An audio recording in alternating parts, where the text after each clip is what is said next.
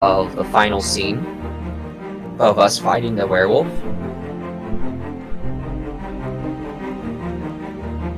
And it's getting done in like a whole sketched in an old journal style.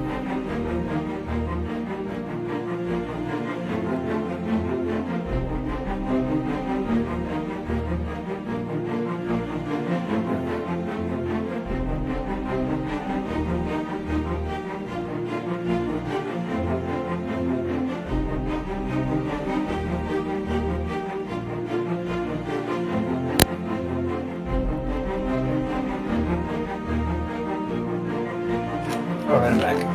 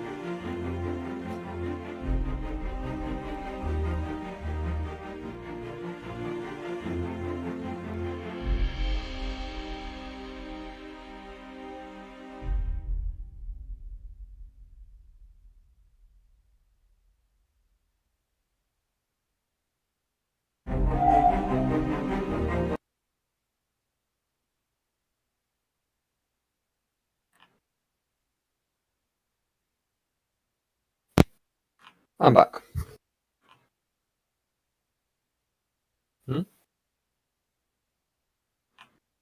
I think our DM is muted. Am I? Ah. Yeah, that's why, because I had my microphone on mute. Because you were sitting, I kind of mentioned that, and you just went quiet. I'm like, oh, Yeah. okay. Yeah, I actually, What? I have on a side of my headset. I mute it because when the music's playing, I don't want to accidentally talk over the music and stuff. So, yep, that's okay. We're good. Let's try this again. Hello, everybody, and welcome again to another episode of Parent-Led Adventures. I'm Sean, your DM for the night. Gathered once again with some of the finest role players to ever gather in one setting. I appreciate all y'all who are coming out to check us out tonight on our 5th episode of Parent-Led Adventures. This is our 5e Friday night. Of course, if you already know us, you know that we also stream a first edition game out on every Monday from 7 till about 11:30, 12, 1, 2, depending upon whenever we get started. Appreciate your support. Because of you, we have made affiliate, if you didn't already know that, so you can check it out. You'll actually start getting rewards for checking out our channel and staying on stream. You'll notice that we have a couple of rewards already set up. Still kind of tweaking things, want to learn how things work, get some more ideas on how we can better serve you, our audience, every Friday night.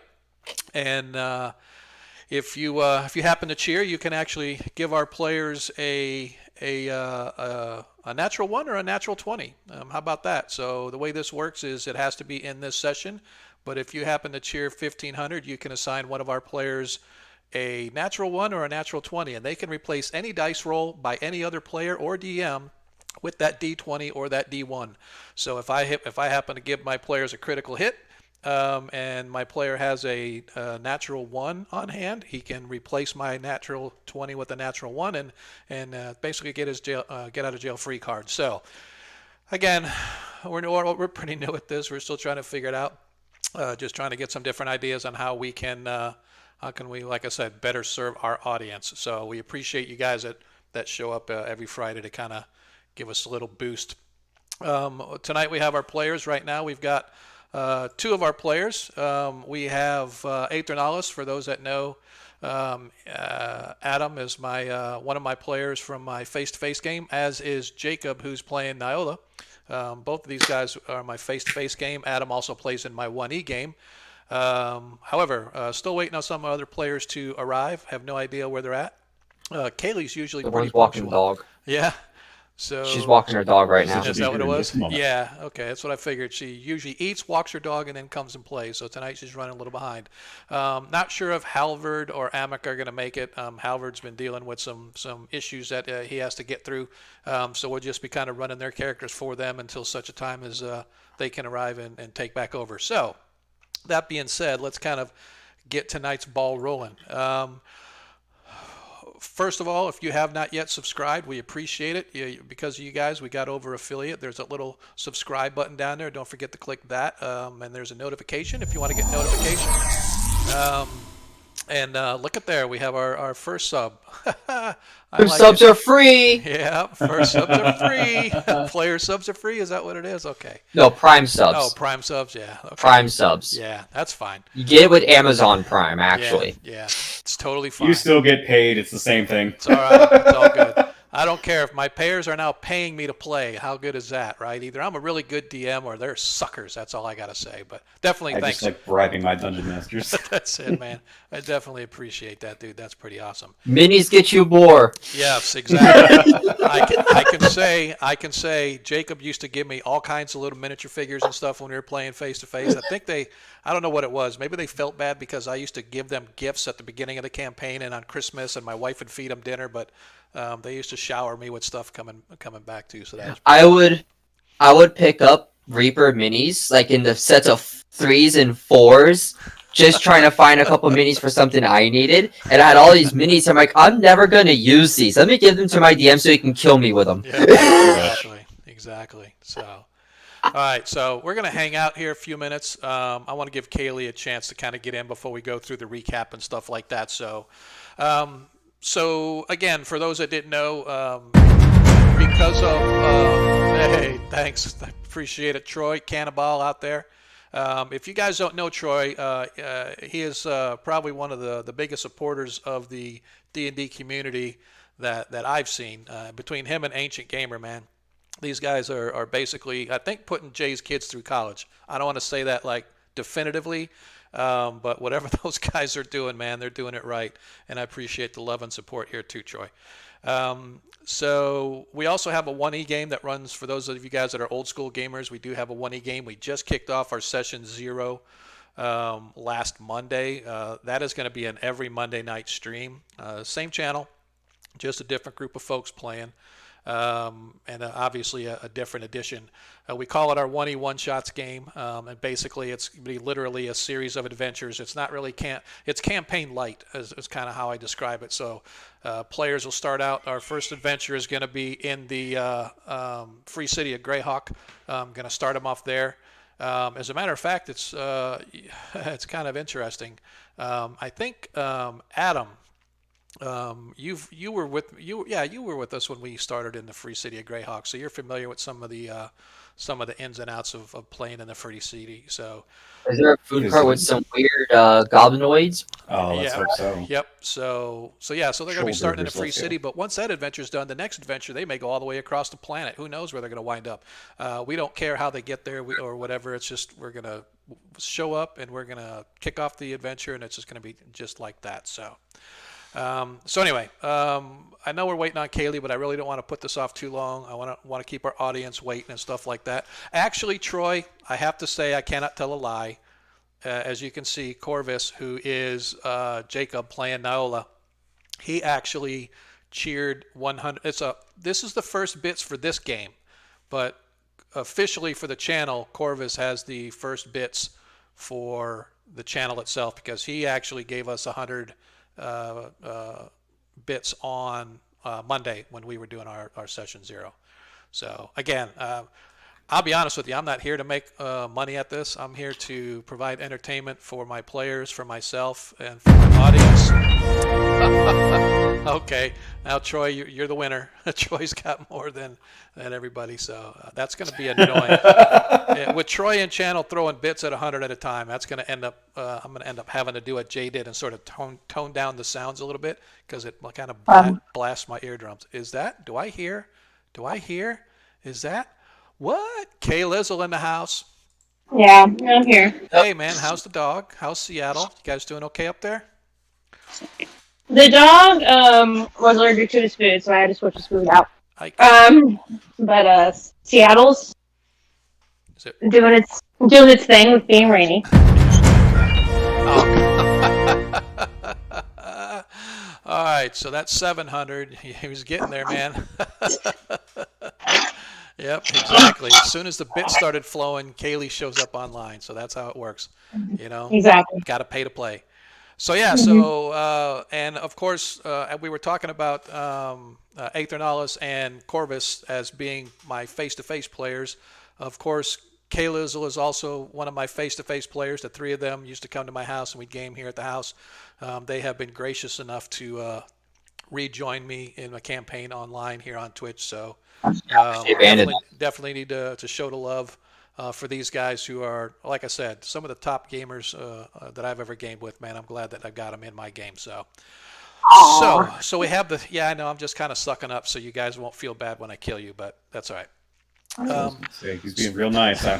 What's he going to throw at us? Dun, dun, dun. Look, you guys always give me that sideways glance. I don't get it. I'm a fair and equitable kind of guy. So, Do you not remember when you whisked us off to D&D France and killed half our party? Have you forgotten about that? So look, we discussed this. For those of you, and then you stole all of our items. And had us on a slaver ship, and then we all definitely died. I did not.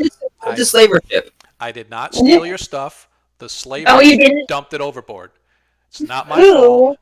No. Who plays all the NPCs, John? Who plays all of them? Unfortunately, I can only fit so many people. I can only fit so many people in my house. Otherwise, I would have had somebody else playing the NPC. So, but you are correct. My fitness cannibal. It happened. So all of my Aethernalis' character suckered you guys to going to the mansion on the hill, and you guys ended up in Castle Amber. So that was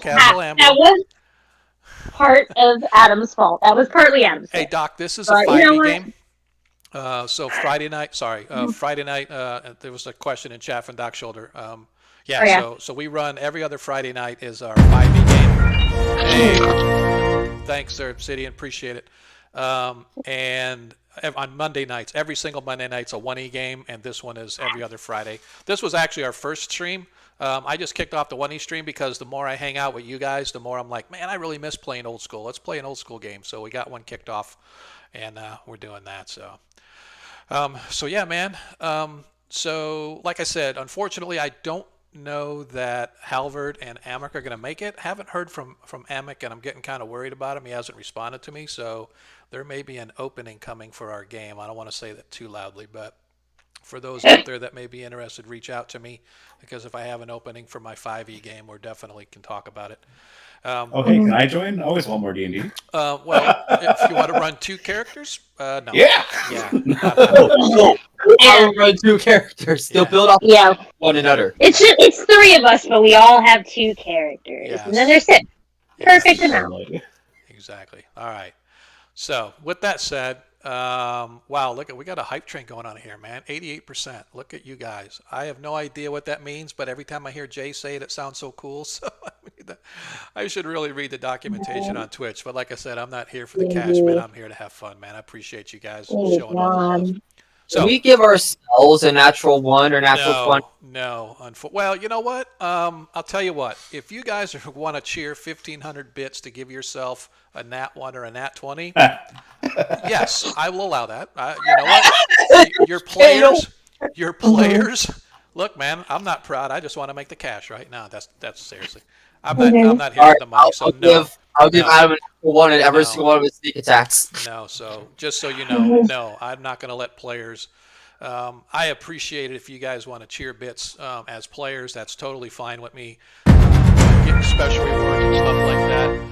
Oh no! All right, so Cannibal, you have even though it's not 1,500 exactly, you've actually cheered like over 1,500. So if you want to give one of our players a nat 20 or a nat 1, just go ahead and do that, and we'll go ahead and mark that down. Character, you're going to have to keep track of it on your character sheet. I'll mark it down on mine just so we both keep track of it. So if you want, like I said, Troy, if you want to give one of these guys a nat 1 or a nat 20, you just say the word and we'll drop it on them. So with that said, enough talking. I really don't, like I said, I really don't know our other two are going to be here. We're just going to have to run them as NPCs. Nice. I can random it. No, the DM is going to take a nat 1. The DM is going to take a nat 1. Thank you very much, and I'm going to mark that down on my. I got one nat 1 for the DM.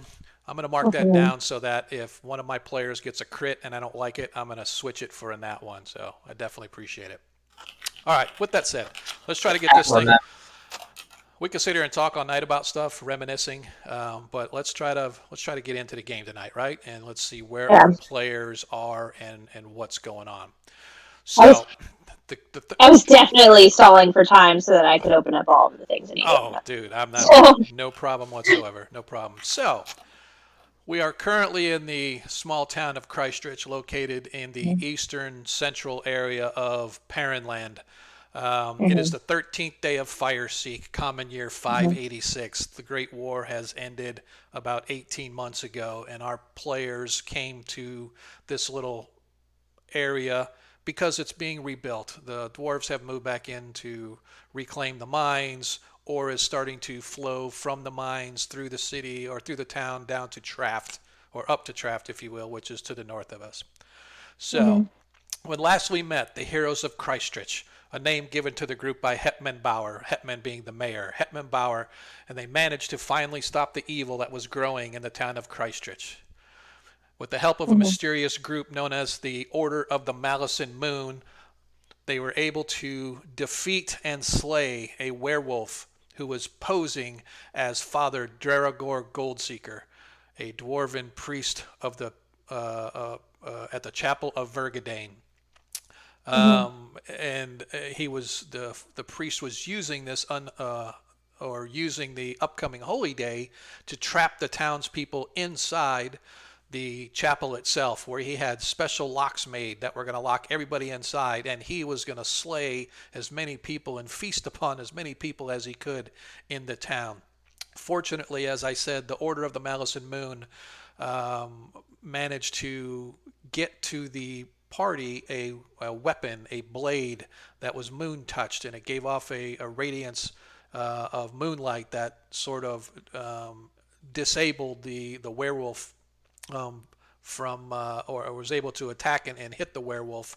And they had a scroll of moonlight, which actually took the werewolf from his werewolf form and forced him back into his human form, where he would then become vulnerable. So the party managed to slay him, and at the same time they actually found the missing girl, Erin Gilly. Now Erin Gilly was the daughter of the first man that the party found killed in town, a man by the name of George Gilly.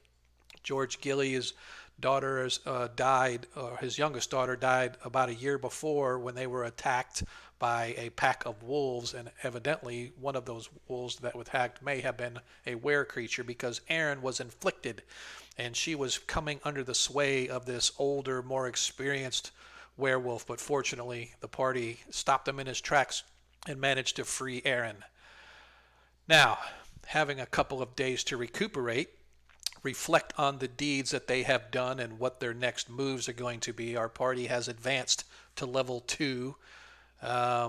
In the interim, one of their party members has elected, our sorcerer Corvus has elected to leave this little village and pursue his own way in the world. And so he has gone, leaving us with Hyacinth, Amic, Halvard, and Niola. These 4 have remained in town to sort of see what else may be done. So, on today is the due date of the weekly caravan that comes up from Trask.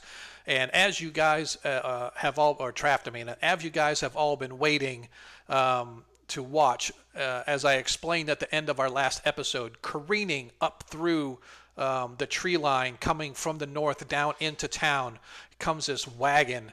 The wagon itself looks battered and ripped and destroyed at various pieces, sort of hanging off, and there's a man sitting in the buckboard seat, sort of screaming and yelling as a wagon sort of comes careening into town and comes to a skidding halt.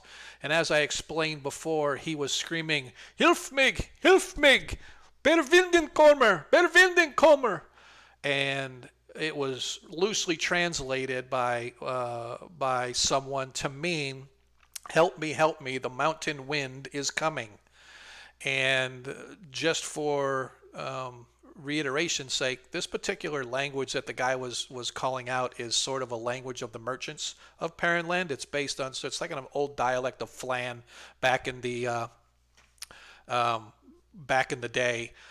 When the Flan sort of ruled the lands, this was sort of this ancient Flan tongue. It was carried on by tradition through many of the merchants, and so there were people in town here that recognized what that language was, and they sort of translated. And basically, this man, as you guys are watching, as he comes screaming up with this what's left of this buckboard wagon, screaming, "Help me! The mountain wind is coming!" Right where you guys are standing. And let me zoom in so that the people that out in the chat can actually see. I don't have the wagon train there, but we're going to move this guy out of the way because you don't see him yet. As you guys, so basically right here, this wagon comes skidding to a halt, and you guys can see as a guy, he's probably in late 20s or so. He has long, sort of sandy brown hair sort of hanging down, and it's all wild. You can see his face is very red. He looks like he's got bruises on him as if he was struck by something. You can see that his clothing is ripped and torn, and as he sort of comes to a halt and he's just looking at you guys, looking at his wagon, he's just sort of like wild-eyed and stuff, and he just sort of looks, and then his eyes sort of roll back in his head, and he collapses in the front of the buckboard.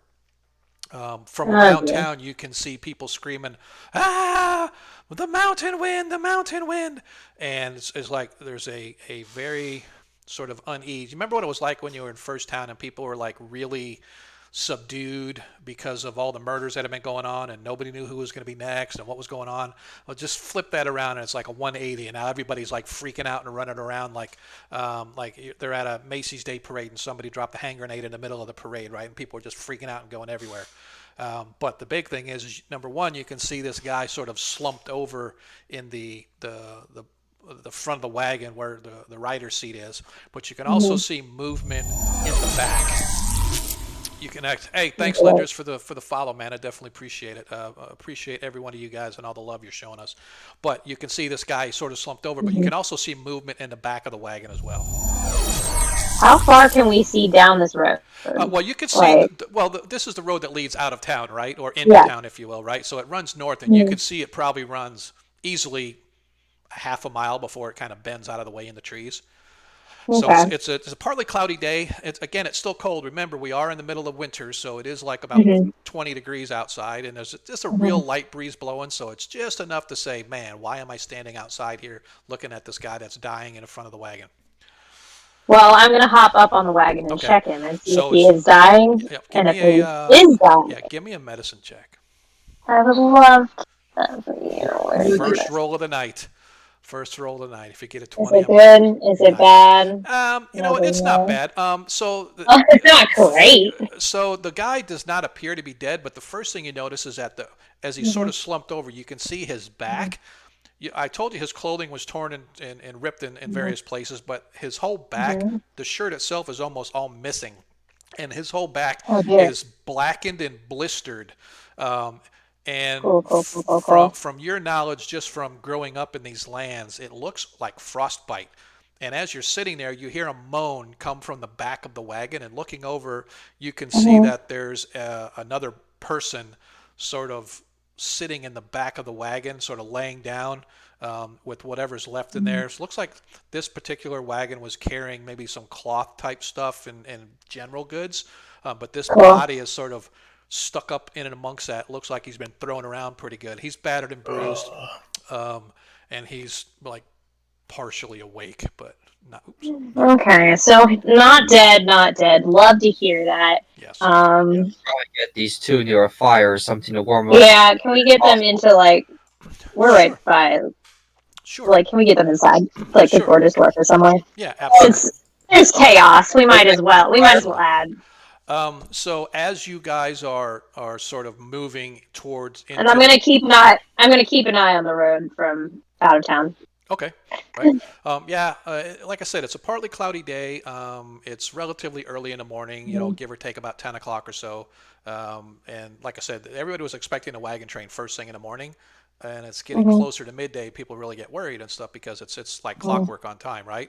And especially the dwarves. The dwarves are out here now, and you see Torben Ironboot, who actually owns Iron Boot Mine, as well as Stonebrow, who actually runs Kreistrich Minerals, right? So Kreistrich Minerals is the branch office of the Traft Mining Consortium. So they're sort of the branch office of the main mining group that works out of Traft.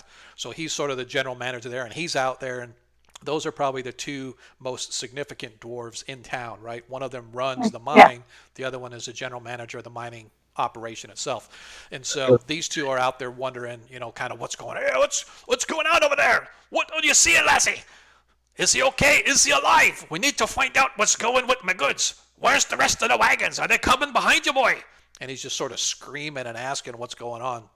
And, I don't know. The dude from the front seat passed out, so we're not getting answers from him. Like, I don't know what you want, my dude. So moving him into the gorgeous dwarf, you find that the individual in the back is in much better shape than the driver was, but he's still sort of woozy and wobbly. He looks beat up. He appears to be wearing some kind of armor and has blades at his side. Has sort of darkish hair, lighter eyes. But again, he looks in much better shape than the driver did. So you guys go ahead and move him into the gorgeous dwarf. And you guys are now inside there, and we're going to leave this token here is our acolyte token. I'm actually just going to leave as the guy you have brought in. So you sort of got him. We'll put him on the table as you guys have him on the table. And so Pavskro, if you wanna kind of give your introduction, who you are, what you look like, so at least everybody knows. Is my character unconscious? No, he's sort of woozy wobbly, but he is not unconscious. Right. Okay. But you're beat up, bruised, dinged up, pretty good. But yeah. Right. All right. So what you would see is basically a human male with very few distinguishing features besides a sharp jawline and these like purplish violet eyes, who seems to have been beaten to hell in the back of a cart. By various bits of goods flying. You need to speed this up. I'm running low on beer. I'm just saying. Oh, okay. No, just kidding. sure. Go ahead, dude. Dressed in like this, generally mostly like this grayish scale mail armor. He's got like a hammer on at his side and a shield strapped across his back, a spiked pavoss with the emblem of the Pax Mercury, which I believe is is it the same as the Paraland? Yes, Pax Mercury is Pax Mercury is actually sort of the it's their mercenary branch of the army for Paraland. Right. Yes. So somebody that has that symbol, you would know as having served in one way or another with the Paraland soldiers during the war. Both myself and the paladin. Yes. Yeah. Yep. And as soon as he... Yep. I'm sorry. No, you notice that right away when you see that when he mentions that symbol and you'll actually see it. Talk faster, the GM's getting drunk. Whatever crap. Thanks, dude. Yeah, so Shift 70 up is one of our 1E players over there. They're all here to give me a hard time tonight. But that's fine. That's totally okay. I appreciate it.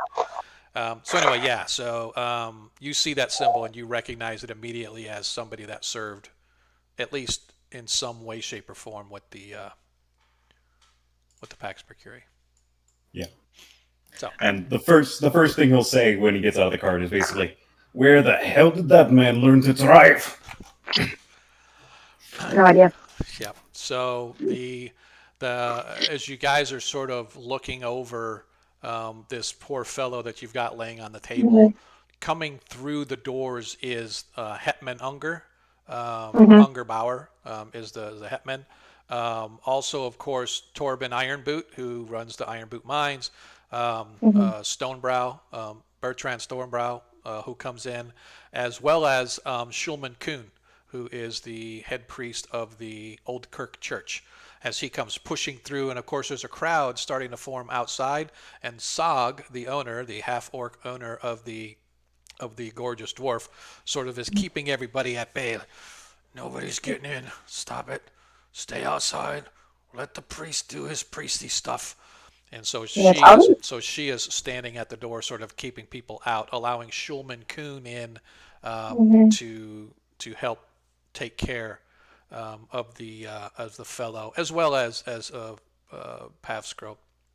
I will say that Halvard sort of comes over to you, Pavskro, and I'm going to do his character for him. Let us. Where's his lay on hands? Does he have it on here? Polearm, Macedonian dagger. Of course not. Initiative, glaive attack. All right, so he does not have on his sheet the lay on hands. He's a second level paladin. He has 10 total. Yeah. So, so you're down how much? That is weird. I'm at 9 of 18. You're at 9. Okay, so he's gonna do his full daily healing of lay on hands on you. He's going to give you 9 hit points back to bring you back up. So as he sort of walks over and, let me see you, and he sort of puts his hands over you, to this complete stranger, you have no idea he's wearing this, armor, and I believe you can see he has a holy symbol dedicated to the god Pelor. As he sort of moves his hands to you, and you sort of flinch a little bit, and suddenly you see this light energy flow out of his hands, and you feel the warm, soothing energy of magic as it knits your bruises and closes wounds, and brings you back to your old self, if you will. Can I push his hand away when he's about halfway done, and then just say, "Save some for the others. I don't need that much. I'm fine." Sure. Okay. Yeah. So then he gives you 4 instead. Sure. So he gives you your 4 up. In the meantime, you see that Schulman Kuhn, Father Kuhn, is sort of putting his hands over the young man who came in. He goes, "He's in a bad way, but I think I can fix him." And he sort of starts running his hands over, and just like you saw happen with Halvard on the newcomer, his hands begin to glow with the holy energy of Pelor as he starts to mend and bind wounds and sort of heal the fellow. As he sort of turns him up to look at his back, and he sort of flinches a little bit. He goes, That's the severest frostburn I've seen in a long time. What happened out there?" As he sort of looks at Pavskro. It was a dragon. What? Dragon? Dragon? Like a whole dragon?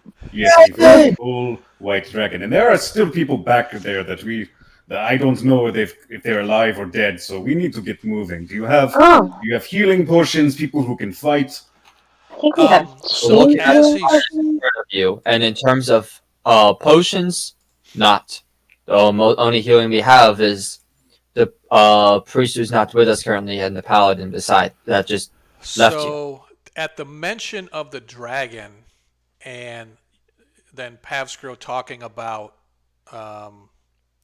other people there, Torben Ironboot sort of pushes his way towards you guys, and he's like, "Abby, you've got You've got to go check on me, Abby. Tell me you go. I'll give here. And he takes sort of a pouch, and he drops it on the floor. Take the gold. Go check on her. Make sure she's okay. She's the midwife. She's the midwife. Lives 5 miles up to the north toward Traft. Right off to the side, you can see there's a small community of houses. She runs the and he's like sort of stuttering and sputtering, like she's on the hill, the house on the hill. You got to go check on her. Community house on the hill, Abby. We got it. Let's go. It's Abby. Are you good to walk, sir? Hey. I'm talking to Postous? What? Paviskro. My name is Paviskro. Paviskro. Okay. Are you good to walk? Yes, I'm fine. Get everyone who can fight together. Let's go. Looking at him. I think we have everyone. So let's get going. Yeah, no, I'm gonna jump. I'm gonna make for the cart. I'm gonna beeline it there. Okay, so the cart itself, as you look, is not really travel worthy. It's got a busted wheel on it. It's like you were half dragging. That's why it was so rough, as it was bumping and careening. The horse itself is just covered in lather and sweat, as it's probably been going full speed for like the past however long. Paviskro, I mean, you would guesstimate it's probably about 5 miles from the point of where you last remember anything to the time you guys arrived here at town. So it's going to be probably about a 5-mile walk. Is there anyone in the town nearby that I could shout out to? Oh yeah, there's everybody in. Is there a fresh horse and cart I can borrow around here? Roll a persuasion. People's lives are in jeopardy. Yeah, sure, I'll roll persuasion. I'm not very good at it. That's why I had you. Can I, being as demanding individual as I am, make an intimidation check? Yeah, if you want to do intimidation, we can do intimidation. Sure. So, as you sort of ask directly for somebody to give you, Sog sort of turns like, I have a horse you can have. I don't have a wagon, though. Maybe the Cartwright. Go down to the end of town, the Cartwright may have one. Or at the very least, maybe another wheel that we can quick swipe it off. Yeah, so replacing a wheel will probably take an hour or so at most. Yeah. But there is you do know that there is an individual Cartwright at the end of town. So you guys have never met him personally, but you do know just from your travels around town and stuff that there is a Cartwright in town. I was gonna nab the gold from nab that pouch, and probably gonna use that to pay for the cart. Okay. Yeah. So in the pouch you find there's 20 gold coins. Mm-hmm. And you can see down here, you guys are at the north end of town, here down by the market. As a matter of fact, it's right across the street from where you guys got set on fire. The remains of the burning barn are down there. So the Cartwright so the Cartwright is down there. So if you want to get a cart or have him come or bring this cart down there to have it repaired, however long it takes him to repair it. But probably be quicker to get another cart because it's pretty difficult to repair. It looks that the wheel itself is busted pretty good, so they're probably going to have to take the whole set, the rear axle off and repair both wheels, etc. and stuff. Right. So Paviskro would just make a beeline for that direction, see if they have a cart available, visible somewhere. You know. Right. So as I was going to glance at the other, and we should probably hurry and jog after them. All right. So it takes you about 10 minutes to get down there. It doesn't take that long, right? So you guys get down there, and you find that the shop is open. And as you come rushing in, you see that the man that sort of runs the shop, his name is Jensel Zimmerman, and like I said, he's the town Cartwright. You can see that he's a young guy, mid-20s. He's got short, dark hair, sort of lean features and stuff. Has a little bit of weathered look to him. Although again, he looks like he's a pretty young fellow. As up there, or as you show up, you see that he's actually in his shop next to the shop itself. I mean, next to his house. He's got a little house right here, and he's got a big shop right here. And in the back of that shop, it's open. It's sort of a working area, and you see him sort of sawing and cutting. So it looks like he's doing carpentry. As you arrive, he's like, "Hi, just the folks I was gonna see. I've been contracted to build your guys' house for you. Is there anything particular that you guys want as far as like decorative stuff? We don't have time for that today. We are here for a cart. Do you have a cart? To get up the road, the trade caravan came under attack. We got monies. Jingle, jingle. He's like, all this people are hurt. We need a cart. Give me a cart. You have one. Yes, of course. All right. Sure. As he leads you around, and you can see there is a buckboard open back wagon, very similar to the one that you rode in on Savascro, or Pavascro. So yeah, he has one. He's like, I'm sorry, I don't have a horse. We'll return it when we're done. We have a horse. Oh, okay. Where is it? That guy who said he had a horse didn't have the horse on him, did he? Yeah, no. Dog had a horse. Dog has a horse, but it's in the barn of the inn. I probably having known that, I probably would have told him, "Go and get it. We're going to get a car." Okay. So hopefully he'll show up. I'm just trying to do what you guys are doing, man. You just tell me what you're doing, right? So I don't know you're going to actually go get the horse. You're saying you're going to get the cart. Yeah. Maybe you want to pull the cart. Yeah. So, we'll get both. All right. So it takes you guys probably about 30. Yeah, let's say 30 minutes to get the horse and the cart itself sort of hooked together. And riding on a regular road with a horse and cart, probably going at a little speed. It's probably going to take you about another, let's say, 20 to 25 minutes to take the horse and cart down to wherever the attack happened, if you will. Faster than walking. Let's go. Okay. So let us. All right. We might need it if anyone's unconscious or injured. Yeah. So. Who here has the highest animal handling if it's needed for anything? I have proficiency in land vehicles, and therefore I will be driving the cart, and I will hit you if you try to stop me. I'm kidding. Okay. I have a +3, but that's not helpful. If you're not proficient in land vehicles, so. All right. So we are going to head north, back toward Traft, back the way you guys came. All right. So as you guys begin to go, you can feel that the weather is very, very chilly outside. I need everybody to give me as we're riding, this isn't before you leave, this is as you're going, and as you leave town and you get out into the woods and the wind sort of funnels its way down through the trails and stuff like that, it actually gives a chill to your bone, as you guys have yet to buy any cold weather gear other than your normal clothing. But I need everybody to give me a Constitution saving throw with advantage, please, because I know you do have some clothing. Nice.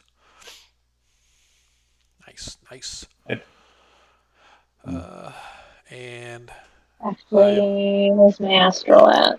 It's all right. I am going to. Nilo has her Gambison, which isn't. Why is Nilo rolling like 3 different times? I've got like 3 different. All right.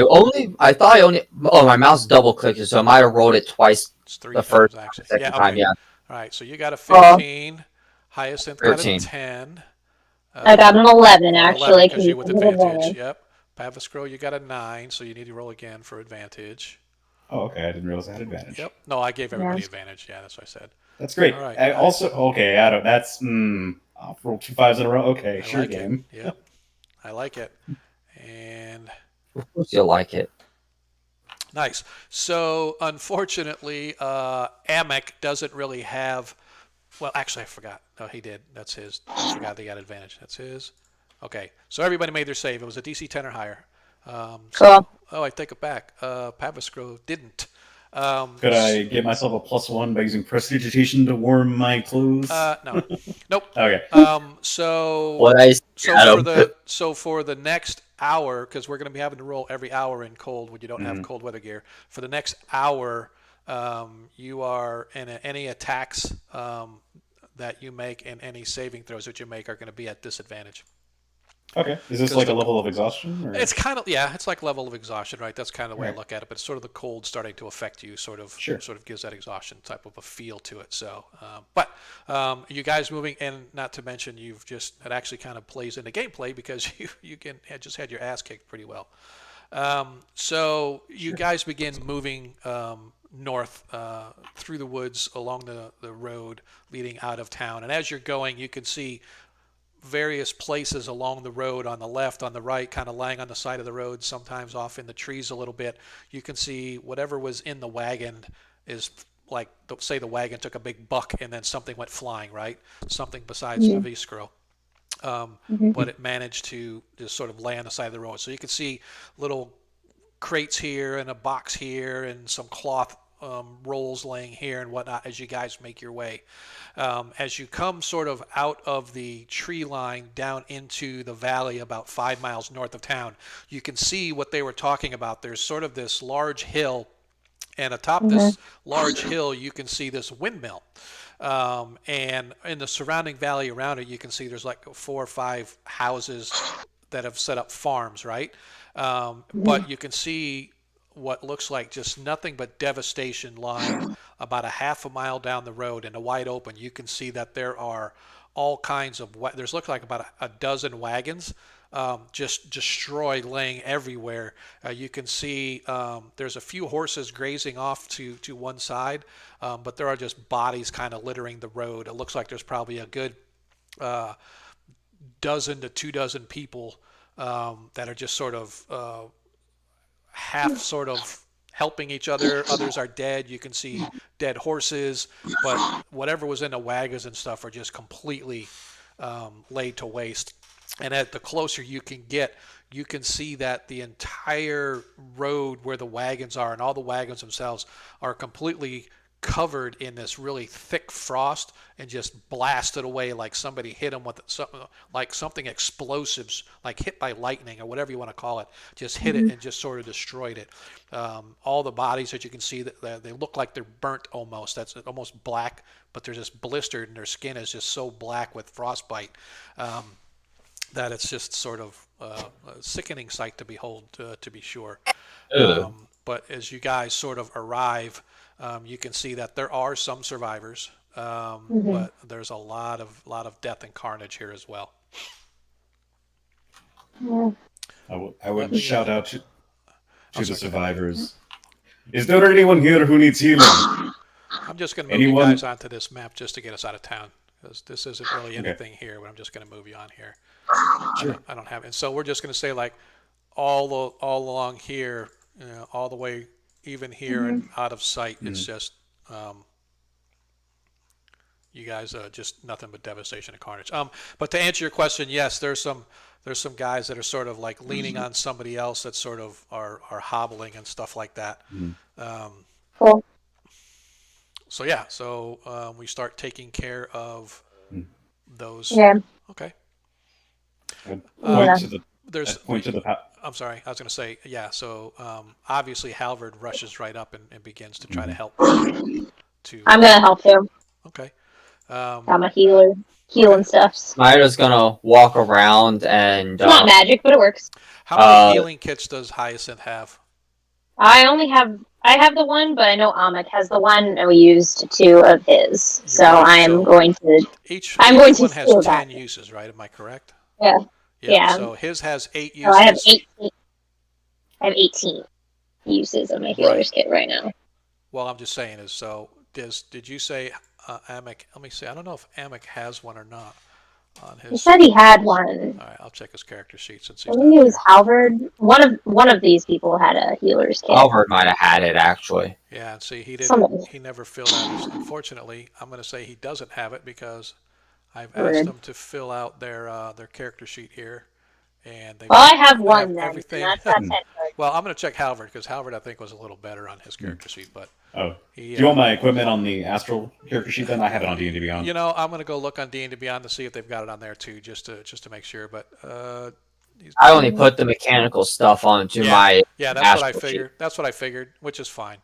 But it was just easier for me to see. So, however you guys want to handle your character sheets, that's totally fine. I'm not really going to worry about that.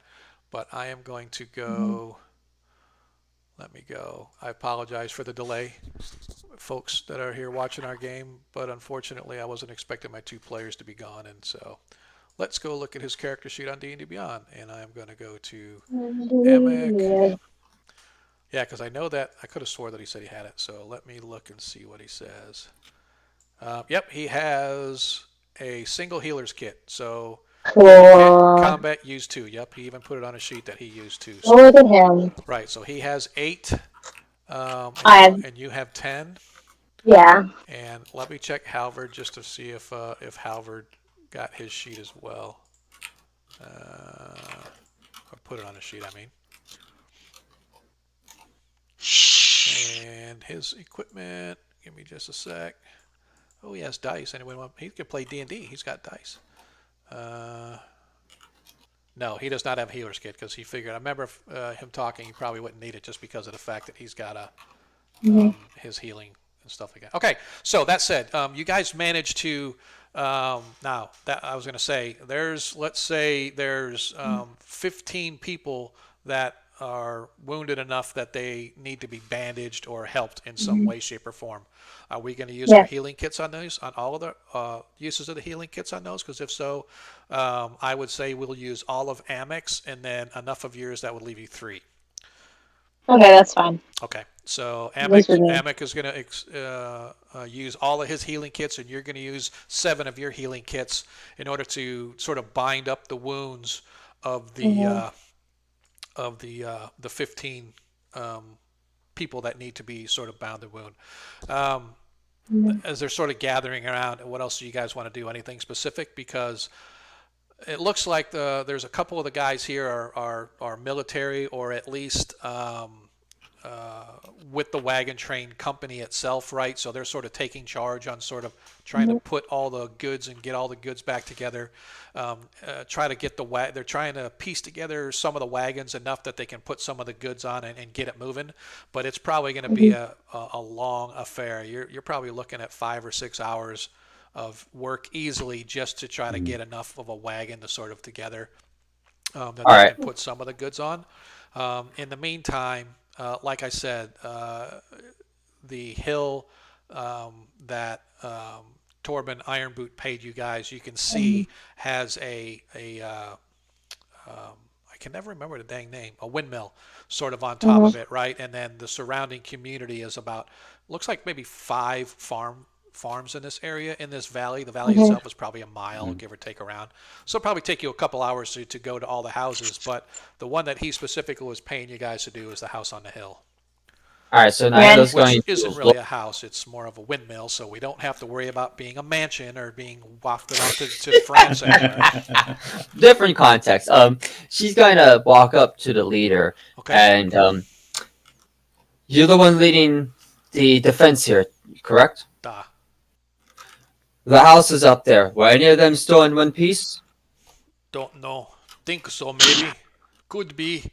Just that the mountain wind came out of the sky, did not even see him coming, took us by surprise. Unfortunately, most of us were blown out of the way by his magical breath. These houses, I see smoke coming from chimney, probably okay, but not sure, have not been there yet. Will you all be okay right here for the moment? We have to go check on the houses. Duh. We are fine. We are good. We will take some time, put this together, then we make our way to Kreistrich. Aviskoro, will you be staying with them or coming with us? These people are fine. Let's go check on the houses. All right. Sweet. Let's go. Yep. Back in the cart. Here we go again. Up the hill we go. Up the hill we go. Well, there's a serious delay. It's kind of funny. Sorry, I'm looking at the stream, and it's like I just cleared. Oh, that's why. You know why? Because Sean is a knucklehead. That's kind of funny. There we go. I have chat open the dice rolling chat open in a separate window, but I always, by habit, while I'm in Astral, I open it there too. So if I do something there, it doesn't reflect on the game chat until I go to anyway. Just a technical thing. I'm still trying to figure this stupid stuff out because I used to call myself. We all start somewhere. I used to tell myself whenever I would sign my signature in game stuff, it was Ket Onwall, the bumbling DM, because I completely bumble and stumble my way through this game. Someday I will learn how to play. So, you guys, so first of all, I should say where are we going? We going to the hill first? We checking the surrounding houses first? How do we want to do this?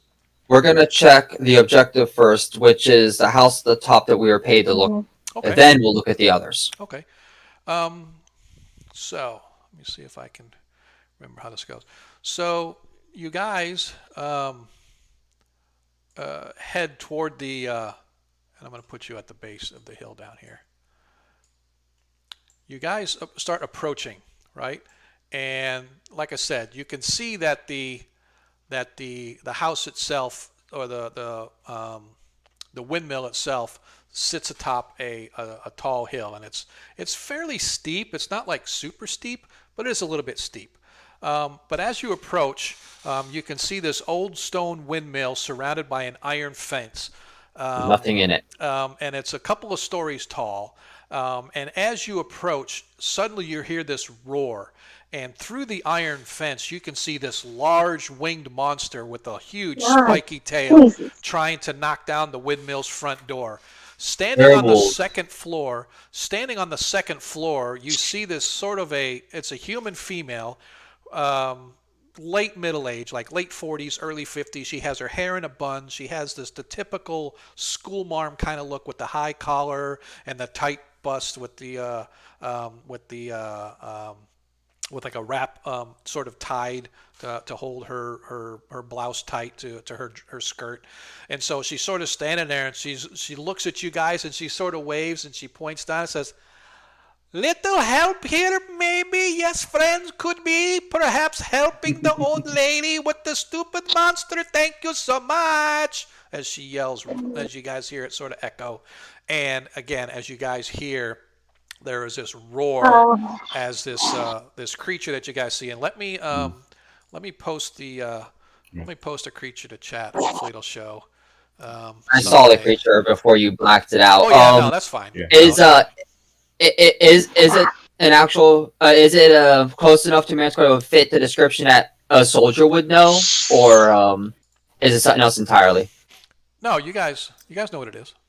I'm just going to put this out there because I haven't had a chance to say it yet. But I would have cast Gift of Alacrity on myself as soon as there was danger, so that spell is going to be up, and I will mark off the spell slot. Yeah. So as you guys look and see, I posted it in the game chat. You can actually see, and you recognize it as a manticore. Werewolves, dragons, and now manticores. This place is actually insane. Why did I come out here? I honestly don't know. The past was good enough. Why did I come back? Alright, let's go kill it. Okay. Go on your eternal pilgrimage, they said. It will be fun, they said. You'll see so many new things, they said. Quit your whining. Get ready for a fight. Alright, so let me do this. I am getting ready for a fight. I'm getting myself angry. You meet such nice people, they said. Easy on you guys. So, you guys see here, as you look, you can see you're about at the base of the hill down here, and you can see that the manticore itself is like right there at the door, trying to break down the door, and the woman is upstairs. So, what do we got? How did you piss off a manticore? And also, why is there a dragon? This place is insane. All right, where is my... There we go. So why don't we do this? How's about everybody roll initiative? Yeah! What a fun plan. I rolled a nat 20. Nice. Nice. 19. It's interesting that he's already... It's not showing... It showed Hyacinth show up, but it's not... It's I don't know. I see yeah. all of ours. Oh, you see Hey, yours. why is your box green? Am I There are 6 red? people in because you can change the color of the action when Yeah, the yeah, initiative you can setting. do that if you want. Yeah. So. Oh, okay. All right. So let me. Hey, it says I rolled a 5. That doesn't make sense. Huh. Why is the? All right. I'm just trying to figure this out. Just so. I don't know why. It's like I see Hyacinths show up, and I see everybody show up. I have the combat tracker. Yeah, I have it open too. There's 6 people in it for me. Yeah, so I need to. It didn't put me in the right spot on my That's all screen. right. I'm gonna roll. This is Amex. We'll do the Manticore. Manticore rolled an 8. Now I'm gonna roll as GM. And this is Amex. Cool. And this, normally when you do it, and this is Halvard. Normally when I do it, if you guys roll initiative in the thing, it's supposed to add you to the, so Pavros, you got a 26. Yes. Well, it added Kaylee and I, but it didn't add. No, it didn't. I don't even see yours, Nyla. Oh, mine's on there. No, it's on the. I'm looking at the. He's looking at the initiative tracker itself. Yeah, the initiative Yeah, tracker. I'm looking at the initiative tracker too. Nilo, 10 roll. It's displaying differently for different people. Some people are seeing it, some people aren't. Yeah, it's weird. Oh, okay, because you were 5 for. Yeah, I just want to make sure that I got everybody in there. So, all right. I see everyone. Yep. So now we are going to. And remember, after you finish your turn, you must pass the turn to the next person. Yeah. Noted. That's fine. All right. Now we got this all set it up. I remember. Yeah. Oh, I remember. man, trying to get stuff set up on this is sometimes can be a pain in the butt. We got this. We got it. All right, man. So that being said, now that the bumbling DM has kind of got stuff sort of working, let us wait. I'm sorry. Why did my entry stop for my giveaway? I don't know. But that's fine. I'm not going to worry about it. Let's go ahead and take care of this combat because I'm not going to keep messing with Streamlabs to figure out the technical stuff on why it's not working the way it's supposed to. So, Pavkro, you're up, sir. I slap my hand into my shield, trying to get this thing's attention, and I extend my hand forward and say, "With my hands, I mark the enemy." And I'm going to cast Fairy Fire. All right. What's the range on Fairy Fire? 60 feet, so I am going to move within 60 feet of it, for the record. All right, so I am almost there, but it's hard to tell with these. That's in front of me, by the way, because I got 60 foot directly to it. So somewhere in here is a way that you can do the distance. I don't remember what it is. I haven't found a ruler tool here that I can use. Yeah. I've been looking. Right. All right. So if we say what 1, 2, 3, 4, 5, 6, 7, 8. So right here is basically about 56 feet away, 60 feet. So Okay. if you go 1, 2, it's 3. It's a 60-foot range, but it's got a 20-foot cube, so I only really need to be like 80 feet away ish. Right. So I'll just get to be around 60ish feet. Move yourself to where you want to be. Sure. So I started here. I'll go 5, 10, 15, and I think that's in range. 5, 10, 15, 20, 25, 30, 35, 40, 50, 55. Yeah. 8. Yeah, it's pretty close. Yeah. Yep. I'll actually do it. I think I can do it from right here, so I'll do it from All right right, here. that's fine. All right. So there is a Fairy Fire on it. Mm-hmm. It's a dex save for it, right? It needs to make a dex save. I'll show you later, Jacob. Saw your message. See if this. As dozens of purple hands extend forth for mine, trying to grab onto the creature to mark it. That looks like. Why is my? Oh, there it is. All right, so I accidentally rolled it twice. So he rolled a 13. What's your save? My DC is 14. 14. Dang it! All right, so as you guys watch, no drawing dots on my map. So as you guys watch, dang, how'd you move all the way down there? Huh? I was just looking at where are you? Hyacinth's character is all the way down here. I was just wondering how she got all the way down there. Must have been. Could have been me. All right, so I have no idea where I'm at. Yep, you are right here. Well, I'm gone. I'm very gone. There we go. Okay. Yeah. I found you. That's fine. All right. So, like I said, you guys watch as Paviscro sort of casts his spell, and suddenly all the way around the manticore, you can see it sort of flickering. This light of dancing lights kind of go around it. And the rule of the spell is. Tell me the details of the spell. All of your attacks against it will be at advantage. Nice. Additionally, it cannot benefit from invisibility, as you watch all these purple, like glowing, dancing light hands kind of clinging to it and just guiding your attacks. Perfect. Fun. I like it. All right. So, is that it for you? That will be the end of the turn. All right, Hyacinth, you are up. Okie dokie, I'm very far away. Let's see. So this thing, I think I keep drawing on this map by accident. That's fine. This is a fence, I assume? What's that? That's a fence, this border. It's sort of, yes, you are correct. It's Daily, hit the paintbrush underneath your initiative tracker there, hit the paintbrush, remove that option. Yep. Cool. Okay, I think it's fine. Let me try it. Let me see. Okay, yeah. If that's a fence, I don't think I can jump. It's an iron fence. So there, you see an opening here and an opening down here. The fence down here. I mean, the fence itself is only about 5 feet high, so you could climb over it, but it would take half your movement to climb over it. 5, 10, 15, 20. I'm like 25 from the fence. Let's see. 1, 2, 3, 4. Yeah, you're about closer to 30 feet, but yeah, let's say between 25 and 30 feet between you and the fence if you go straight diagonal. Sweet. Let me see. So it'd be if I move to the fence. I'm pretty good at all of the things. Can I hit 5, 10?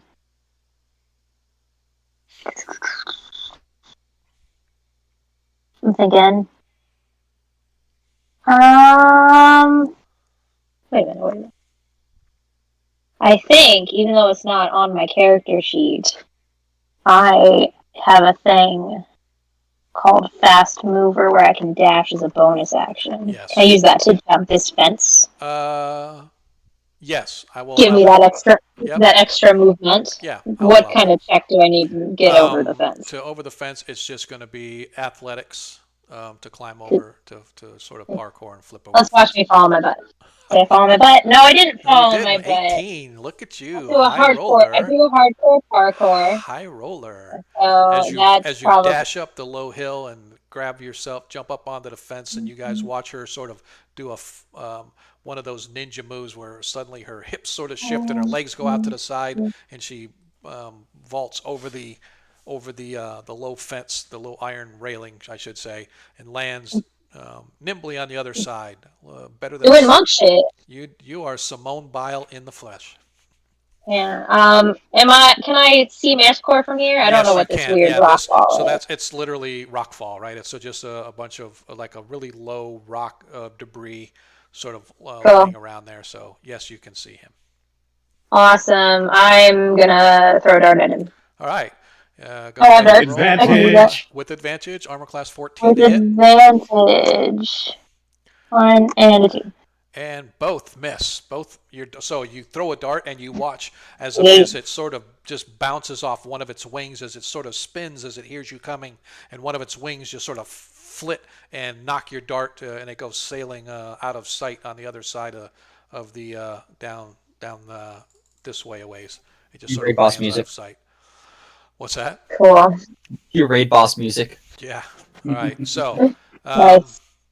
Well, let's see. Anything else? Well, that didn't work. I've used my bonus action. I've used half of my dash to get over the fence. I'm going to just kind of then be like, "Oops-a-daisy," and go over this way, so that I'm behind this weird structure. All right. Just a few feet that way to be like, "Oops, well, I don't want to." You don't see me anymore. Don't aggro. I don't know if I aggroed him. We're banking on the Manticore lacking object permanence. I see. All right. Is that it for you? Well, I think I moved 5 feet. I don't actually know how far that is. Yeah, each diagonal is about 7 feet, but each thing is 5 feet. So you probably moved, like I said, about 5 feet from where you were at before. Yeah, that's fine. About 10, really. So you can stay there. Yeah. Okay, so I don't have anything else. I don't have anything else I can do, so I'm gonna hit the button real quick. Nice. And Amic. All right. Amic is up as you watch. Let me go 5, 10, 15, 20, 25, 30, 35, 40, 45, 50. So what's fun is Amic's in the circle in my screen. Yeah. For whatever reason. He's already up at the Manticore in my screen. That's weird because I actually took off the dynamic lighting. Mm-hmm. So if you guys refresh your page, the dynamic lighting should be gone. Yeah, so, I had to refresh my page. I don't have dynamic lighting. I just have Amic right next to the Manticore. Just refresh your page and it'll update the token positions. Yeah. Yep. So we go 5, 10, 15, 20, 25, 30. In fairness, my poor laptop is chugging along. Yep. All right, so he is rushing up the hill, screaming the whole time, "Come and get me, you beastie! Come and get me!" And that's all he can do is dash. So let's see if he has any spells that we want to... He really doesn't have much. He is our local cleric. See if he has a spell. No, actually he can't because he dashed to get down here, so he's got nothing. So he is just gonna pass it on to the next guy, which is going to be Niola. You are up.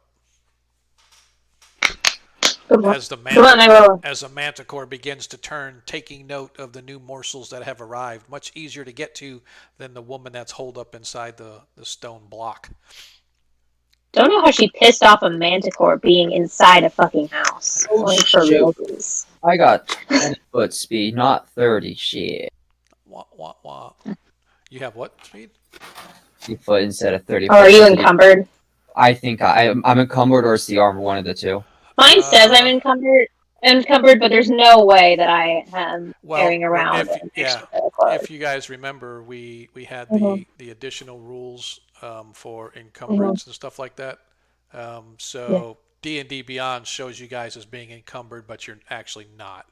So your speed should be 30 feet, right? Because there was, like I said, the only way to get away from it is to set all your object items weight to 0. Or whatever. So, like, there's no place to say I store this in my house when I'm not. It's not with me. When I go adventuring, it might be with me. But that said, so I'm assuming that you're not carrying all of your worldly goods with you right now. You're just carrying like your armor and stuff like that. So you should be. Yeah. Okay. All right. I carry a lot of worldly goods with me, but not all of the worldly goods. Right. She's gonna go on a full-blown sprint, about halfway, drawing on her reserves. And she's going to reach up next to Hyacinth here. Right. Are you gonna hop? Hang on. What is your movement? She moved 120 because she used action surge. Okay. Well, you have to hop a fence, man. Yeah. Here. There is a fence. Yeah. Well. Yeah. There's an opening. You went around that way. Yeah. Okay. Okay. She's fancy though. She's next to you. All right. Is that where you're staying? I hate hills. Yeah, I can't do anything else. Yep, I just was going to 20 foot. That's about that all you can do. All right. Want to pass it to next? As the Manticore, turning to see every one of you sort of arrive, roars, sort of paws his way, comes over the top. What? Stops right in front of Hyacinth and Niola. Now the Manticore gets multi-attack. He's not going to use his tail right now. He gets 3 attacks, 1 with a bite and 2 with a claw. So the first is going to be 2 claws at Hyacinth and a bite at Niola. So let's see what we do. See what we can get here. Does it show up anywhere? Probably not. Not showing. It's not showing. I'm going to have to do it off the sheet. I'm trying to do it through D&D Beyond just because. Oh, there it finally shows up. As he. Ooh. Ouch. Yeah, fortunately it is not a crit, but you suffer 11 hit points of piercing damage from its. Oh, I take it back. That's just for Niola. Sorry, this is the bite attack. The bite attack on Niola. 24 hits for 11 piercing on Niola. Yeah, that breaks my 18 AC. Yup. Yep. Yeah, that's. So you suffer 11 hit points of piercing as this thing bites down on you. At the same time, its razor sharp claws lash out at. This is taking way too long. I'm going to have to go to just go back to use the astral sheet, but I already clicked them, so there we go. So the bite, 18 and a 17, do those hit? Yeah, those hit. So you suffer a total of 16 hit points of slashing damage from the manticore as its claws just like right. Cool, I'm down to 1 hit point. Thanks for that. That's really cool. That's a cool time. Yes. All right. And I don't even have my action music going either, so I should have had my action music. Sorry. Boy, I'm playing Monster Hunter music in my head. I was gonna say I'm slacking hard today. All right. So, as Halvard, he also, as he comes rushing right up behind Amek, as he too is screaming, "Come at me!" And I don't think he has any spells available because he's just a paladin right now, 2nd level. And that doesn't even show 2nd level for him here anyway. It only shows, yep, so he's not going to be able to do anything. So that's going to be his. His action is to kind of move. And then down to, as we go back to the top. So next round, Paviskros, is you're up. All right. I'm going to draw my hammer from my belt and slam it at the air, and it's going to impact almost like it's hitting this invisible like force in there, and there's going to be the sound of a chime as I say, "With this I forge the fire that will be your end," and I'm going to cast Firebolt. Okay. Go ahead and roll a hit. Armor class 14. I rolled normal because, yep. And that's going to be 8 hit points.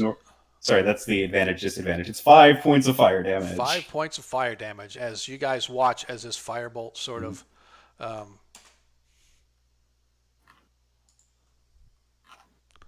You good? Yeah, sorry. I'm just updating his hit points. As you watch as this sort of streaking bolt of fire goes flying across the way, slamming into the manticore, getting his attention as he sort of whips around as you hear him roar in pain. Anything? I'm going to move 5, 10, 15, 20, 25, 30 to keep pace with my allies here. Okay. And as you are, well, actually, I'm going to interrupt right here. I need Hyacinth. I need you to roll me an athletics check, please. Cool. As you get slammed by the manticore, and it sort of you watch as you sort of your armor and clothes and whatever you're wearing just sort of you get eviscerated with these huge slash marks across your chest. From upstairs in the window, you hear the woman yelling, "Catch this, okay?" And she tosses, and you watch as this sort of reddish-colored vial comes flying your way. Nope. And you go to grab it, and it slips through your fingers. And let the DM roll let's just do this, just because we don't get to do these too many in D&D 5e. Fortunately, it lands in the grass next to you, but instead of being able to do it right away, you're going to have to use your action as you see that she tossed you a healing potion, but it landed at your feet and you missed it. So if you want it, you would have to use your action to retrieve it and quaff it as opposed to being able to do it as a bonus action by catching it. So no, you missed it. And it is whose turn next? I believe, Paviskro, that was all you could do, right? That was it for me. All right, Hyacinth, you are up. Oh, cool. I would like to grab the potion that just landed at my feet. All right. So you grab the potion, and you can see that, again, as I said, it's a red vial. You recognize it as a potion of healing. Neat. And this would take your whole action. I need you to roll 2d4 plus 2, please. Cool beans. 1 second. I have like 8 tabs open. A 1 and a 2, and a plus 1. I don't think I did that right. It's fine. Let's see what we got here. So you Oh, actually, sweet. you got max. You got 10 hit points back. Damn. Nice. Sweet. I like it. All right. Is that your action, or you're going to try to move out of the way? I am going to let me check my new cool shit that I have for being monk-like. I'm going to, now that I'm, almost dead, I'm going to use a key point to do patient defense. Okay, and that means I'm almost inevitably attacked again. his attacks on you that would make then on disadvantage, right? Yeah, I'm pretty sure. Okay. All right. It's for whatever reason the description of patient defense is. Oh, there it is. Yeah, you can dodge. Yeah, I did the dodge action as a bonus action. Okay, so that means attacks at disadvantage on you. Okay, cool. Mm-hmm. Yep. Perfect. All right, so next up, Amic. As he Not dead. I'm feeling much better. 5, 10, That's 15. good. That's good. The other half to climb over as he now comes up to attack. And Welcome to the party. let's see. Yep. Actually, you know what I'm going to do? I take it back. I'm going to stay back here, and I'm just going to take out my crossbow, and I'm going to do a crossbow attack. What you think With about advantage. that? With advantage. 11, miss. As you watch, you guys watch as Amic sort of sheathes his sword and pulls his crossbow off his back, cranks the thing back and lets it fire. Unfortunately, too late as the manticore sort of twists and it just barely whizzes past him, flying past Niola, and you watch the bolt shatter on the stone of the lower house. All right. Cool. Unfortunately, no hit. Next up is going to be Niola. That bite Don't forget, all your rolled her attacks are down, advantage. but she stands up, draws on her reserves there, and it's gonna roll through. Okay. There it goes. As she heals herself. For 8 hit points. All right. You have got 8 hit points back. Nice, you. Okay. And she's going to draw her moon touch sword. It glows brightly, and she swings at it. Okay. Nice. Ooh. Okay. Nice. All right. Soft 20, but that's a hit. 10 10 hit damage. points of slashing against this thing. Nicely done.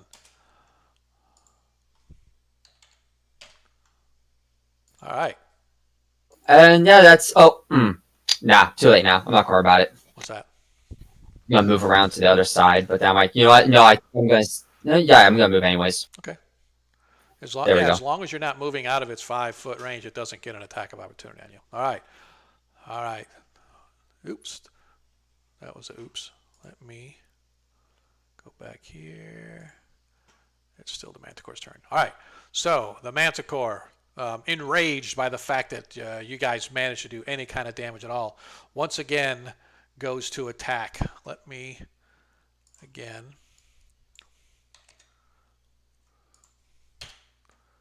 As he this time he actually tries to send his tail spikes flying.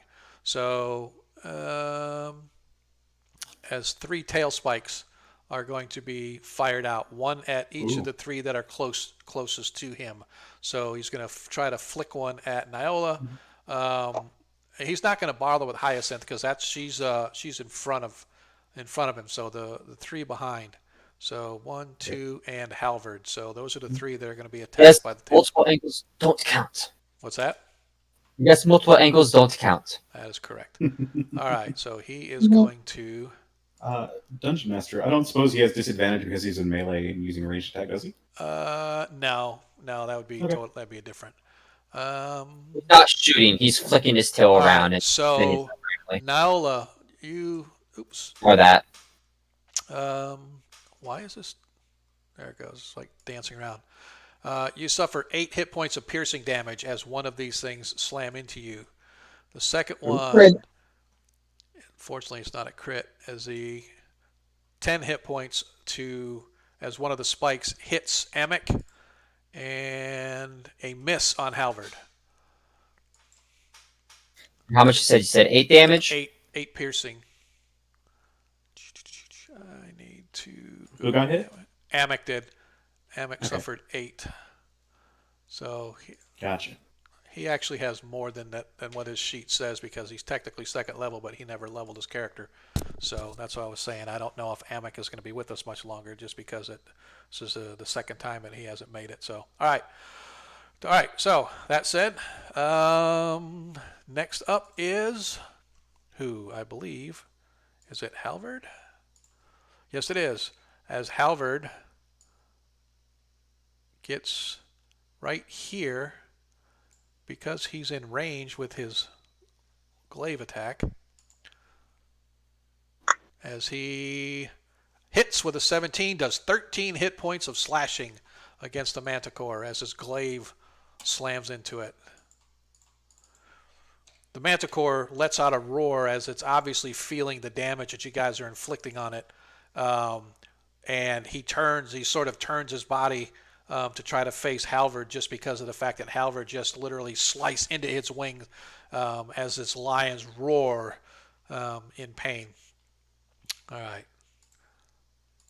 And next up is going to be back to the top of the order, round 3. Why is it not going? All right, Paviskro. Last verse Sim's the first. I'm going to hit him with a firebolt. Okay. 18 hits. That's not me. Oh. Sorry. It's okay. I don't know why that longsword keeps popping up, but it's not mine. That is weird. I keep hitting the button before I hit something else. Oh. It keeps launching Gotcha. the actual hit. All right. How's a 15? 15 hits. All right, 8 points of fire damage. 8 more points of damage on the... Yep. Nicely done. Thank you. And I'm going to continue to circle around this way. It's a 5, 10, 15, 20... That's about 30 there because you have 7-foot diagonals, right? Yeah. All right, so as I'm trying to make my way slowly this way. Gotcha. You're not going to clamber over the fence? Not going to do cool monk shit? No, I'm a ranged attacker. I'm just going to keep hitting him from a distance while I slowly walk towards him. All right, cool. All right, so you guys watch as Paviskro, as he launches another firebolt, slams into the Manticore, who's now turning every which way, wondering how he's getting hit and damaged from every which direction, being surrounded. He's the roar. You can tell he is not happy. All right. Yeah. I bet he's not happy. Yep, Hyacinth, you are up. I'm gonna do a fun thing, and I'm gonna try and boop him with my quarterstaff. Nice. And see what happens. Oh, was it a... that is a crit. No, I did. No, it's not a crit. I have a 19. I thought it was okay. 19. I did it one-handed, so it would be just 3 hit points. 3 damage. 3 hit points of. Cool. You know what? It's better than none. Yeah, but let me see. 1 second. I'm pretty sure when you use the attack with a strike one. Yeah, I can, as a bonus action, hit him with my hand. Okay, go ahead. Since I one-handed it. As you actually get, don't forget, it's still advantage. Okay. All right, yeah. I didn't do advantage on the other one, but whatever. We'll do advantage on the other strike. As you did crit on this one. So you cool. I got 4 more hit points of bludgeoning. Love to hear it. Love to see it. As the Manticore. Oops, 324. As you move up close, as the Manticore is spinning around trying to figure out where to attack next, you find a sort of a open spot right around his shoulder, and you hit it, and you can just feel the crunch of bone as it lets out a roar. Once again, realizing you're there and turning around to focus on you again. Hey, what's up? All right. As Amek once again goes to roll, or his crossbow, as he once again loads his crossbow, lets it fly. Why is it? Range attack. There we go. 10 misses. Oh, he gets advantage though. I forgot. Thank you. And a 9 misses. So once again, Amek in his seriously bad aim as he's trying to fire through the fence. He's a little bit short for a dwarf, trying to stand up to this fence and sort of try to fire through it. But unfortunately, his arrow once again goes wide. Nyola? Oh, that spike hurt. She's gonna leave it in her side there and just swing her sword again. Okay. Fun.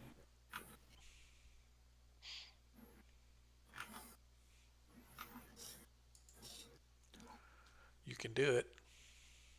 Hey, 16 Really? hits. Sweet. Look at us. Stabbing stuff. You just roll that. Never Yep, mind. 16. Roll the 16 damage. 10 And slashing. that's Nicely done. Nicely done. As a Manticore now is obviously severely wounded, you guys can see that blood is flowing from various wounds and stuff. And this latest blow by Naola really catches it along the hindquarters, letting a big gash as blood sort of starts pouring out. And the Manticore is laboring in his breathing as it's obviously not liking the what's going on. As it lets out a roar, trying to decide who it's going to attack next. I banged Put my this house cat Come down. on. All right. Oh, it's the Manticore's turn. Yeah. Yep. All right. I need Niola, Hyacinth, and Halvard all to make attacks of opportunity. Oh, cool. I love a good attack of opportunity. Let's roll. Advantage. Almost a crit. 1 second. Boop. 1. And a All boop. right. 2. All right. So you do Oh. 4 hit points of bludgeoning. Yep. Hang on, just I'll go 4 hit points of bludgeoning. okay. It's a boop with the staff. All right. And I need Niola. I got a 25 to hit with 5 damage. Where's the... Oh, okay. Yep. So you did 5 damage. All right. Oops.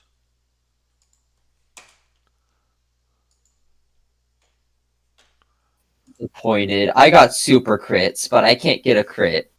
I mean, big same. Oh! And he manages to get the last blow in as he does 13 hit points of damage.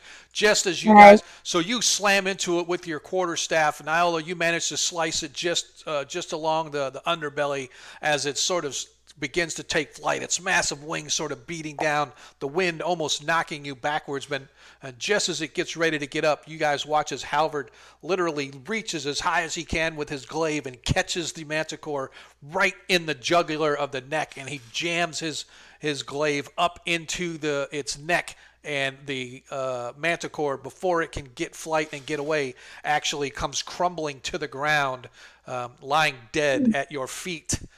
As you manage to slay the beast. So rude. You have to get me some type of flashy throwing consumable or something. Why is that? So I can knock them out of the sky if they keep trying to fly away. Okay. All right. Combat has ended as you guys were successful against Yon Manticore that was assaulting the lady. As she's standing up top and she waves, she's like, "Well done! Come!" How did you piss off a manticore from inside your house? How did that happen? I was not in my house when this happened, young lady. I was outside. Thank you very much. Do you wish to come in or you wish to stand out freezing in the cold, bleeding all over my grass? Are any of you dying, or is everyone fine? I'm fine for now. She did throw me a healing potion. Let's get going. Inside the house. All right. Truffle. Shuffle, shuffle, shuffle, shuffle into the home. We will, as she meets you guys on the ground floor. And I don't have a token for her because that's just how I roll. All right, I don't have a token. So just keep using the acolyte, dude. Yeah, I could, huh? Let me go find out. Where's Acolyte, dude? Come on, Acolyte. Every NPC is the Acolyte, dude. That's it. This little old lady looks like a little old man. For those of you guys that are still in chat, we definitely appreciate you hanging out with us. No, there's not a ton of people, but there's enough people out there to keep our stream going. We appreciate it. Valorius, thanks for showing up, man. Everyone, yep. That Manticore's wondering why he got up this morning. Well, he probably wanted to get something to eat. But yeah, so as the They're all Mick neighborhood. Yep. So as the lady comes downstairs, you guys are in the lower floor of this this rather large windmill type of a thing.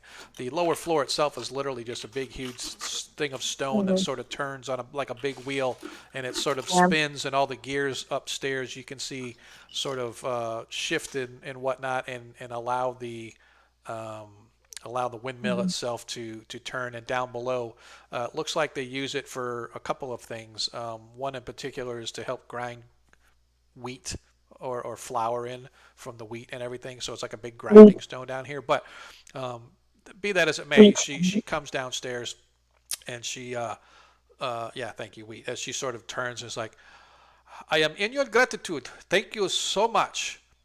I don't know what went into that poor creature out there, but it was a bad day for him, I would say, yes. Dragon probably pissed it off if that's the case. Ooh, this is a good point. Did you see the beast? I heard him from the sky, but I stayed inside until he was gone. I heard much screaming coming from the road. Are the people okay?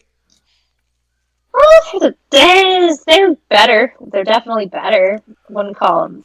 Oh, please forgive me. I am Abri. I am the midwife for this community.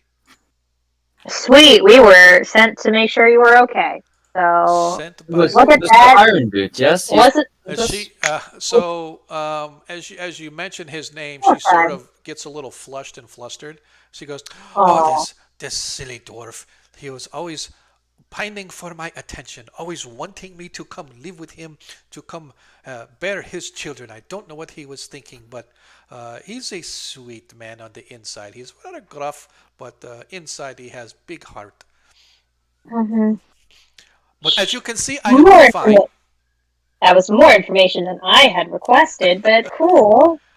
We can see you are fine, and you're not eaten by a manticore. This is good news. This is good news. Good news indeed. This is good. Do him the benefit of not telling him about the manticore. So I am indebted in your gratitude. Is there anything that I can do for you before you go?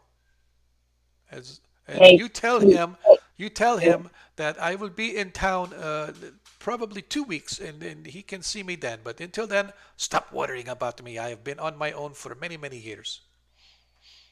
Okay. Do you have maybe another potion? I think Nyola's super hurt. Nyola, are you super hurt? I have a spike in my side. I'll get it up when we have proper healing. Healing. As she comes over, she goes, just, no. We take care of you right now. As she walks over and she sort of puts her hand on your shoulders, and she's sort of looking at you very carefully in the eyes. Are you okay? Are you sure that you're going to be okay? What is your name, my dear? Nyla. And she yanks on the thing that's stuck in the thorn that's stuck in your side, and rips it out as you're sort of distracted by saying your name. She grabs it and pulls it out, and this pain shoots up your side as the little barbs that are on the end of it just sort of rip the flesh out with it, leaving a little gaping hole where the wound is sort of freely flowing in blood. And she quickly grabs a cloth out of one of her, like she has sort of the smock thing on, and she pulls sort of like a rag out, and she sort of stuffs it on there. She goes, "We fixed this right up for you, dear, okay?" You don't suffer any more damage, but you no longer have a manticore stuck in your side. Oh, yeah. Nyola's having a bad time, though. As she sort of she presses against you. She presses against you, and then she looks at Pavriskro and says, "Here, please hold this.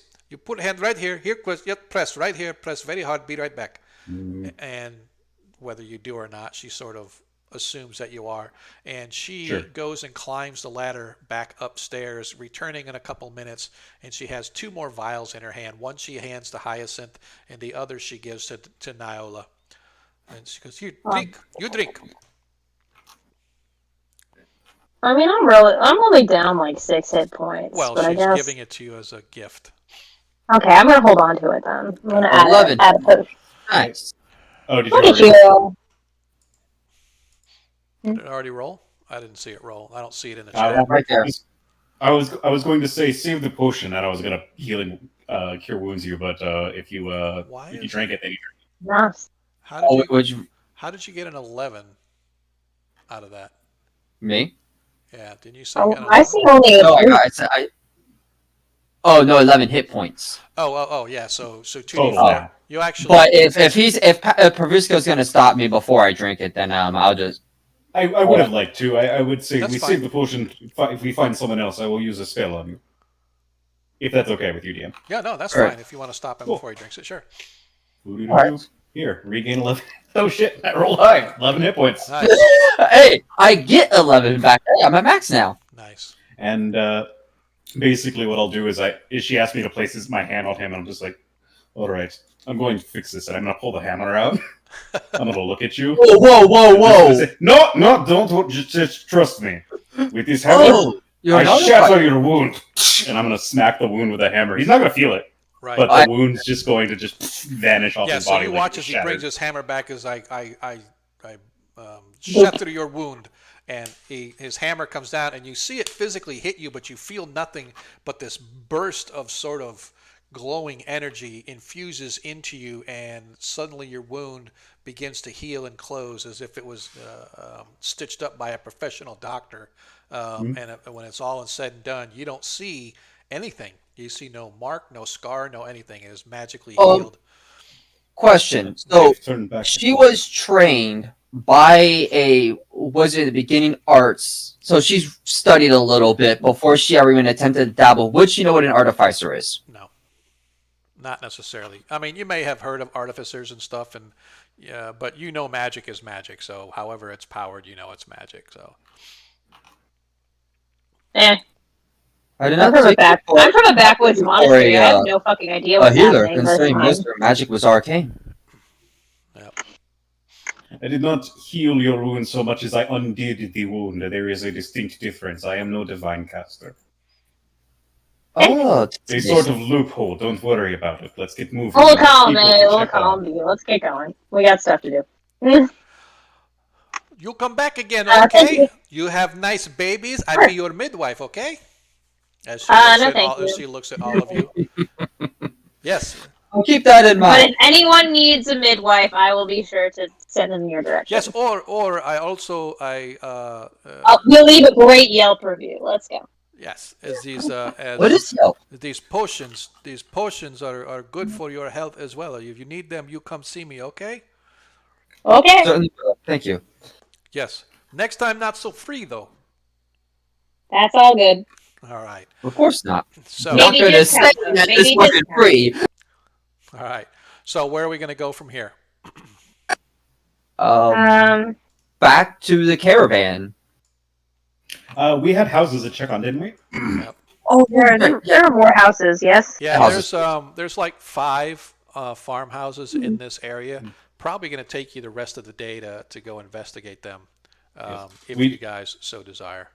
We should check on everyone, see if anyone is wounded, if anyone is seriously wounded. If they are missing a limb or something such like that, we can bring them into town on the cart. Sounds like a plan. If everyone is fine or dead, then we just gather what supplies and people we can and go back. Hey, look at you. Thanks, Valorius, man. That is awesome. That is awesome, man. Sweet. Our second subscriber.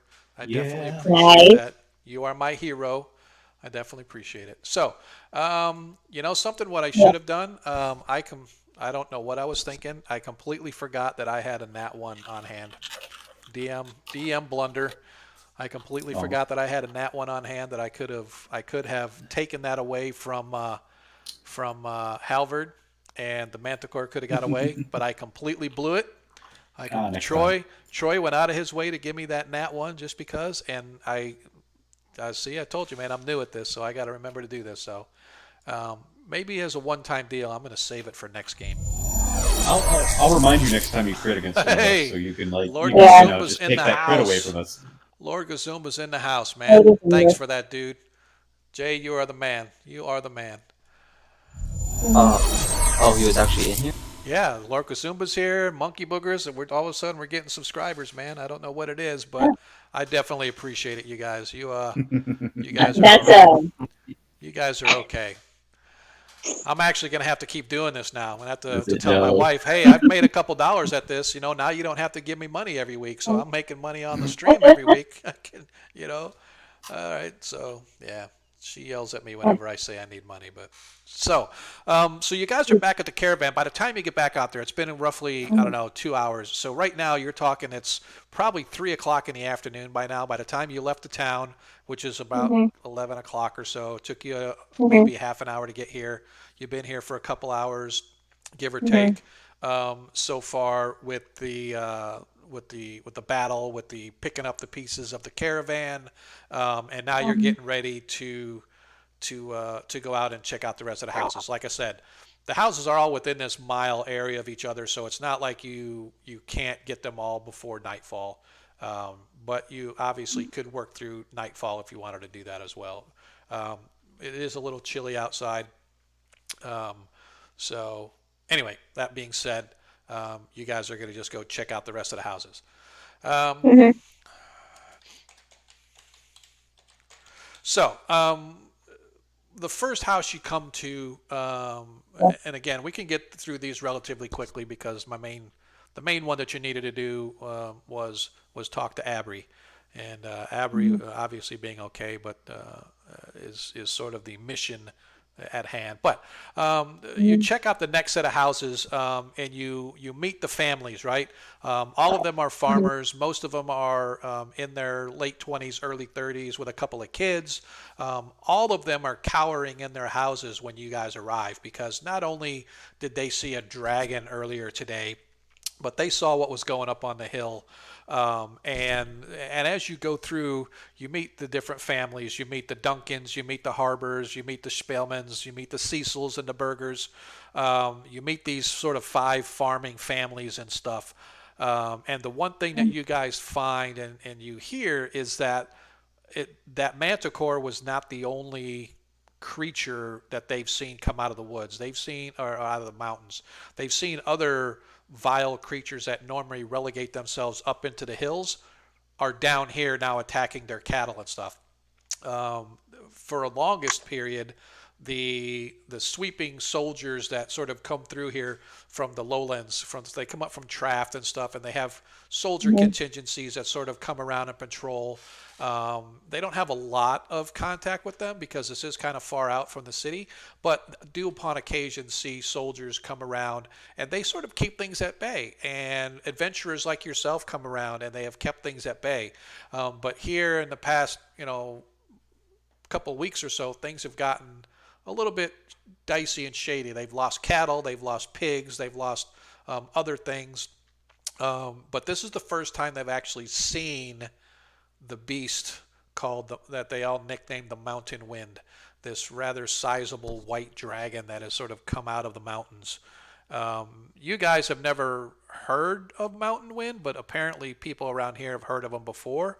So they just give you sort of the basic story of there's a dragon that lives in the mountains, right? That travels through the Yaddles and the Clatspur Mountains and stuff, and now for whatever reason he's come down out of the mountains and done a little hunting, and it's obviously affecting the other creatures that live in the mountains and stuff. So by the time you guys are done searching the rest of the homes and investigating the rest of the homes, it's getting to be nightfall. You see that the wagon train and the members of the caravan that are running the caravan, they've all managed to get 3 or 4 carts or wagons in sufficient shape that they can hobble their way to Kreistrich. There's a lot of stuff that was lost, a lot of goods and stuff that were lost, but they did manage to recover some of the stuff. So you guys have managed to at least provide them, a little bit of help in healing and stuff and binding of wounds so that they could work better to get that stuff together. And when you arrive, they're actually packing up. They're like, we're not going to stay here. We're heading back to Kreistrich if you'll come with us. So. Well, that's where we're headed to then. Okay. Yeah. So you guys join the caravan. Yes. And once we've established that nobody is like dying or anything like that, and everything, all of that sort of stuff. There's a lot of dead bodies everywhere, and you see that they've moved a lot of them off to the side of the road and done the best they could, but most of them they're getting ready to torch before they go because they don't want to leave them out.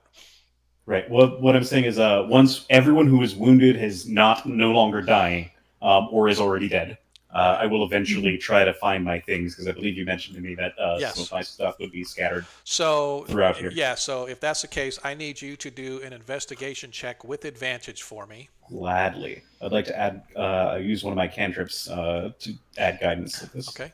I'll help him out look for stuff. I don't know what it looks All right. like Probably. I already have That's- advantage. Yep. That is advantage. relatively. All right. I'm trying to do it in astral with the character sheet. The character sheet.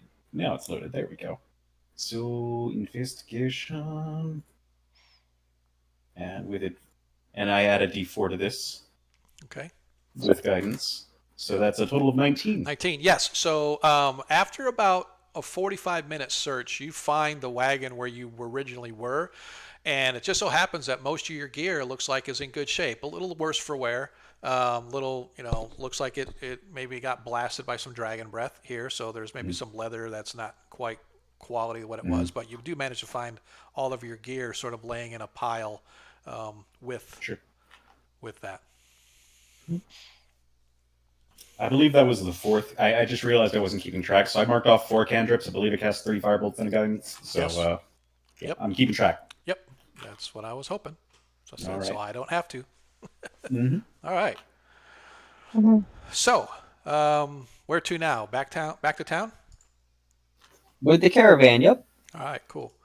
So it takes you guys about 45 minutes before you find yourself back in the quaint little community of Kreistrich. Yeah. Let's sort of zoom in here so everybody can see. And when you arrive, where are we going to go? We just going to, because the caravan itself goes to Galena's Goods as well as Engel's Koster, the 2 main trading stores in town, right, to kind of offload their goods and whatnot. But when you arrive, you see that coming out of the Gorgeous Dwarf, Torben Ironboot sort of shows up. And by the way, who did what with the coins that he gave? I know that you guys. Nihilo gave them to the cart right as Just wanted to payment make sure. for giving us the Yep, cart. Just wanted to make sure that I remembered correctly. Good. So you guys arrive as Torben comes running out. Where is she? What is me happening? Is she okay? Abri is fine. Abri is fine. She was just okay. She was at the windmill. Yeah. She'll be down here in a couple weeks. Yeah. And see her then. Did she talk about me? What'd Yes, she say? she did. What'd she say? She said she thanks you for caring about her so much. Yes. What is? Did she talk about missing me? She said she'll be down here in 2 weeks. She blushed when she saw you. That's the best you're going to get from us. She blushed, did she? Yeah, she's always playing hard to get that one. I tell you, I don't know what it is about a human woman, but she gets my blood riled, I tell you. Yes. Well, whatever your intentions. It was good that you sent us. He sort of nods. He's like, wait, why was it good that I sent you? What happened? Is she okay? Yeah, she's fine. Not the dragon. Fine. And there was no dragon, just a overgrown house cat of sorts, let's say. With spikes. How you say, what Manticore? Manticore? His eyes go wide. Yes. And you didn't bring her back here. What if another one of those beasties could be right there chewing on her bones right now? Right. She'll be fine. Because I love the Fabrizio. And she's going to say... Sir, you need to learn to respect her boundaries. Jesus Christ. I mean, St. Cuthbert. Jesus Kreistrich. I mean, St. that's a character too, by the way. All right. Paviscro gets She'll be down in 2 weeks. Nice. Yeah, you need to learn to respect her boundaries. She'll be down in 2 weeks. She'll tell you how it went then. How about that? He sort of sighs. He goes, as long as she is okay, I guess that's the best I could do. Thank you very much. You're welcome. As he sort of turns and grabs his cloak around him and walks back into the Gorgeous Dwarf. Inside, you can see, I should say, I'm assuming you're going into the Gorgeous Dwarf, or where are we going? I didn't know if you guys wanted to go anywhere else. Besides. I need lunch. Yeah, I think we should. Yeah, I have not had first lunch, let alone It's second dinner. lunch, so I'm going It's in. dinner now. Yep. Yeah, it's definitely closer to dinner. It is actually probably getting close to 8 o'clock when you guys are here. Yeah. I need to eat. Awesome. As you guys go into the Gorgeous store, if you see that there are a lot of people in there, it looks like they're once again in more of a subdued tone, because obviously everything that's been going on, and you can hear people whispering as you come back in. He goes, "That's them. Do you think they saw the dragon? Do you think they killed the dragon? Do you think is the dragon going to come here?" And you sort of hear that sort of an undertone as people are now switching from like what they were going through with the werewolf to now what potentially could happen. But one thing that really catches your attention, Hyacinth, when you walk in and sitting over in a booth over here, you see a young gnome girl scribbling madly on a piece of parchment while she and her father are enjoying their meal over here. Well, her father is. Oh, sweet. Yeah, as she, like I said, she's just sort of digging into the parchment and scraps, and you can see she's scribbling and stuff like that and showing her dad, and he's sort of like has that frazzled look about him still, as she's still going 100 miles an hour. Every time you see her, this little girl's going 100 miles an hour, but yeah, so that's kind of what you see when you guys walk in. Grabbing a table, one of the servers comes over to take your order. Anything particular that you would like? No, I'm good. Okay. 3 courses for your dinner, please. Yeah, I'll have the usual, actually. Whatever is on. Dude, I lied. Oh, you know something I just realized? Corvus. What? Corvus. I was wondering. I just noticed that Corvus was one that actually gifted those. Yeah, I was gonna be like. I looked. I just saw it in my feed. I'm like, what? Oh, thanks, dude. Appreciate that. Man. Thanks. And I'm sure Lord Gazumba will be happy about that too. So it's pretty awesome. So he should be here in chat. If he's not, he's usually watching some way. So, but yeah. So anyway, what are you guys gonna have? So it's typical fare.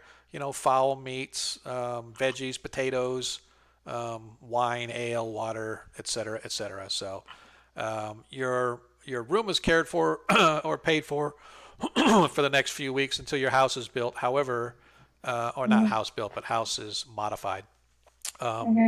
However, meals are still a silver piece per night. So if anybody's going to eat, please deduct 1 silver piece from your character sheets.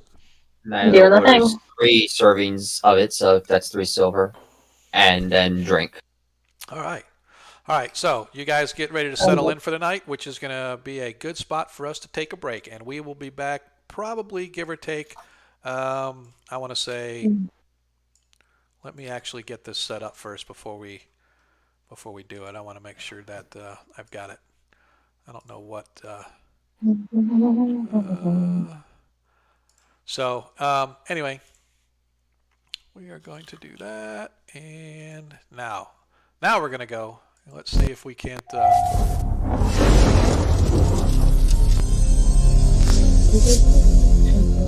Oh, look at that. Cool. Fancy.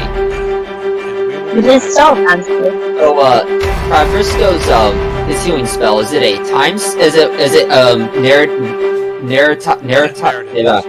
narratively as a time spell?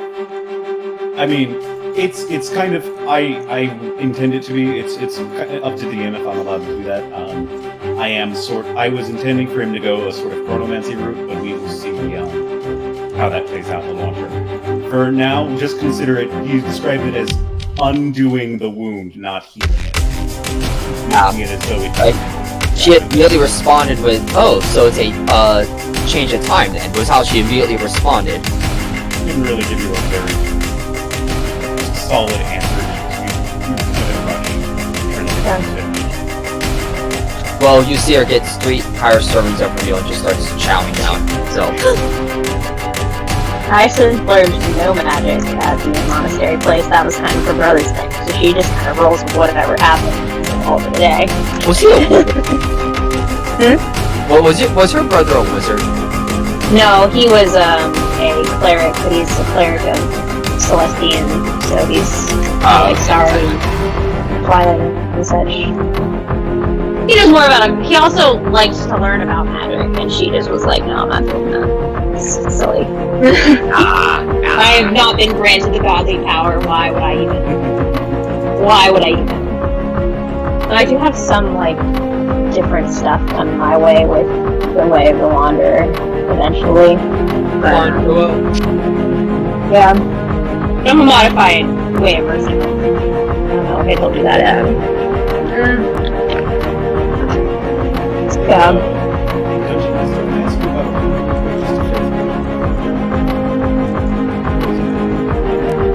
Yeah, he might listen.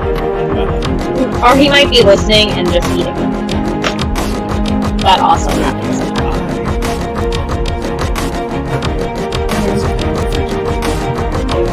Sounds like a plan. And then there were two. Or one. Nope, two. Oh, Lord.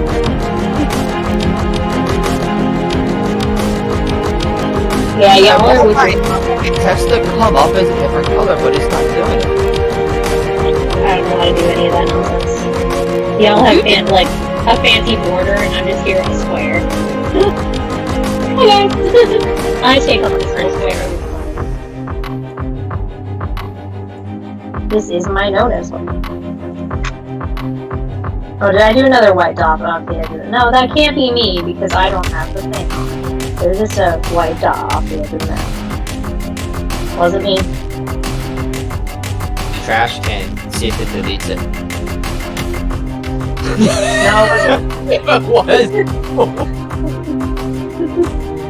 I just keep accidentally hitting that brush thing when I'm like moving the page around with my laptop.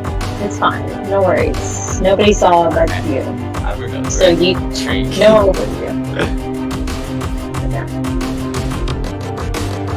She's talking about 3 big old bowls of soup and whatever drink she ordered. Yep, we gotta keep those muscles up somehow. For sure, protein's important.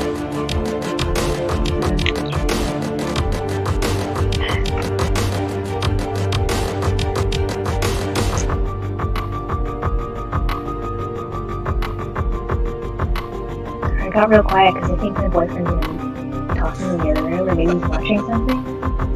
So I was just like, what's going on? Because it got real quiet, and I was like, and I was like, oh man, but it's fine. It's Friday, he might be done with work already if he's not in the day. Okay.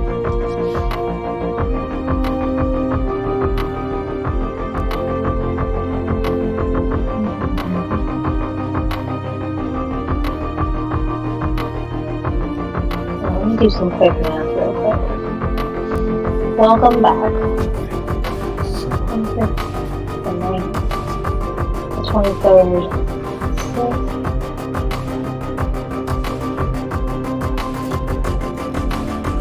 Okay, cool. I just did the quick math because I'm going to be out of town to see family in August, and I did the every other week thing, and it turns out that it's our off week that I will be gone, so I will miss it. Yay! Success. Didn't even plan.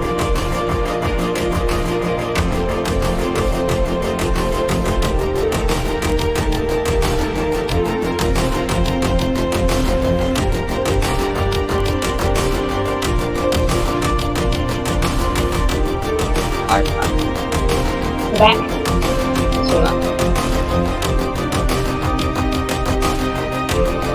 Hey, you didn't hear my good news, and that's, I have a vacation coming up in August, but it doesn't interfere with our game, which is fine. Nice. Oh, I have a question for you. Would,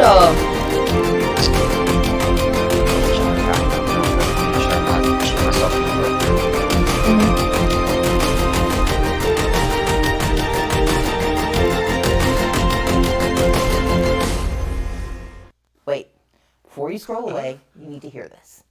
Republicans across the country are moving fast to enact massive voter suppression laws and bring about Jim Crow 2.0. Would you say that I urgently need you to join me. Hyacinth and Nilo left the Bitter Pass at the same time, possibly? Or I don't know if we discussed this before, but I left her story between the Bitter Pass and Draft as going straight from one to the other. There was no like years in between of random stuff. I don't know about yours. During like the wartime, my monastery was all burnt down, so it was gone. But I could say that I was visiting them and making sure they were doing well in their progress in the Bitter Pass, and then I was coming back this way. So yeah, we could say that we left the Bitter Pass area together. Like I was like, I'm going this way, you going that way? And you'd be like, yeah. And be like, cool. It would be better not to die, and then we could have left the same way. Because I've been wandering for a little bit, but not very long. Not a true wanderer. Yeah, that's her problem, and she's trying to get better at that. It's not working out so great, but she's got the spirit, and that's the important thing. Also, we journeyed today. Like, we journeyed 5 miles today. That counts. 10. Technically, it would be 11. Yeah. Oh yeah, it was 11 because we had to go up to the place, which was 5 miles, and then we went to the. Yeah, she's getting her steps in. It's fine. You have a little a step recorder on her. Yeah, she's got like a little. She's got a little divine step. She asked pedometer. She's got a divine pedometer. It's fine. Yeah. Her church gave her a little device that it gains inscriptions every time she takes a step. That's fun. That's how I get levels. I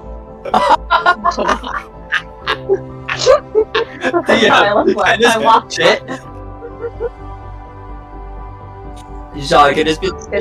Did she have a magical pedometer thing that? Yeah. Well, I follow the way of Parlingen, the god of the traveling and such. Every 100 steps is an experience point. Yeah, exactly. So her amount of steps is her current level times 1,000 or times 100. Yeah, that would be what it is. The experience for that level times 100. That's her current number of steps she's taking. Yeah, but you don't even want to know how many steps you have to actually start unlocking these levels and not being just a regular civilian hobo. We see her point out a square device that has a bunch of scribbles on it. What's that? Yeah. Oh, it tells me how many steps I've taken. Yeah. How many have you taken? I don't know. I can't figure out how to read this high up. Every once in a while, like, yeah, Farlingen just comes in while I'm asleep and just, like, writes down my new number. Like, oh, you walked. It's like the Pokemon Go thing where it's like, you walked 22 kilometers this way. Here's your prize. Here's your prize for this week. Like, you get a bunch of Pokemon. It's fine. Yeah. That's the cool thing about the Eternal Pilgrimage, though, from what I found in my readings. There's not a lot of structure to this church. In fact, the monastery is more structure than I think most of his, like, sects have combined. Like, for realsies. There are two kinds of priests of Farlingen, and one is a pastoral one, which is one that wanders around, and they wear green robes, and there's an urban one who kind of sits in one place and kind of like greets travelers who come through. Like, you know, like they work the tourist areas, like that sort of thing. Hey, Sean, you here? I am. I got a question for you. Did you weaken the manticore and the werewolf at all, or what? Were those flat straight from the bestiary? Oh wow, I'm used to those things being far stronger than what they are displayed as. We just had a lot of people against them. That's all. Yeah. No, that felt like about the right hit points. Something like somewhere between like 60 and 80. What for a manticore? We had some really good. Off the top of my head, that's what I would guess. Yeah, this one between particular one had 68. Fun. Nice. Yeah, we had a lot of good hits in there too. So, I mean, you guys did. I kind of did. I just hit twice, so I was trying to keep up. That is the monk thing to do, though. I'm sad I didn't crit because I roll an extra die on my crits. That's fun. Oh well, you'll get a chance. Eventually, one day. Someday. One day. Someday someone will give you a 20 tick. Don't worry about it. One of those rolls was a 19 too. Hey man, I gave you a 20 with my what do they call it? My little parent land gross marks, but you know I don't think I'm allowed to do that. So sorry. Give myself a 20 if I could. I got 24k. I got 2400 right now. I could trying to figure out. I have 3 language. No, I have 3 extra languages, and I don't know where they came from according to this thing. Probably a monk thing. However, yeah, it's probably a monk thing. It's just not listed That's under your my background. monk features and traits. Oh, you know what? You're right. It might be acolyte shit that I have. Yeah, it's probably Acolyte. I was just looking over the stuff that I have because I always forget. By the way, I figured out how to do rulers. If you hold down shift, you can do the That's what rulers it on. was. I knew it, but Yeah. I couldn't remember it. I was like, God. Yeah. It's damn it. magical. Unfortunately, because you're doing the diagonals, it's not accurate on the diagonals because it does like 5, 10, 15. It counts each one as 5. So I don't know if there's an option to make it Euclidean or not, but you know, it's good for straight lines, up, down, left, right.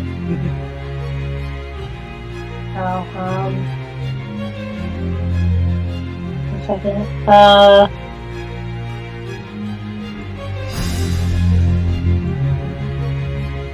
Yeah, that's the closest mountain range, just by the way. Hilarious.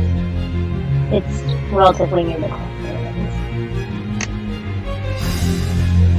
It's in the chat. I don't know how long ago that was. Hey, by the way, Dungeon Master, you said that, I think I remember you saying that you could exchange cantrips since we have limited cantrips for spell slots. How does that work again? So whenever you can do a 2 cantrips per level of spell you want to swap. So if you take 2 cantrips and get rid of mark off 2 cantrips, you can then add back an additional 1 single first level spell slot. Gotcha. And does that require a bonus action or an action, or do I just do it when I'm going to cast the spell? No, that's just gonna do it as you cast the spell. So it's whatever the action is. Gotcha. That's the answer. So that's what Okay. You reverse that too. One spell slot for 2 cantrips. Yes. Cool. Just wanted to make sure I understood that properly. I didn't know. Yeah, Have you to measure sort it out in the right. middle of a combat.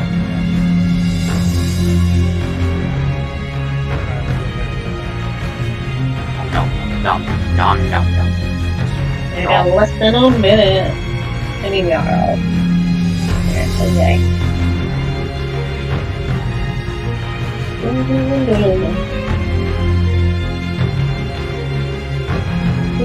Why the hell that guy joined our server? I know who he is. He's a friend of. He's one of my friends on a Discord, and he just randomly joined our group. I don't know. No. So I made this a community server now. Yeah. So people that click on our Discord link can come here, and actually, if people that subscribe, it automatically adds them as Find the subscribers perfect song for your video in 5 seconds. Go to game. So we are back, and before we go much further, or before we continue on, I should say, I want to go back to this map so that you can see. So people have been asking where we're at. So for those of you that are out there right now, so here is Traft. Right here on our map, like right here, you can see. Okay, Lizzle. Valorius, thanks, man. Valorius is another one of my 1E players. Nice. So I got my players paying me to play. That's my story, and I'm sticking to it. So Valorius is one of my 1E gamers, and he just gifted you a subscription, Kaylee. So Good on you. Appreciate you guys. So anyway, so here is Traft right here. This is the large sort of, it's right on the edge of Lake Quag. It's one of the big trading hubs on this side. And of course, Kreistrich is right here on the map. So you can see this is where the party is right now. So Kreistrich is just for those that weren't here for the early goings on. Kreistrich was an old mining community before the war, and then several years before the war, it's just humanoids and stuff are coming out of the mountains, and it's kind of overrun stuff and whatnot. And then, of course, with the break out of the war and everything, the town just sort of went by the wayside. Well, now that the war has been over, people have been coming back here. The dwarves have actually found new copper mine or copper ore in the mountains to harvest, or to mine, I should say, and they're just trying to bring the community back to life, and that's kind of what drew the adventurers to this area, is because of the opportunity and whatnot, and thus far it has been pretty good opportunity. They haven't made a fortune yet, but they've been making a little bit of money. But we are now back from our little trek, if you will. We came probably maybe in this area right here, just a little bit north of Kreistrich. You can see this little valley area here where there's some farming community and stuff that is built up there. And of course the windmill there where Abry, the midwife, lived. And apparently Torben Ironboot and she have a history together. And so if you weren't here when we left, and you are when you're coming back, the party just went out and handled a manticore that was attacking Abry's little domicile, and they managed to save her from that, as well as help the remnants of the caravan that got attacked by, apparently everybody's saying, a dragon. Now the party itself has not seen the dragon, but why would they not believe there to be a dragon when everybody says there's a dragon? So this is where we are now. We find ourselves in the gorgeous dwarf, kind of enjoying ourselves with a little bit of meal and drink as we relax for the evening. Is there anything else that we want to take care of while we're here? Anything else we want to take care of while we're here, or are we just going to bed down for the night, or what do we want to do? We should return the carts in the morning. Okay. Oh, yes. Yeah, we'd have to talk to the carpenter anyways about the home. Okay. It was, before we left, he was asking us about any preferences. Yeah, we should it's probably kind give of him late now. It's well past dark. So Yeah, that's what we're doing that when we go back in the morning. In the morning. Stores are closing up and whatnot. The caravan itself is being taken care of. They usually park down at the end of the road, down by where Kreistrich Market is, down by where the barn, where you guys were trapped in the barn. That's Kreistrich Market. That usually happens every week. So actually, that should be. Let me check my calendar. Pavrisco, is your lodging taken care of? I do not believe I have been offered any lodging as of yet. Hey, Sog, go another one your tab. What do you say? No, the tab goes to you, not to anybody that comes after you. So. Oh yeah, we're paying for it. Oh, 1 silver piece then. All right. You get a room for night. Thank you for helping us with the manticore earlier. Yeah. It is. So the weekly. So today is the 13th, which is Earth Day. Tomorrow is Free Day, which is a day of rest. It's basically the Greyhawk Sabbath, if you will. And the day after that is Star Day. Think of Star Day as Saturday. And that is the day that they usually have the market that happens and stuff, should you guys elect that you want to go to market that day or something like that. So Cool. So yeah, so so you pay 1 silver piece to Sog for Paviscro in order to have his room for the night. Of course, your room and board is covered, so we're going to do nothing. What do I want to do for the next couple of days? Because there's really nothing much you guys have going on, unless there was something that you wanted to do over the next couple of days. We were supposed to be leaving tomorrow to go up to Traft, but because we want to try to get the girl up there as soon as we can. But see tomorrow when the caravan is leaving. Because if the caravan is leaving to go back up the trap. Caravan heads back on Saturday, on Star Day. They usually leave. So that's 2 days. 2 days away. Yeah, they leave on Star. So they arrive on Earth Day, okay. and then they go back on that Star Day.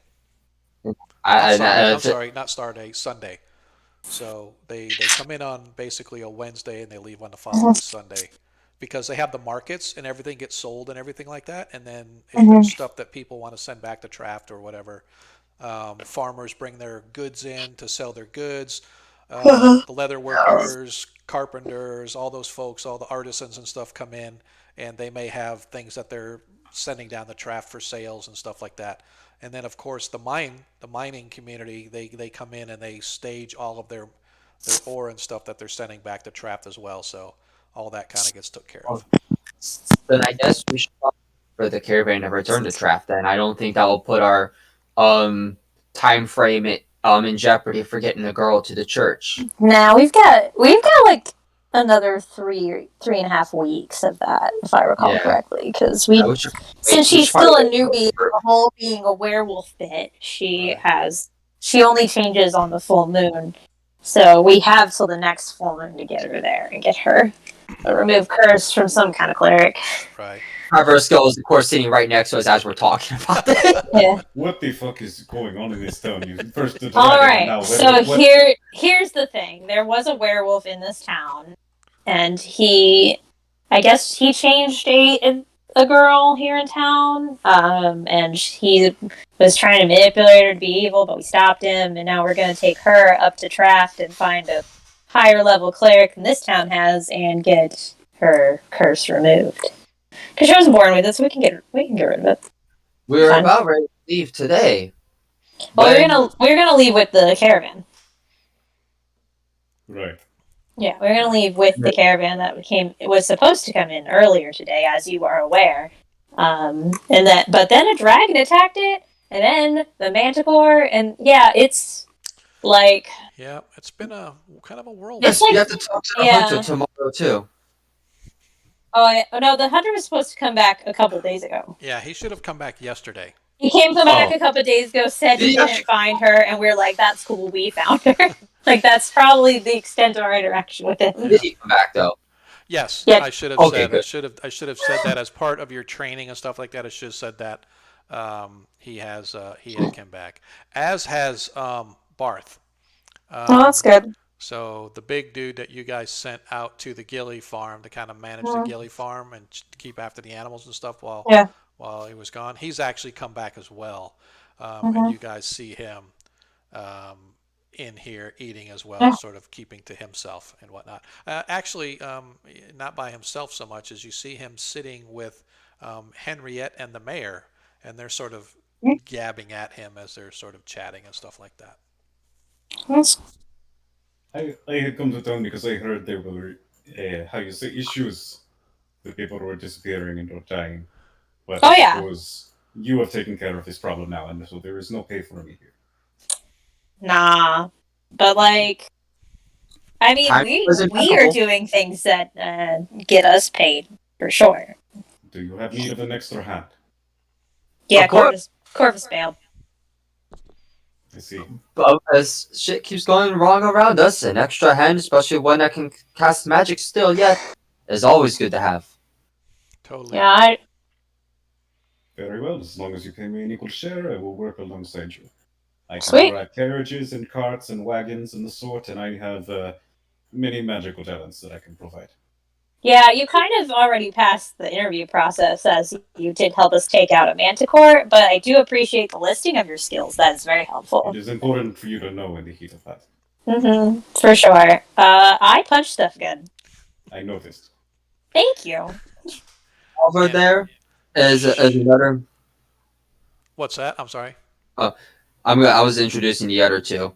Oh yeah. So Amek. Amek is a dwarf who wears a holy symbol of Pelor, as does Halvard.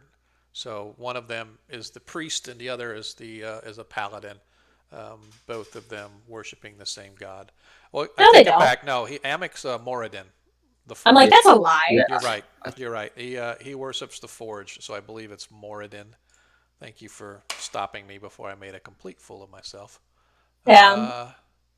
Yeah, I don't even think, does he have his deity on here? Yeah, he just worships the forge, so, which is basically Moradin.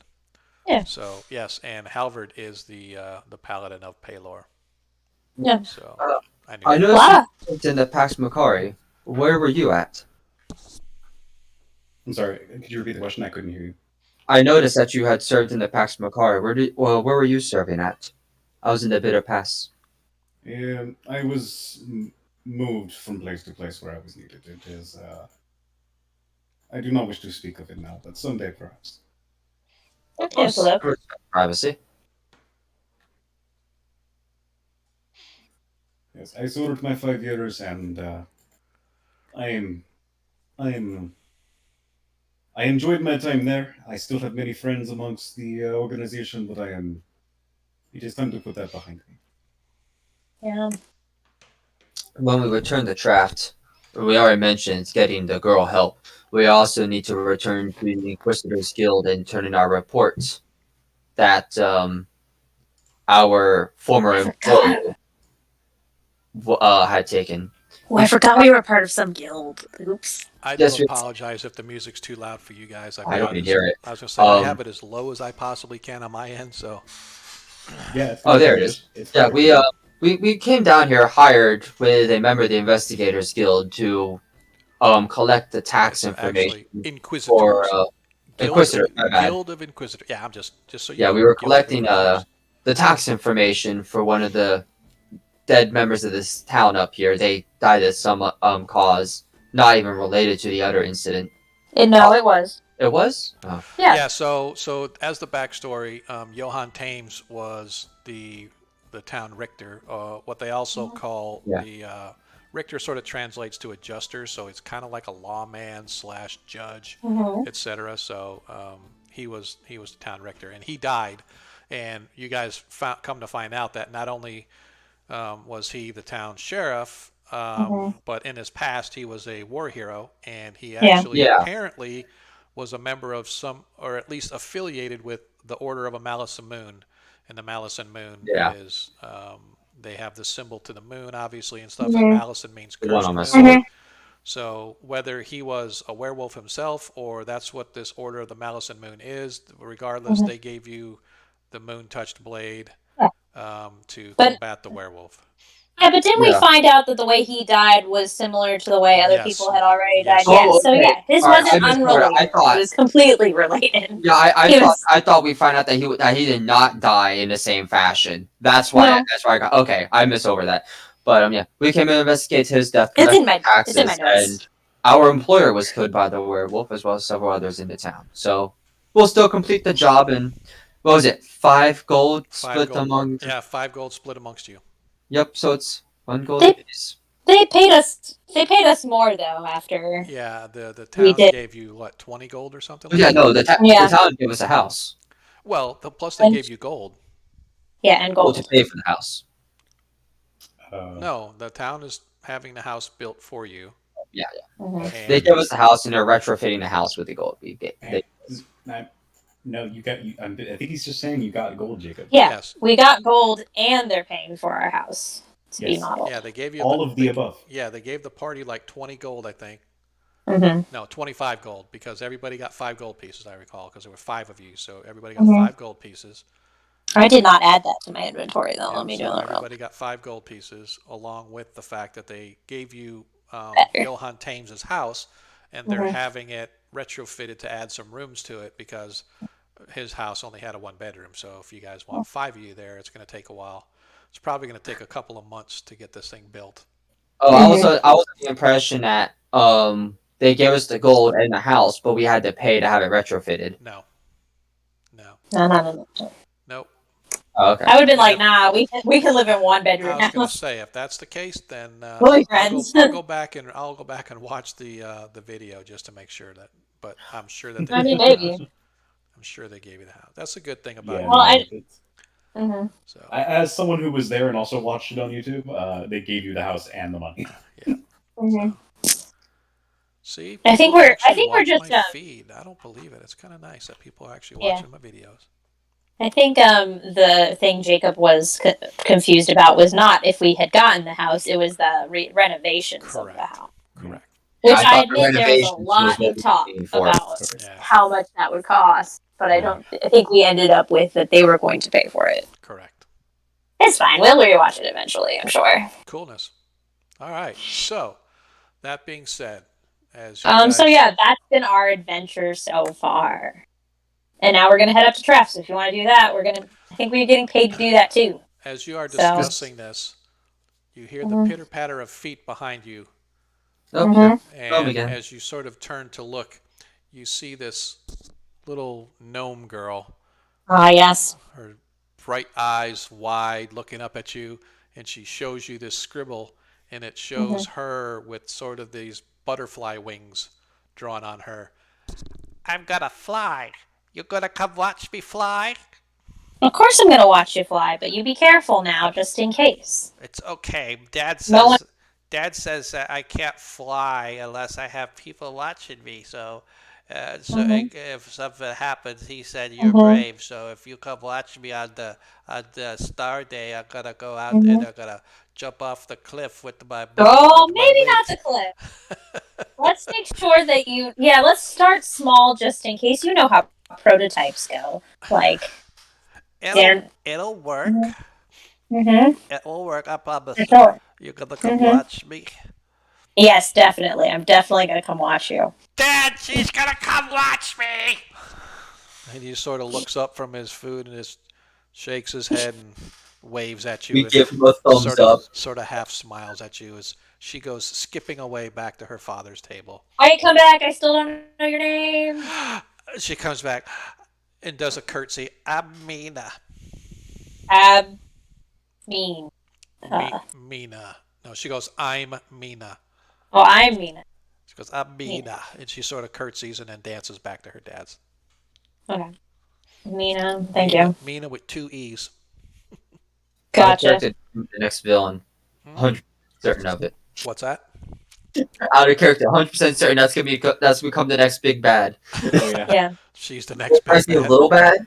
Yeah, we might need a few years on that. I am just trying to get you guys engaged with the town, and this little girl has taken a liking to the fact that you actually have a woman traveling with your party, 2 of them actually, and she's like all excited that So I do kick good ass. Take a name. Yes, Do you also kick badass or just good ass? Oh yeah, I also kick badass, but I kick good ass too. So, as the evening wears on, anything else that we want to do before we continue on? Nyla's gonna take a nap before she goes to sleep. What? Yeah, I Just said take a 30-minute nap and then I'll sleep. Nayu had a bad time with the Manticore Spike, so she's allowed her nap. Yeah, she's fine. It's like it never happened. Yeah, emotionally though, it's still there. Oh, I can't fix that. All right. All right, yeah, we go to bed. All right. So, everybody give yourself a long rest. As for the first time in a while, you guys get to sleep, relax, enjoy yourselves. And it's like every time it seems that you guys get one of these, something else garbage happens. So I mean, yeah, but you know what? What can you do? Yep, exactly. So the long rest and take long rest, confirm the long rest. Bada bing, bada boom. The next couple of days pass without incident, as you guys eventually return the cart to the cartwright. He is already engaged in repairing some of the carts that the wagon train brought up, what's left of them. You see that the goods and stuff have all been unloaded into the respective storage facilities in the Coster and Galena's goods trading store. And so it's just sort of a nice relaxing day on the 14th, which is free day. The difference with today is it is cold today, but there's not a lot of breeze, but there is a fog that sort of overhangs everything that sort of takes almost half a day before it burns off. And this is your first time that you've seen this kind of fog here in town. And you come to realize, and people tell you that this is sort of a common for this part of the hills, because the sort of the warm and the cool air sort of mix together as they're coming up from the lowlands and the water, and the cool air falling from the hills.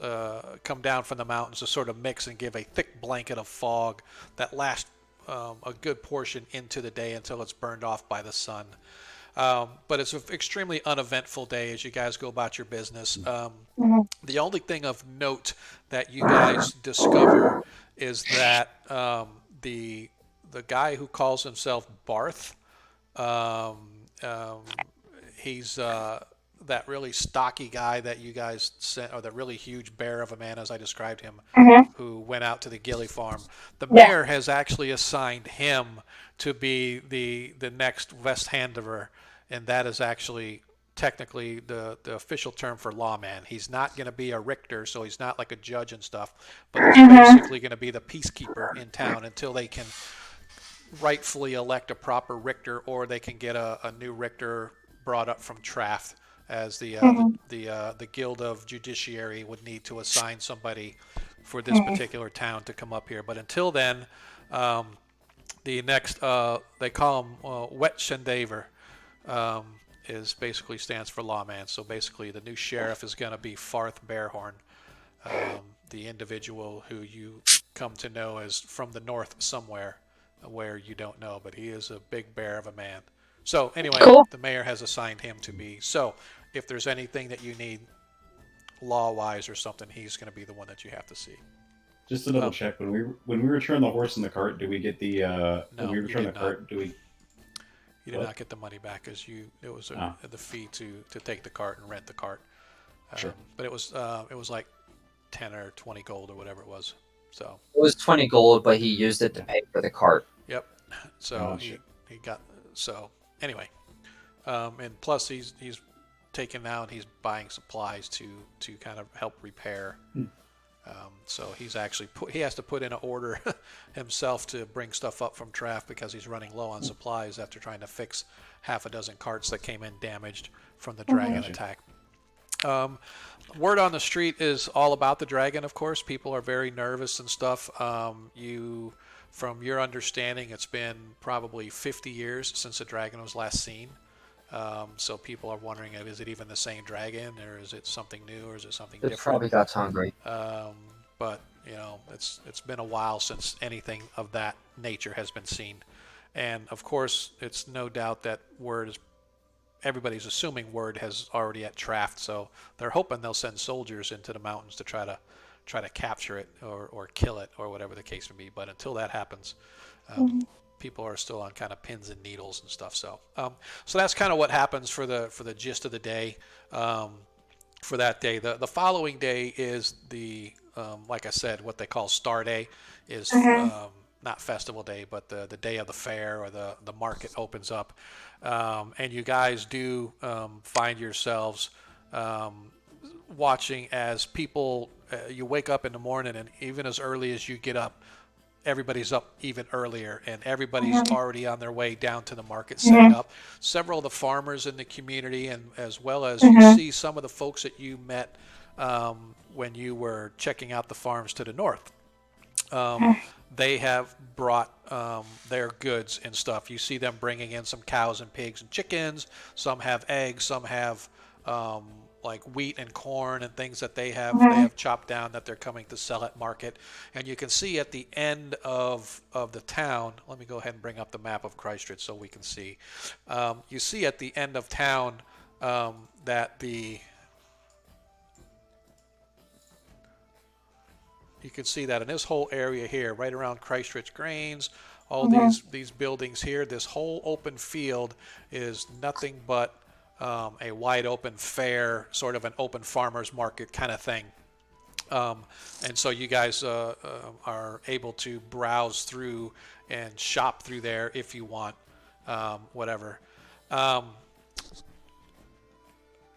Anyway, let's just kind of go there. We'll take it from there and see what you guys want to do while you're at the fair. Sean, Adam here made a point that the cart actually cost 15 gold, and we gave him 20. Yep. So can we just say we bought the cart outright, and then another 5 gold we came back to repair from whatever damage it might have taken from No, traveling? he took the whole 20 gold from you, but you can keep the cart if you want. Okay, all right. What I was saying is the other 5 gold was to say like he repaired the cart from any damage it we got on the costs way 20 up gold. the back. It costs 20 gold to get the cart. Yep. And since we don't have a horse, we're just gonna park the cart at the new home, the new property there. Oh, gotcha. Okay, yeah, that's fine. As soon as you get 20 gold, you might be able to go buy yourself another horse or buy a horse for it. All right. That'll be the trip back. Yep. So it is Star Day. You guys find yourselves out here in the fields of where the farmers market's going on. Anything particular you want to do, or you don't have to even stay here. Paviscro, I know you're new in town, so if there's anything particular that you want to look for that you may want to, you can. And these guys might be able to tell you if they know what's there in town or whatever. So what do we want to do? Yes, well, apparently I do not have much in the way of the winter clothing, even though I've lived up here for so long. So I'm going to try to see if that sort of thing is being sold here or not, or if this is something I might find somewhere else. So Galena's Goods, or Galliana's Goods, is the normal trading store. There's also the Coster across the street who does goods as well, but his is more utilitarian kind of goods. Mining stuff. He also does minor weapons and small, like lighter armors, like leather and stuff like that. Daggers, maybe some short swords that he contracts the blacksmith to help him make and whatnot. But anyway, Galliana's Goods, you guys remember seeing when you're there. They definitely sold cold weather gear if you needed it, whatnot. Yeah, how much would adding something, because I'm already wearing like scale over like a light gambeson, so I've already got some pretty thick clothes so far. How much would I need to spend to get that to the point where I'm not going to have to make con saves constantly? Well, so there's a couple things, right? So you can buy the cloth, the underlying clothing, sort of the lining for armor and stuff like that is 2 gold to line it. Or if you don't want to wear the armor, if you want to buy just cold weather clothing, a complete set, which is cloak, gloves, thick pants, shirt, hat, stuff like that, that's actually 15 gold for the entire ensemble of clothing, right? No. I think I'm just going to get the stuff for the armor, if that's okay. Right, so that means, but I'm just saying, that means wherever you go outside, you're going to have to be having your armor on to consider, free from the cold and whatnot. So, how much was the clothing again? What's that? How much was the full-blown clothing again? Full-blown clothing is 15 gold. Yeah, no, we'll just go with, I'll do the same thing as him, just the lining. Okay. All right, so it'll be 2 gold to get fur linings and stuff for your armor, which will give you added protection for cold. Right now, this gives you anything from 30 degrees and up. It gives you, you don't have to make a roll. If it's below 30 degrees down to 0 degrees, it'll give you advantage on a roll. And below 0 degrees, all bets are off. Gotcha. Alrighty then. Fahrenheit or Celsius? Yes, that's Fahrenheit. Okay. We're in America here. I'm American, yeah. Well, I don't have armor. You don't have armor? I don't have armor I don't have armor to line, so. Right. I can't. I don't have enough money for the clothing. Oh, she can line her current clothing. No, I don't think that's how Sean wanted it. So if you want, you can get like a heavy fur cloak for 5 gold, and that will give you advantage on a roll. Again, anything above 40 degrees, you don't have to roll. Below 40 degrees is when you start having to roll, right? And so from 40 degrees down to 0 degrees, the cloak would give you advantage on your roll, but below 0 degrees, there would be no advantage. So if you want to do that, so you don't have to. Sure. I'm just saying you don't have to. I'm just saying, you don't have to, but I'm just giving you guys what the options are. Now buy a cloak. Okay. Let me remove the 5 gold I just added from getting paid. A winter cloak. It's weird how DMs do that, how they give you money. Yeah, there you go. Monkey Booger says you guys need to go out and just steal from a local. Sorry, we don't do that. We hold standards above you. There's just too many holy people in this group. Even if I wanted to go out and steal it, like Halvard would probably cut off my hand or some shit. Yeah, I got be you. like, how dare you? The other day from the fight, right from the side. Yep. Just so I'm writing this down correctly, the cloak would give advantage from 0 to 40 or anything above 0. The thing I bought for 2 gold, that's just I don't roll unless it's below what temperature? So no matter what, for 40 degrees and above, everybody, no matter what, with or without protection, with the lining on your cloak, from 30 degrees to 0 degrees, you get advantage on your roll. Right, 30 degrees and up with the cloak. Right, normally it's 40 degrees, but with the lining, it's above 30 degrees. You don't have to roll. Same thing with the cloak, right?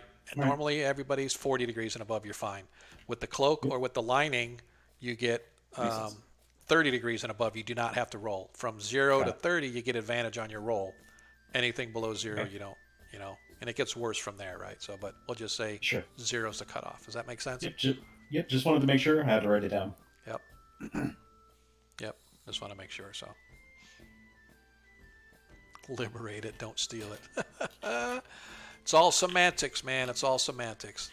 So, what do we want to do? We can script the cloaks. So, as you're there, and Galliana, as she's speaking to you, she's very much thankful for everything that you've done for this town. She's like, thank you so much. If there's anything you need special order, you tell me, and I will get it for you at cost. No markups whatsoever. I think it's the least that I can do for all you've done for us. Well, I appreciate that. That's pretty cool. Yep. So if there's anything special you need, maybe I have a nice set of fine dishware, my dear, if you would so desire to decorate your new home with. A lady could always use fine dishware when she's entertaining guests, you know. Nah, I'm good. Okay. Also. Okay. Yes. Going to innovations anyways, and we won't be back for a couple weeks. Also, do I look like a lady who'd be entertaining guests at my home? I'm giving off the incorrect vibes. You could regale to them the tales of things you've seen while you walked. No. I guess it's while she is talking to you, she's kind of looking at both you and Niola, but Niola has that half-orc look about her, so she doesn't really look like a lady. I look like a bum. Like this is true. I'm just in some like robes and chilling. Yep. Like totally agree. No. But she can see the inner beauty. So I got a question. I'm invested. What is highest in survival? +3. Why? Okay, that was a plus. I'm thinking, which one was the better cook? Look, I can cook things on the road. So very good at just finding things and putting it together and it being edible. But I wouldn't say it's tasty. Yeah. Hey man, as long as you can live by eating it. Having achieved your goals of getting at least a little bit warmer gear, with the knowledge of what the elements themselves can do to you when you're out in the wilderness, you guys find yourselves back out in the street. Where do we want to go? Do we want to do anything today? Don't I have a date with a small child to watch her plummet off a cliff? Isn't that today? It is today. You don't see her around anywhere. At least not that you see. Very highest. I mean, she is very small. Yeah. She'll find you. So I gotta go find a small gnome child to make sure she doesn't yeet herself off a cliff. All right, so go ahead and give me investigation with advantage. Oh, cool. I have no investigation, so we're gonna just... But you get advantage. Yeah, I got a 12 with advantage. I'm bad at it. Did you need the smart person to help you look? I was gonna say, but she rolled it so quickly I couldn't do it. I couldn't All say right, anything. so you ask around, and eventually, to your amazement, somebody actually says, "Oh, you mean Mina? Yeah, Yeah, Mina. her and her father were headed toward the woods past Old Kirk Church just not 20 minutes ago." Okay, I gotta go. And then I go. Okay. Oh God, I gotta go. So you head southeast, actually. I have a 40. I have a 40 walking speed. Yeah. I'm puffing it. Yeah, Let's and go. so you're going by yourself, or is everybody going? I don't know who. I don't know. You what's- guys What coming? the rest of you guys I'll gonna go do? with her. I'll go with her. I would come if addressed and asked. Yeah. So. Hey, are you coming? But I have Alright, to come go on, make you sure. beat yourself off the cliff. Halberd the and kid, Amick. yeah, sure, okay. Halberd and Amick have decided that no, they're not up for that. They're gonna go get something to drink at the tavern. They might do a little shopping around Kreistrich Market, but they are not going anywhere. As soon as they're out of earshot, I go, oh, thank God, I can blame them if she dies. So then I will keep going. If you weren't there. Time to watch kid eat herself off a cliff. Yeah, I gotta go watch herself eat off a cliff and hope she doesn't die. And make sure she doesn't die. Oh, that's funny. So you travel towards the Old Kirk. Let me try to get the map out again there. You guys travel back toward Old Kirk Church, and you find a small footpath that apparently they were following as they headed into the woods. And the reason they're heading that direction, and you see, is that the hills start to climb as you head east out of Kreistrich, right? You start heading toward the Klattsburg Mountains, but here you've got hills and kind of rocky hills here, but they get steadily taller, and you can see that it's sort of like the Rocky Mountain, well, not Rocky Mountains, but like the Appalachian Mountains and stuff, or the rolling hills of trees and stuff. Yeah. And every so often there's like a big spike in a tall hill. You guys managed to follow this footpath. You wander sort of through these woods and along this footpath for a while, when suddenly up ahead, you can't quite see, but you can hear this shriek of terror coming from the trees. And there's followed by a second shriek, and all of a sudden you hear this sort of high-pitched voice screaming, "Mina! Mina, no!" Oh, and you can hear the voice of the father screaming for Run, her. run, run. So you give me a perception check. Okay, I'm really good at those. Perception. You want the whole group, right? Yeah. Maybe, yeah. I mean, we should all be allowed to do a perception Oh, no, check. yeah, I'm sorry. Yeah, everybody. Yeah, absolutely. You're taking it out for me, so I wasn't sure what you were saying. Man. Yeah, same. All right, we're going to start having the DM roll for Paviscro, because every time he gets on these electronic dice. So, and Corvus. These dice, they like me. Yep, exactly. So, as you guys sort of move up, all of you see up ahead, you can see that there's this an open field area with this high sloping hill that sort of slopes slowly upwards, and then it drops very sharply on the other side. And you can see running down the hill toward you, but he's not really running toward you. It's like he's running down the hill, and he needs to run down and then around. So but he can't go down the other side because it's too steep. So he's coming down this side to the bottom of the hill so he can run around. And you can see the father gnome. On the other side, barely visible, you can see what looks to be something like a butterfly flapping away with legs kicking as quickly underneath, and it's in a tree.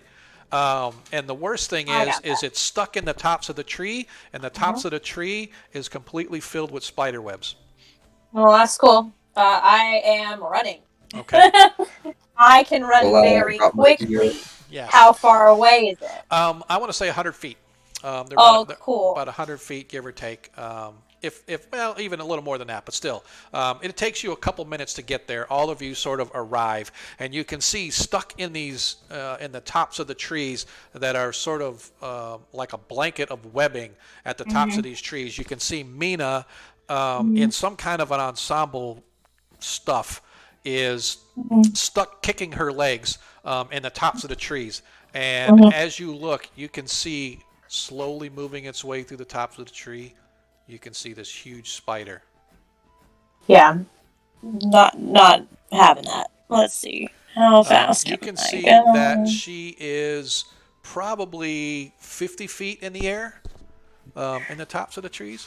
Is this an initiative situation? Well, that's what I'm going to do right now. Is we're going to go ahead and do the initiative because I don't know necessarily how you guys are going to solve this problem. But if it comes to combat, let's go ahead and have initiative. Milo is already pulling a crossbow out. All right. I'm getting prepared to speed climb a tree. So Just a second. I'm not even attempting that one. I'll leave that to the monk. if she's 50 feet in the air, my climbing speed is 20. I can do dash as an action and then a bonus action, which would then get me there. Almost certainly. That's a lot of math, but I could probably figure it out.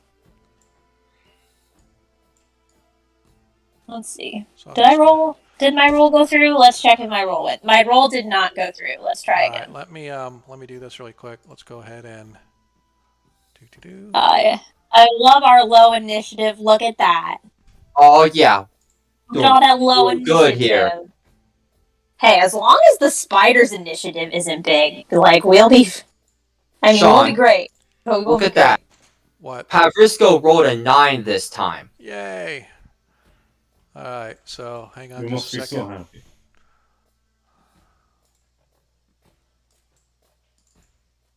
All right. Oh, that was fast. We won? No, I just had to reset, so I have to. And again, I don't know why it's not doing it, but I think normally I'm wondering if I have to start combat and then have you roll initiative. So I don't know, but Maybe.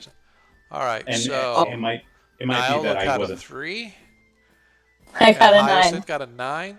Seeing Pavs didn't. Oh, hang on a second. Oh, dang it. I'm wondering if she has a different code set than ours, because her stuff is different than the rest of us. No, there's something, and I'll look it up. It's not that big of a deal, right? I'm not really worried about it right now, but for some reason, let me get rid of the dynamic lighting. Get rid of that. Okay. So now let's go back to where combat is. Oh, these grids are not centered.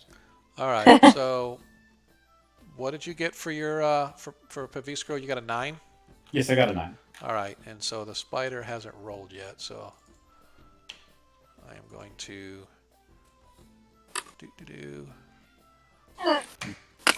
see if it has it on here.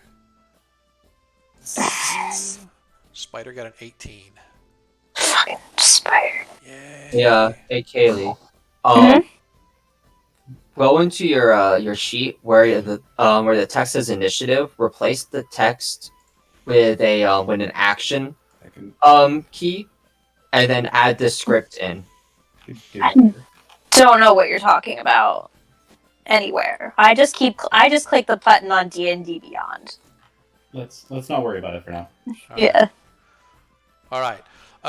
So last thing that I want everybody to give me one more. Give me a nature check with advantage. Sure thing. Well, I did pretty good. Not great, but there we go. Look at that. All right. Nah. 17. I like it. Me and Nilo know what's going on. We're just like, fuck. Yep. So as you guys are looking, you realize that obviously that the webs that Mina's kind of stuck in, she's not 100% stuck in. It's mostly the contraption on her back that she's attached to is stuck into it. The problem is she's dangling open air below her.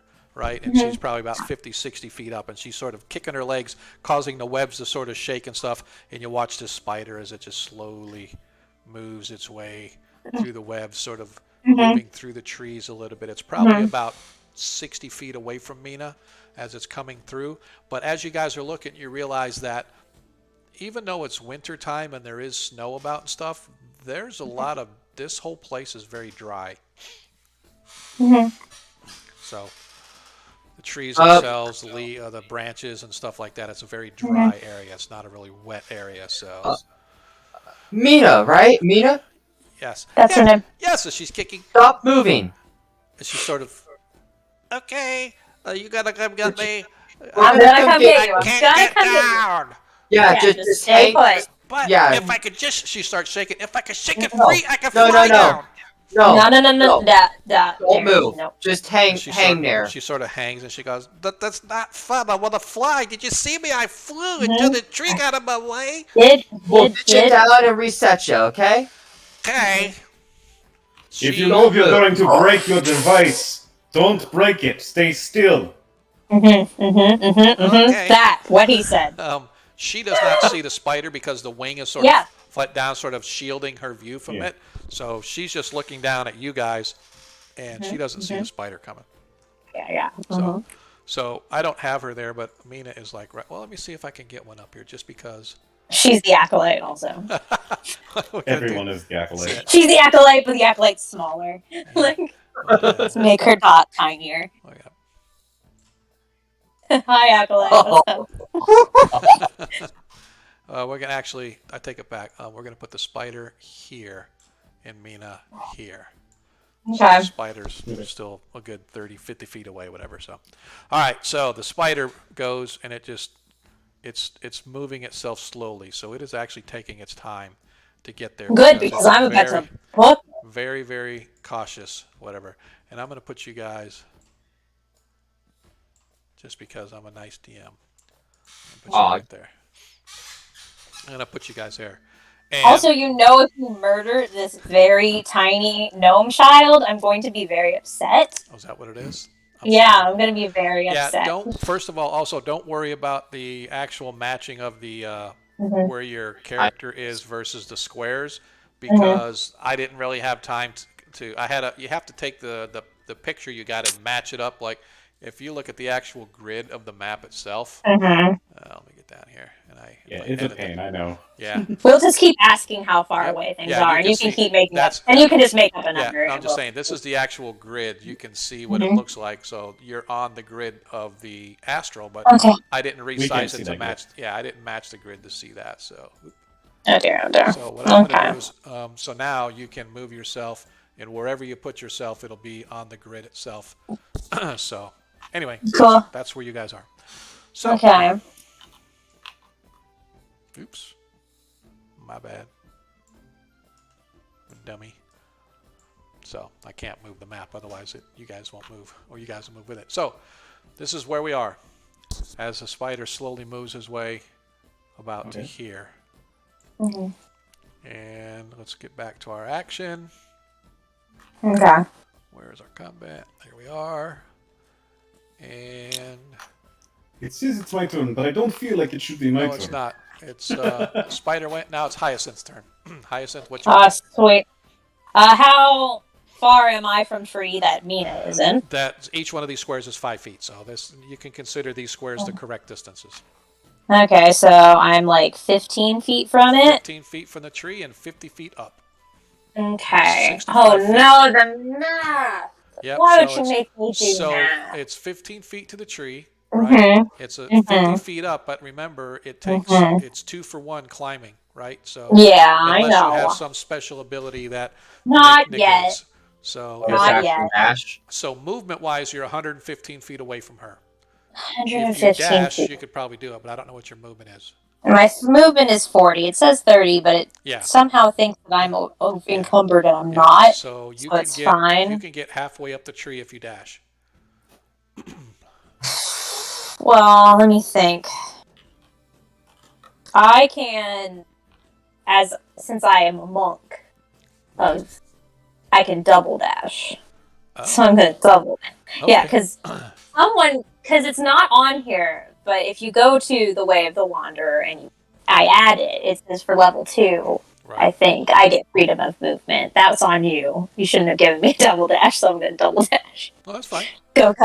I bolted up the tree. Because you can't do anything once you get there, but... Yeah, no, that's fine. I can be in between Spider and Mina. That's all I need to do, really. Okay. Is that good for you? Yeah. Yeah, that's great for me. Up the tree I go. All right. So, Beviskros. Yes. All right. So I see this spider. I know this place is very dry and very likely to catch flame. So I will not be casting Firebolt on it. I think that would be unwise. Instead, I am going to attempt to put the spider to sleep by shattering its consciousness with my hammer. Okay. Nice. I'm gonna cast sleep. Okay. That is a what kind of a save on it, or is it immediate hit dice? It's not a saving throw. I just roll hit dice. That's the spell right there, and it affects 22 hit points. Oh, so close. As this spider actually has more than what it shows here, but it normally 26, but it actually has a little more than that. But what are you? Oh, you mean in the I put it up. string. Yeah, I put it up in Put Apple. up the string. Okay. Yeah, so if you can see, it's got an armor class of 14. It's got there it is. 26 hit points, but it actually has a little more than that. So I didn't get that. you cast the sleep as you cast and say whatever it is you're going to say, and the spider completely ignores whatever it is you're saying. And I'm going to move 5, 10, 20-ish feet towards this one, directly beneath it. Okay. It is. I'm going to say, "You overgrown bug! Get down here!" and try to get its attention. Okay. Roll a persuasion check. Oh, I'm not really good at those. None. I don't think any of us are. Nilo might be the best at it, or maybe Halvard. Halvard might be the best at it. Halvard would be the best at it. Huh? Halvard would be the best at it. Yeah. Yeah. You want this is persuasion, you say, yes? Yes. Yes. Okay. 14. Yeah, the spider appears to ignore you. Right. So, just out of curiosity, I just want to ask, did you roll that 5d8, or did that just come up as part of the spell? So, I programmed the spell to roll the 5d8 when I clicked the description. Perfect. So, it rolled that 5d8. I got a 7, 2, 1, 6, 6. Yep, I just wanted to make sure this wasn't a default thing that I had in there. Good, man. Nice. Okay, so, now it is up to you, Naola. Nalo. Okay. So, yeah. She's gonna take a 5-foot step. Okay. Draw a crossbow and shoot the spider. All right. So let's see. That's 5, 10. What is it? 1, 2, 3, 4, 20, 50. Yeah. So I would say that it's about 35 feet away. So that's not that's not long range, right? So that's not a disadvantage. And I'm going to say that it has partial cover, so it has +2 to its armor class. So go ahead and roll to hit. You need to hit armor class 16.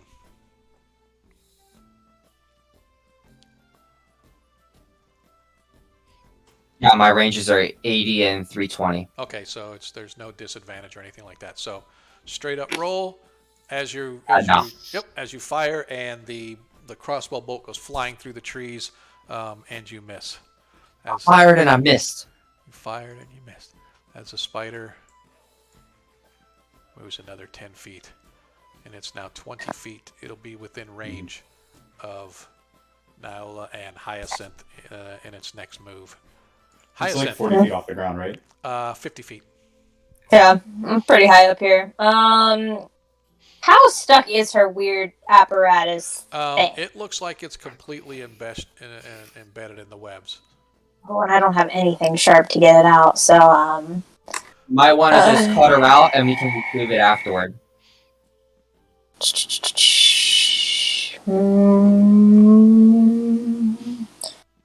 Do I think I'd be able to just yank it out? I don't have anything sharp. Unless a dart is considered sharp, but I don't think it is. So, really quick, let me check something. You have a knife on you? I don't have a knife. I don't have anything sharp or pointy. I have a quarterstaff and some darts. I don't think darts are pointy enough. Yeah, no. I'm not 1,000. Not. You are correct in your assessment. I'm going to, I want to look I know that there used to be something where it says that, like, strength and stuff like that. It's like a web spell, almost.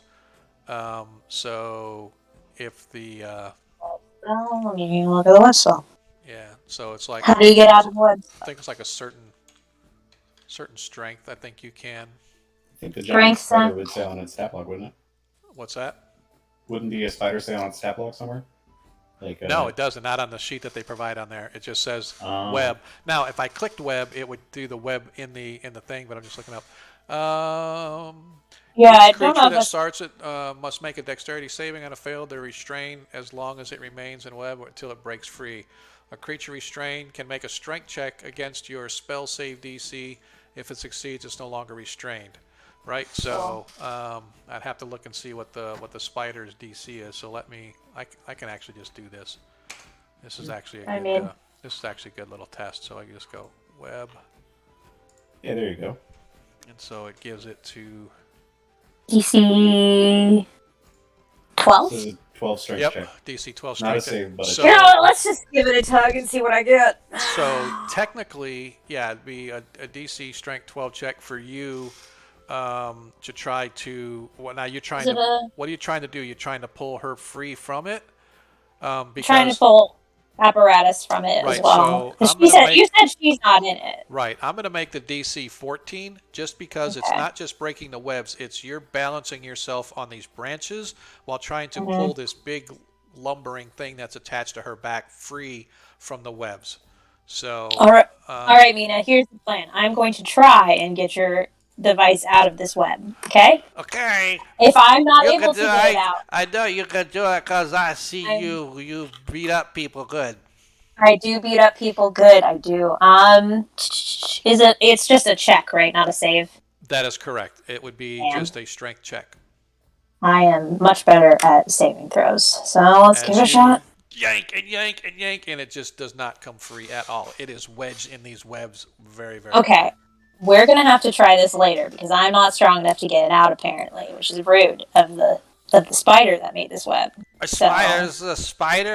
Where's a spider? Don't you get me out of it and be eaten by a spider. You can stop the spider from eating me. I'm definitely not going to let the spider eat you. I'm just going to need you to be brave and be calm, okay? We can do this together. Okay. You're brave. I know you can do it. Okay. Cool. But I don't want to get ate by a spider. I'm not going to let you get eaten by the spider. I'm not going to let that happen. Okay. Anything else you want to try? That was your action, really. You can. That was my action. What can I do? What can I do? I'm gonna. You always use your key to attack the web and break it with key power. Can I that's fun. I don't think I can. I didn't attack, so I can't just flurry of blows. From your perspective, it doesn't look like you're going to be able to break the web. So your most logical choice would be to try to free her from it without letting her fall. Yeah, I'm assuming that will also take an action. Yeah, so you won't be able to do that till your next turn. Yeah, I'm going to just sit here and be. I guess I'm just gonna sit there and look monkish until it shows up. between her and the spider. I just want to be able to block the spider. Okay. All right. I'll wait. Let me see. One more second. Let me just. No, I won't use. Yeah, you know what? I'll spend a key point to do patient defense because it is coming my way. Yes, it is. It'll be there this next turn. Yeah, it is coming my way. Have a scroll. Oh. All right. Not being able to knock the spider into unconsciousness, I am going to try a lesser spell, and I'm going to cast Mind Sliver and try to shatter its consciousness in a very different way. It needs to make an intelligence saving throw. Nice. I like it.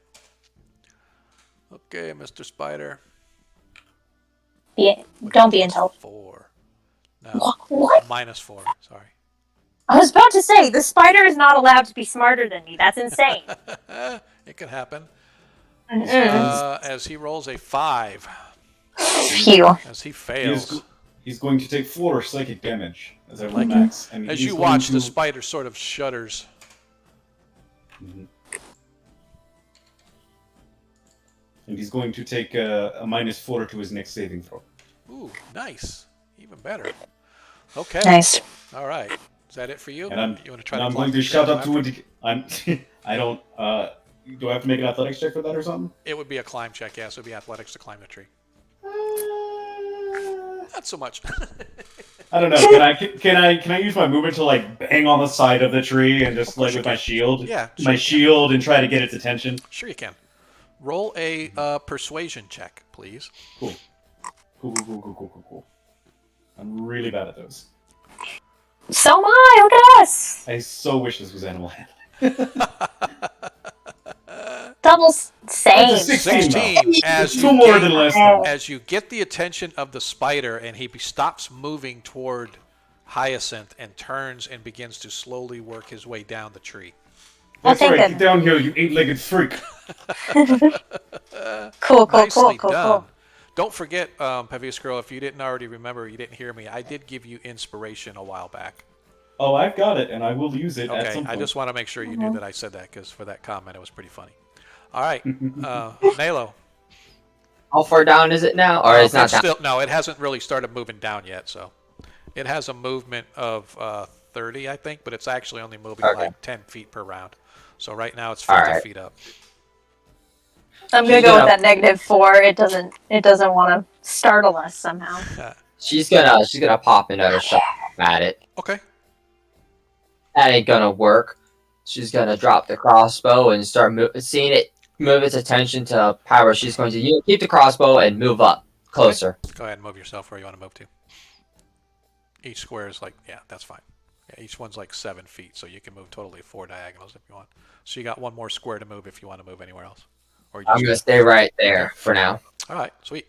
All right, as the spider, seeing Pravisco down there, he seems to be a little more excited to get down there. His climb is 30 feet, so he moves halfway down the tree. So now he is 20 feet above you, Pravisco.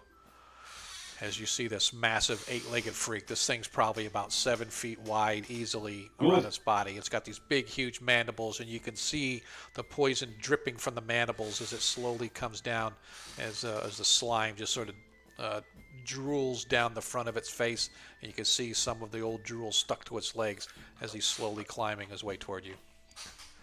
Hyacinth. We'll make an excellent Waltinger. Hyacinth.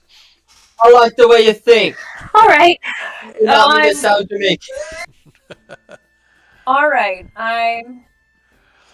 Hey, shout out to Lord Kazumba, man. How you doing, dude? I appreciate you hanging out with us. I don't know if you saw, but somebody actually gifted Lord Kazumba a subscription to my channel. So Sherlock. I think that's pretty awesome. Yeah, I don't have the light of Elandir. I don't have that. Sorry. Okay. Sorry. Let me see. I'm.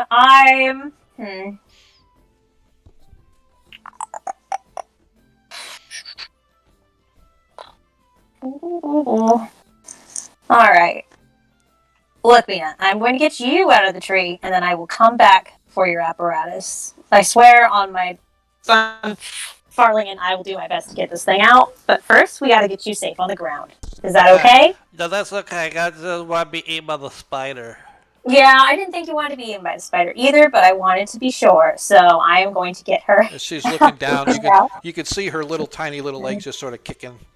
I am going to try and get her out of the web instead. You can have next time, because next time I'll fly, but I'm not going to fly into a tree. No worries. Yeah, first flights can be difficult, so I understand. This is my GL1-DE5. My turn is only 6 seconds, Mina. This is the model GL1-DE5. GO1-DE5. GL1-DE5. Yep. Okay. That means glide. Yeah. That's good. My dad thought I was funny. So do I need to make a strength set to try and get her out? So no, this is going to be an acrobatics check. Oh, cool. I'm much acrobatics to get her undone. Yes. She's undone, my dude. So you managed to get her. Now I want a strength check to make sure that you can catch her before she falls all the way. That's rude. I know. Just to see if she's going to fall. This had better be fucking low, because this had better be a fucking low DC. Gonna be really mad at you if you. Nobody give me a chance. Nah, you'll be fine. Look at you. No, it's not No. fine. Roll. No, you catch her. I'm just messing with you. I just wanted to see Okay. what you were gonna roll. I was only going to do the act. I was about to use my inspiration to be like, no, we're rolling again, sir. Yep.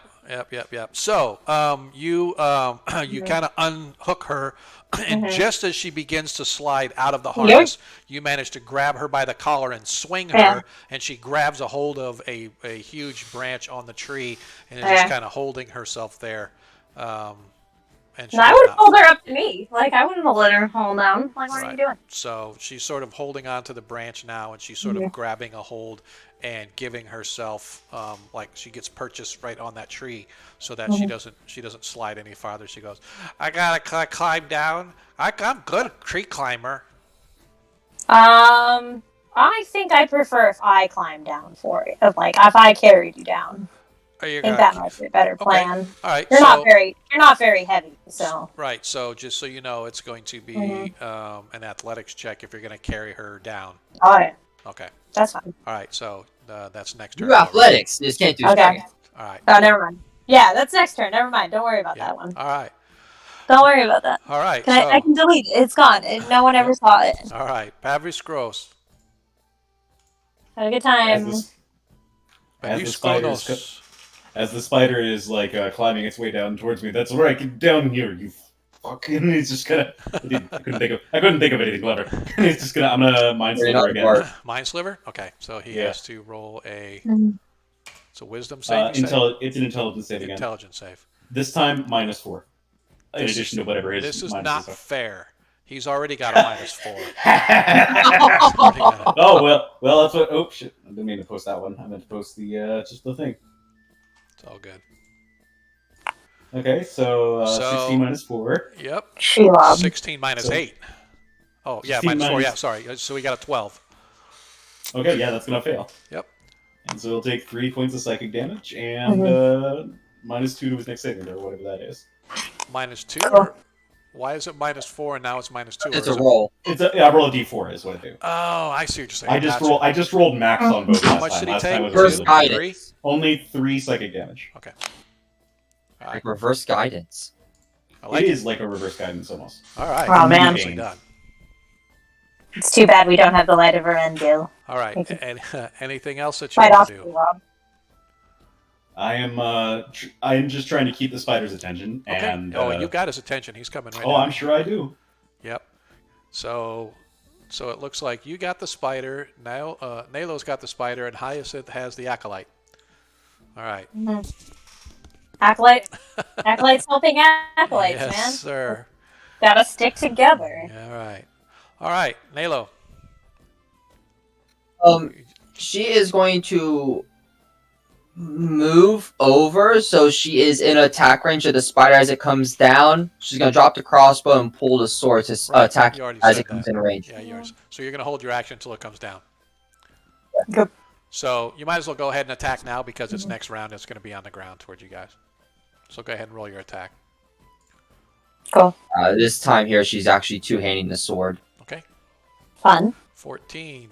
I believe that hits. It does. Armor class 14. It does hit. Consistency matter. All right. 10 hit points of slashing. Love to hear it. Love to see it. Draws a sword. Just as the spider gets down and has its mandibles open, ready to munch down on top of Pavrisco, you manage to slam into it with your long sword, cleaving a huge swath right across its its thorax. As you watch this sort of a thin line becomes wider and wider as the skin splits and the flesh begins to reveal beneath, and just this sort of blood ochreish sort of starts oozing out from this huge gash of a wound that you lay across it. Bright blue light. The spider sort of shudders a little bit, obviously in pain, and it lets out almost like a hiss as it sort of raises up toward the front and it gets ready to pounce on top of Pavrisco. Its mandibles sort of open up, and you can see the pinchers getting ready to chomp down on him. Ew.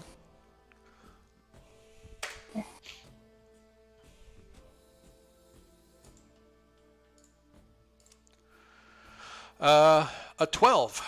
There's a 12 hit. No. So you watch as the spider comes jumping right down on top of you, right at the last second. It gets distracted by this flash of a glowing blade coming off from one side as Nyla strikes it, throwing the spider off, and it actually misses you, and it lands past you as it sort of turns around and begins to kind of come back towards you guys. As you can see, as it comes past you, Pepperisco, you can see the oozing sort of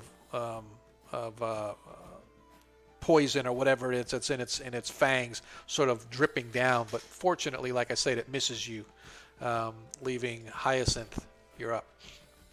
Cool, cool, cool. I am going to pick up the gnome child. Okay. And I'm going to take gnome child down tree. Okay, so this is going to be an athletics check, please. Let's see, because I'm going to use inspiration. If I fail, I failed, so we're going to do it again. One moment, please. Okay. My rolls have sucked. You have like had absolute rolls today. Garbage rolls. Big time. I'm trying to save the life of a small child here. Could we not with the rolls today? Ooh, what is wow. That? All right. How did that happen? Well, so, as you're climbing down, give me an acrobatics check, please, really quick. Oh, cool. I'm very good at that too. Why is it like it? Oh, so wow. So okay, I got. So here's what I'm going to do. I'm going to roll a d4, and that's how many tens of feet you fall before you catch yourself and her. Okay. Okay. You fall 30 feet. Cool. You suffer 13 points of bludgeoning damage. I'll take that. Mina suffers 3 hit points, and she smacks her head, and she's out cold. As you, like I said, you fall 30 feet. You manage to catch her, but not before your arm comes around here. You manage to grab a branch, and oof, as it sort of strikes you right in the gut, and you almost bend all the way over and flip over the branch, but you manage to, just out of a sort of sheer reflex, reach around and grab the branch and catch yourself, and you're kind of hanging there. But as you grab her, she falls just far enough, and she smacks her head on that same branch and knocks her out cold. And you this might make it easier, actually. And you can see that she gets this big egg sort of knot appear on her forehead, and it just starts to swell as she's out cold. But you're still about 20 feet from the ground. So that's going to be your action. It's your next action. You're going to have to do the same thing next round. I love commenters. Love to see it. Have you scrolled? Oh, that really hurt. Do I that really do hurt. I see the clusterfuck that's happening over here? No. So okay. Well, tell Do you we hear the clusterfuck that's going on? Give me a perception with disadvantage, because my assumption would be you're probably more paid attention to the spider than to what's going on behind you. But it's obviously quite possible that you heard the crashing through the trees as the and me yelling down. Yeah, she screamed. I definitely yelled. So me too. You probably heard, but yeah, go ahead, both of you. You probably heard but didn't see. Yeah, so you didn't see, but you heard. So you don't know what happened, but you know that it probably wasn't good. Yeah, same thing with you. Okay. Now, We'll be fine. Nalo, yeah, you don't see anything, but you heard crashing through the woods and a shout, and then this woof as something hard strikes something else hard, and a curse of what the fuck, or worse, Shit. You heard angry sounds. or so worse to that effect. fine. Let's Or worse focus to on that this. effect. Yep. All right. So, We're not dead. so As somebody Not jumps dead. out of the tree from the other side and says, "Don't die." okay. I just want to make sure I did hear No, they some, do not. Sorry, something. somebody asked a question in chat. Do you get reduced damage from falls from monks? No, Not No. yet. not yet. There's certain feats and skills that they get at higher levels, but in 1E, at certain point, you get like if you're within a foot of a wall or something, you don't take any damage unless you can fall for like 60, 80, 100 feet, whatever. Yeah. Something crazy. Yeah, like that, so- I don't have slow fall Yeah, yet. monks get that at 4th level. Yeah. So all right, cool. It'll be cool when I do. Yeah. It'll be way cool. All right. I'll be so awesome. So I just want to. So I did hear something back there because the child is my priority, and I just want to. Would it be reasonable for me to want to go investigate that? With what I've Sure. heard? No, this is totally up Okay, to you. cool. You heard. Milo You did not upset. see. You did Sure. not see. I'm not saying you can do whatever you want. You did not see, but you heard her crashing through the trees. So you assume somebody fell from up on high. Whether it's in with the cursing and stuff going on, you assume it was Hyacinth, but you don't know if the child was with her or not. Sure. I don't hear any angry. I only hear angry bitching. I think they're okay. All right. We should focus on this. If we hear someone screaming in pain and agony, that's when we should worry. I'm going to take the opportunity attack, though. I will, because if I heard someone falling, I am going to assume that they are injured to the point where they need healing. Okay. Or they are being attacked by a spider I don't see. So I'll eat an opportunity attack to move over to there. Eat healing. Go ahead and hit me with that opportunity attack, DM. Healing. Oh. 21. That would hit. I'm going to cast Shield, and I'm going to shout to the spider, "Wait your fucking turn!" as I raise my shield up and just have a purple energy just deflect the blow. Yep. Knew that was coming. That's why. Are you used to the shield stuff? Oh yeah, dude. I know that's. As soon as I saw you had shield, I'm like, yeah, I knew exactly. And then he's like, oh, I want splint mail. Yep, I know exactly what he's doing. So that's fine. We have ways around that. I know. I'm gonna get hit with these saving throws later. It's gonna suck. Anyway. All right. Yeah. No. So as you leap away, the spider goes to clamp down on you, and you immediately, as your reaction, you throw up your arm and cast shield, deflecting the spider away as it sort of wobbly turns and sees the tasty morsel of Nalo standing there all by her lonesome. And we'll be back. You're there, and you move. Now, as you get over there, Pavrisco, you can see that Hyacinth has the child, an unconscious child, dangling in her arms. And I'm clearly very hurt. she's dangling from the tree about 20 feet up, hanging from a branch. She looks like she's sort of half bent over it, so it looks like, for all intents and purposes, she landed it on her ribs. So her ribs landed on this large tree branch, and it broke her fall, and it probably what's up? Probably broke her How ribs you doing too. down there? Probably broke her ribs too. Bring her here, I'll heal her, and I'm going to ready a cure wounds for when that child is within touching distance. I shall. All right, Nilo. That'll be my turn. Nilo, you're up. All right. Yeah. So I gotta beat the shit out of the spider now. Do it. Still two-handing this It'll be sword. fine. He's going to swing on it. Okay. Go ahead and roll the hit. Damn, nice roll. Nicely done. 8 damage. But she hit it. 8 hit points of slashing damage. As you smack the spider. You got this. All right. As it is now the You know spider's what? turn. I'm gonna action Monthly search inspiration. again. All right. I believe the AC That was hits. 16. No, armor class 14, so you hit with the. That's right, because it's not in the trees anymore. Yep. Hell 12 yeah. slashing. Yeah. Nicely Murder done. that thing. As the second blow, so the first blow you managed to cleave right down on top of it, and it's slicing right.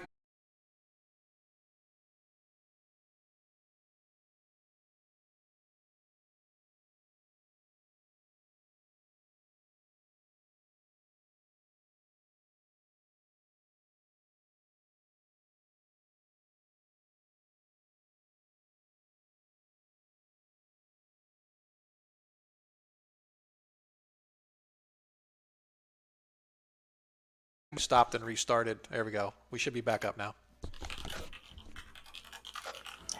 Yep. Somebody want to refresh us to make sure? Yeah. Yep, we're good. Yeah, we're good. Yeah, it happened to me last time, and last time I was stupid and I stopped the stream and I restarted it, so I ended up with 2 streams. This time I just disconnected and reconnected my internet real quick, and it refreshed everything. So hopefully that doesn't. Hopefully I don't have 2 streams this time too, but you know, it all counts as a stream. So anyway, as I was saying, as Niola reaches with her two-handed sword, and as the blue light just sort of flashes through the darkness and the shades of the trees, as she catches the spider up underneath the neck and comes back down around, this time as the point of the sword goes right down between the spider's eyes, and she pins it to the ground as the spider itself just sort of shakes there for a second, and then the telltale sign of a dead spider as its legs begin to curl up, and it lays still dead on the ground. She pulls the sword back out, wipes it off. Ugh, disgusting. I'm glad she did such a good job. Nicely done. come back. Literally, did no one take damage from the spider? I am the only one not at full health. Me and this small child, huh? Okay, I have to get her down the tree, though. We're not going to keep talking about it because she's probably making death saves, so I need to get her down. Go ahead and get The real enemy. Nyla will stand. Is it another athletics check? It is an athletics check, please. She'll stand under her in don't case be she a bitch falls. about this. Yes. I do okay. Yes, as you manage to struggle, climb, fall, half fall, catch yourself on another branch here, smack your head, smack your shoulder, but finally you manage to get to the ground, and up comes running the gnome father, screaming up, Mina, Mina, I hand child up. I hand child up. And as you can see, she's sort of laying there. She has this huge knot on her head. I hand her over to the healer man. This gnome father's gonna run up to Babisco, about to smack his daughter in the head with a hammer to heal her.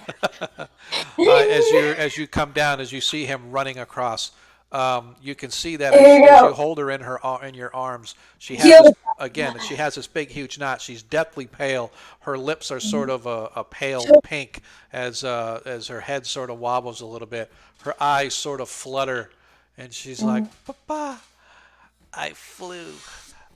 She did a great job. She did a great job flying. I did not a great job climbing. We all make mistakes. Ow. Healer, you had a healing ready. Healer. Yeah, I already rolled it. Okay, cool. She's alive. I'm sorry. I have to say this. My son, who is in computer science class or school, he sends me this meme. And it's got a picture of, I'm not sure what it is, but it's a cartoon figure. On one side of it, it's smiling. On the other side, it's a frown. And it says, everyone on my floor is coding.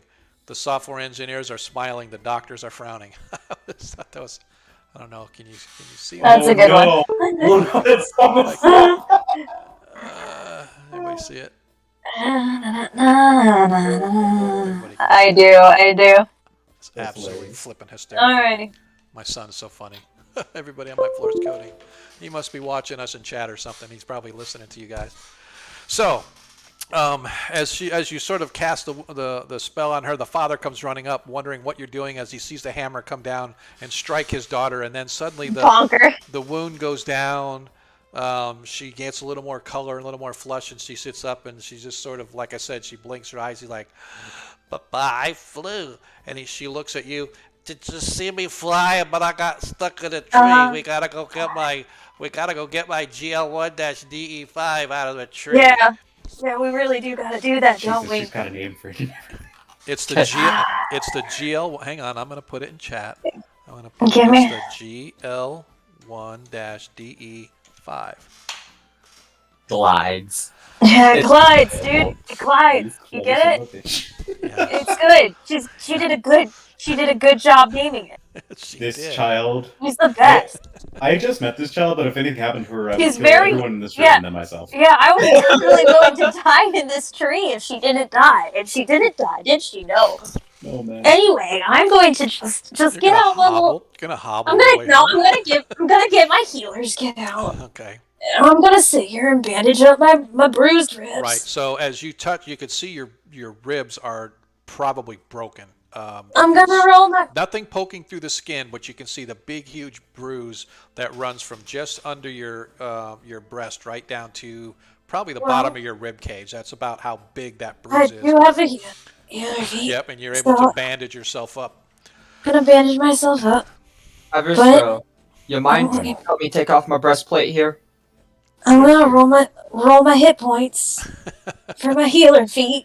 Okay. My 1d6 plus 4, so I don't die. Click at the roll. Click to roll. I got 7 hit points back. Yep, Look and at you that. have 2 uses left. Yeah, I do. I'm gonna get another one. It's a really good thing that I bought. While she's doing that, Nido's gonna get help taking off her breastplate, then she's gonna climb up to cut off the Thank you. thing. Alright, so it takes you guys probably a good 2 hours to do all that. Did not have anything better to do today. Nicely done. Athletics 23. Nice. So it takes you about, like I said, about 2 hours or so, but you finally managed to get the GL1-DE5 down for Mina. and she is so happy and so ecstatic that I'm you guys glad. got it down. Even though it's covered in webs, she's going to go home and she can clean it all off. I'm gonna try it again next week. Daddy says that I could go try it again, but I can't do it by a tree. Yeah, I'm gonna. Perhaps you should We use a are gonna be house. leaving town next week, so you try and make sure that it's not near any spiders, okay? Okay, if I can't fly, then I have a kite that I made, and I'm gonna put it up in the lightning and see if I can catch lightning. Oh man, you make sure that you don't do. Don't. I wouldn't do that. No, let's hold Don't be off. holding that. Also, make sure you're grounded. Baby Also. steps. Okay. Baby steps. I can't wait for you to come back before I fly again, okay? Yeah, that's a great plan. I like that plan. Okay. Don't do it until we come back, Well, okay? I flew good. Did you see You me? I did flew fly really good. And she sort of points to the top of the hills.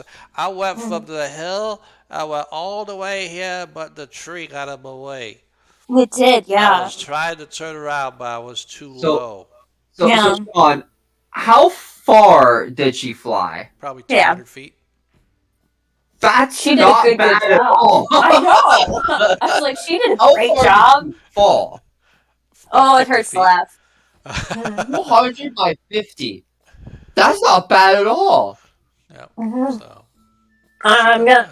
All right. I'm gonna You have know where Albert we're lay on hands on me to see if I can get some magical healing, so that I only have bruised ribs instead of fractured ribs. All right, so you guys make your way back to town. It takes you about we're gonna stop by the Old Church on the way. Okay, stopping by Old Kirk. You see that the place is closed up. The fair or the market is in full swing. But the Old Kirk Church itself is closed and the doors are locked. I'm gonna knock him anyway in case the guy just wants his peace and quiet. Okay. Wait about 5-10 minutes. Nobody answers, even though you've knocked a few times. He's probably at the fair. You know? Yep, let's get going. Okay. Yeah. All right. Let's go. Making your way back in, you actually run into Halvard and Amek as they're walking around as they look at you and they give you quizzical looks like, what the hell happened to you? I fell out of the tree. Okay. Oh, are you hurt? Yeah, I could use a little hay on He hands. walks over and before you even say anything, he immediately lays hands on you and heals you for 10 hit points. Well, I don't need 10. I only need 6. Okay, so he heals you for 6 hit points. Sweet. I have bruised ribs, but I'm okay. Yeah. Still hurts to take a deep breath or to laugh too hard, but the healing makes you feel much, much better. Oh, yeah, for sure. As Mina and her father sort of walk off, and he just shakes every one of your hands and says, I don't know what I would do without her. Yeah, she's a delight. So, as Mina and her father make their way back through the local the farmers market, and again, you guys can see the farmers and everything are completely engaged in selling. They've got cows. You see people have horses that they're selling as well. And the typical stuff that you would find, artisans.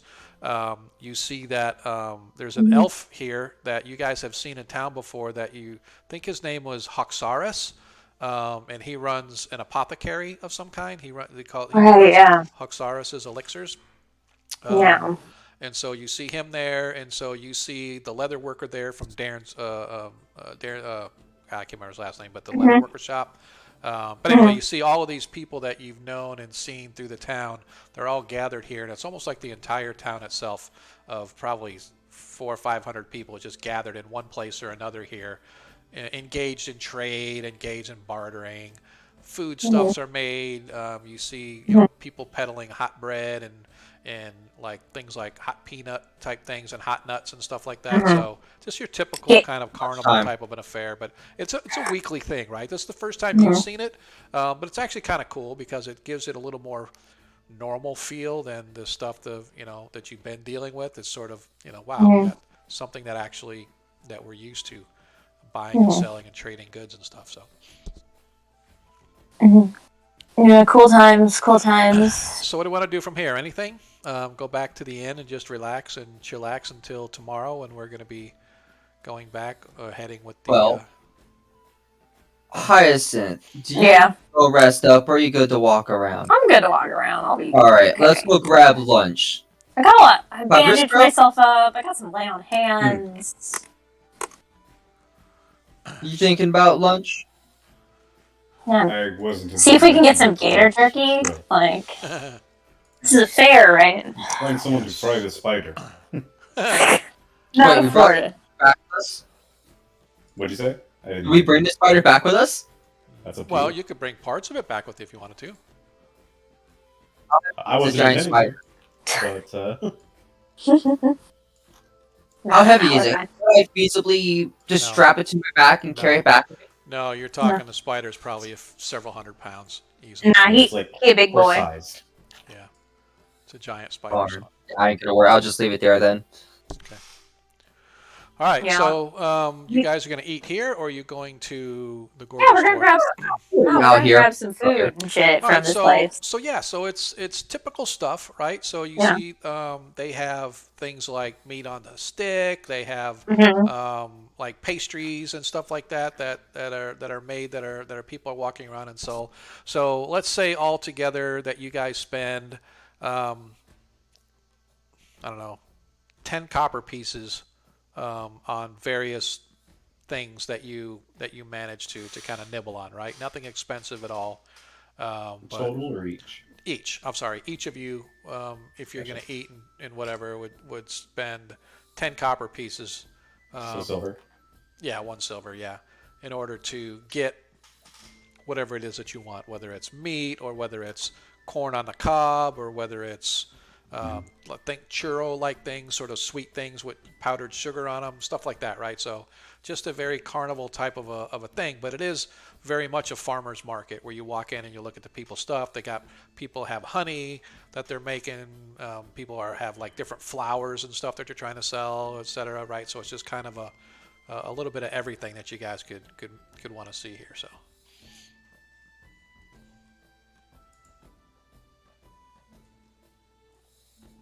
So, what else do you want to do? Anything? Oh, you're very welcome, Lord Kasumba. Okay. I got you on the shout outs there, so I just have you automatically rolled through. So Sometimes. he is the godfather. He is the godfather of all Greyhawk streaming, therefore we pay homage to him.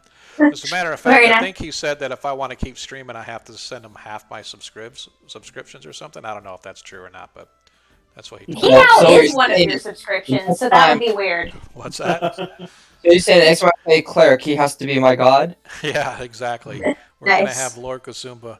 Actually, someday, if you guys get down around the Greyhawk, free city of Greyhawk, or over the Ulek states, actually, we'll take a swing by Altamira, and we'll let you guys meet Lord Kasumba or something like that. So that'd be kind of fun. Kind of a cross. That's fun. But I've always been told don't cross the stream, so I don't know. Does that work in Twitch? I'm not sure, but it did in Ghostbusters. Oh Lord. In Twitch, you definitely want to cross the streams. Real, I'm a dad. real quick. I'm a dad. That's a Yeah. dad joke. So Yeah. It's I very guess acceptable the for only me. last thing I want to do is like we haven't really checked up on Erin. Is Erin doing okay? don't Like- know. Last that you talked to her, she was. She was at the Gorgeous Store, she was at the which Gorgeous is where we Store. were having her house, Yep. and I'm assuming I've been paying for that. So it's been like 3 days. Yeah. No. So- No. No? No, you don't have to pay for her. No. Okay, Zog was like, nah, she's cool Yeah. for So, sure. Yep. So, but she is Okay, cool. she's under wraps. Probably got her Have- chain downstairs just to be sure. We don't have her chained down. No, we don't have. Hey, Jason, that. thanks for showing, dude. That's Appreciate you. That's insane and uncalled for. No, but we haven't like seen her around. Correct. She was not downstairs when you guys were eating breakfast or when you came back from the retrieving or going to check up on Abry. Mhm. So Okay. she wasn't there. So she's probably in a room somewhere, but Sog hasn't really said anything. And since you guys didn't ask, I figured you didn't want to know. So No, I do want to know now. okay. So we I've going back thought to the about gorgeous. Oh, you going back to the gorgeous store then? I will go back to the. No, everyone else doesn't have to come if they don't want to come. So what do you, I mean, what are the rest of y'all gonna do? So Peviskro he is basically waiting until the day that we are to leave for town. Yep. And so what he's going to do is he's going to probably just try to busy himself over the next few days. Just well, we literally leave tomorrow. Yeah. Okay. Well, for the rest of the day, if just trying to see whatever there is that needs to be done, like if something needs to be fixed, he'll do that. Okay. If there's no work to be done around town, then he won't really he'll just Yeah, because today is actually relax. today is their Sabbath, if you will, or their off, not their Sabbath, but it's an off day. It's sort of the day after the Sabbath, so they sort of start up with the farmers market, and then you go into the work week, and then you have the Sabbath again, and then you have this again. So again, usually on Wednesdays the caravan from Traft arrives with supplies, and then on the day after today, everything. So today and tonight, everything will be getting loaded into the caravans, and then tomorrow everything heads south to go back to Traft. So, I'm gonna go check on my adopted orphan. Okay. Gotta go. Another adopted orphan after that. Yeah, I have so many. Nalo, is there anything particular that you need to do, or do you want to do? She's gonna keep wandering around the festival for a bit and just more or less enjoy your time out there. She knows how to have a good time, and eventually she'll wander her way back to the gorgeous dwarf. Okay, so you guys all sort of do that, and you managed to get everything done that you need to do, right? But it does come time where you guys eventually all find yourselves back at the gorgeous dwarf. Just a second, real quick. And there's Aaron. As Aaron makes an appearance as Sog brings her out. She's staying in a room upstairs. Different room from you guys, obviously, but she seems much better. She's calm. She's eating. She is grateful to be alive. Grateful to be out from underneath that wicked werewolf. Definitely appreciates you guys as well. You guys are approached while you're sort of getting back to figure out what's up with Aaron and stuff. A gentleman approaches you, and you don't recognize him at first, but suddenly you realize it is the guy that was in the wagon that led you guys to kind of get into all this, and he's much better, and he just sort of limps over to you guys, and he's Danke. You have saved my life. I can never repay, but I must ask you, did you find it? When you went back there, did you find it? We did not find the dragon. No. No. Not the dragon. Not the dragon. The box. Did you find the box? And that's where we're going to end our story tonight. Oh, cool. I did get pastries for Aaron at the carnival, though. Don't get it twisted. Okay. I definitely bought her some shit. The pastries for the kid are more important than the box. Just want to point that out.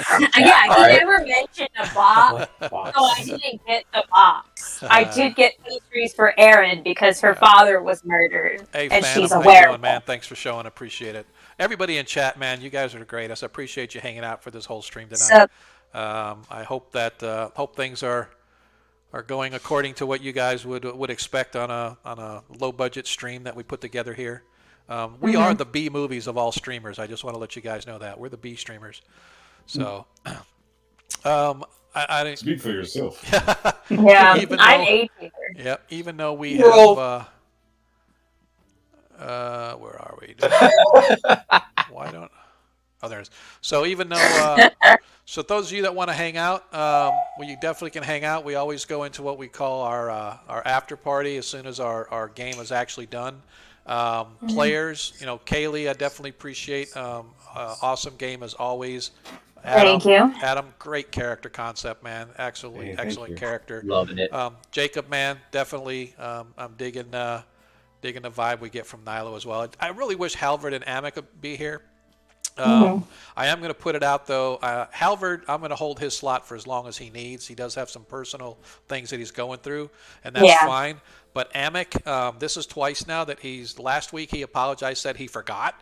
Not last week, but the last game he said he forgot. I'm assuming he forgot again today.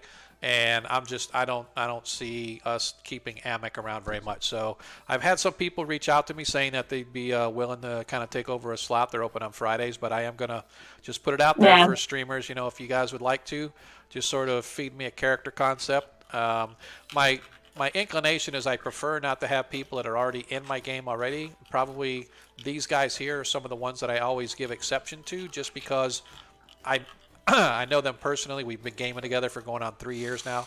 So I mean, if they want to play in multiple games, that's fine.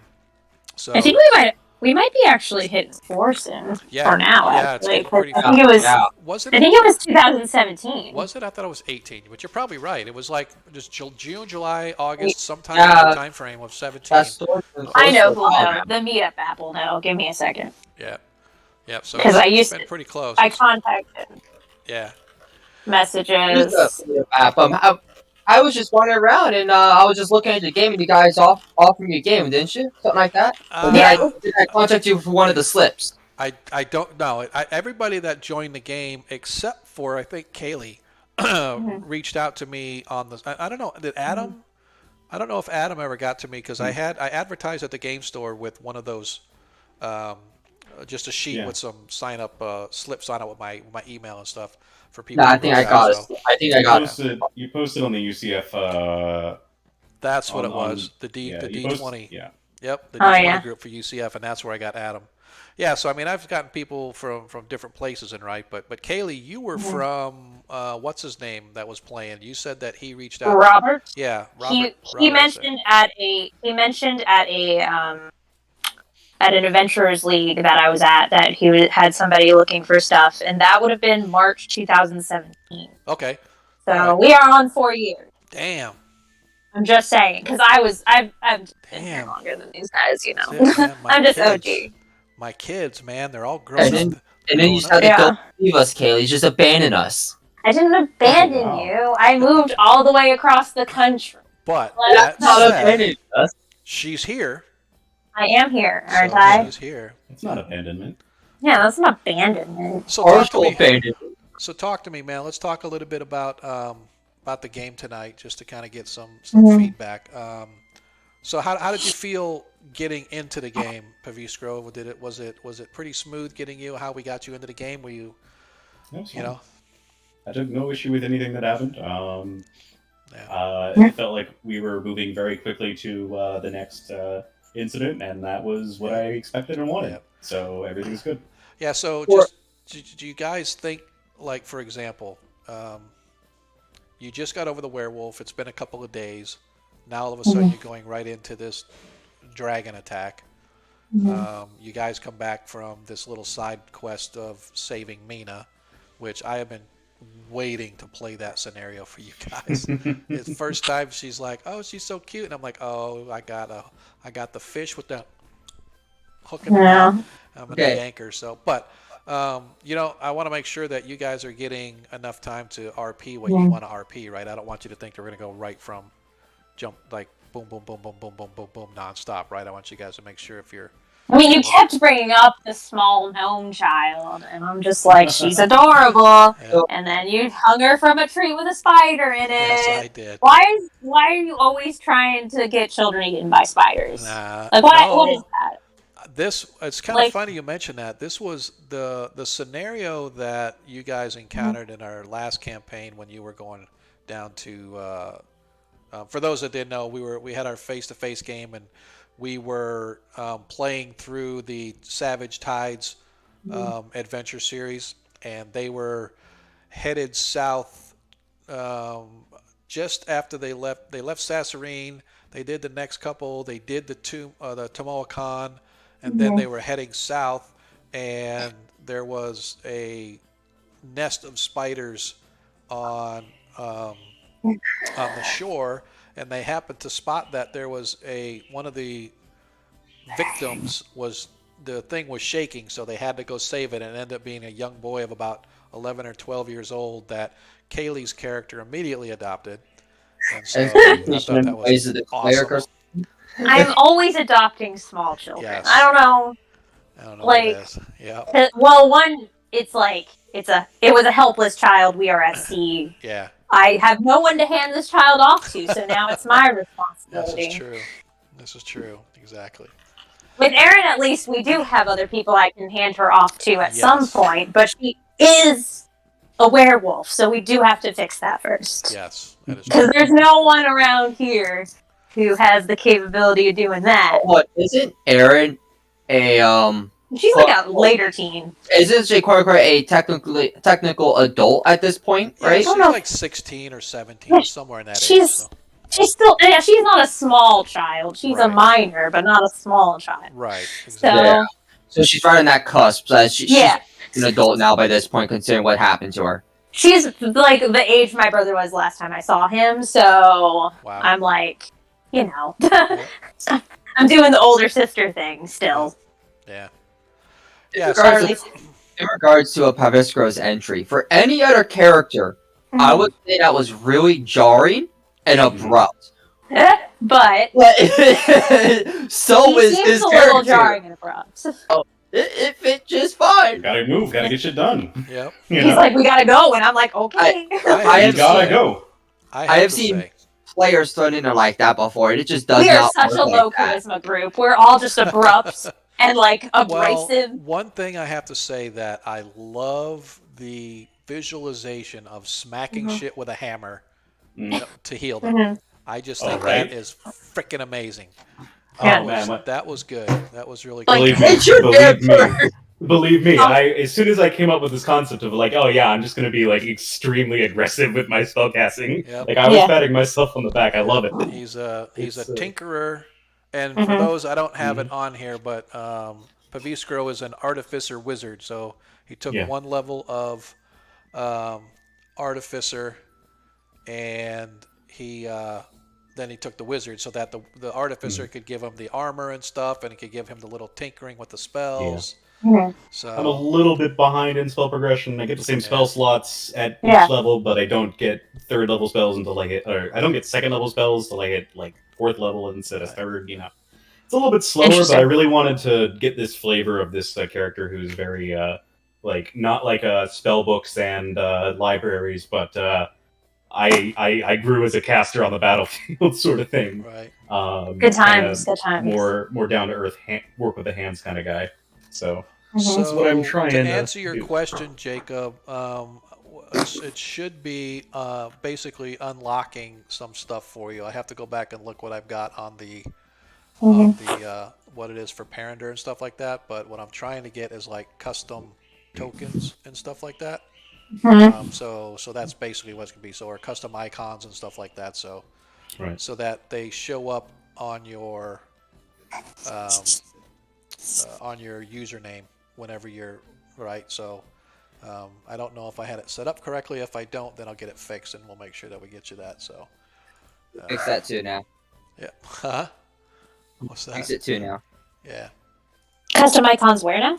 So if you look at channel bits and stuff like that, you can turn in channel bits. And like I said, if you get 1,500, it can get you a natural 1 or natural 20. And for 3,000, you're an official Parander, if you will, to reclaim them in. And so basically what I'm trying to do is get some custom icons. And those icons would show whenever, for example, on certain channels, when you type anything, not only does your name show up, but you'll also see a custom icon, right? To say, oh, I get this. Yeah, so that's the like the first one when you become a follower. When you become a follower and stuff like that, you get that.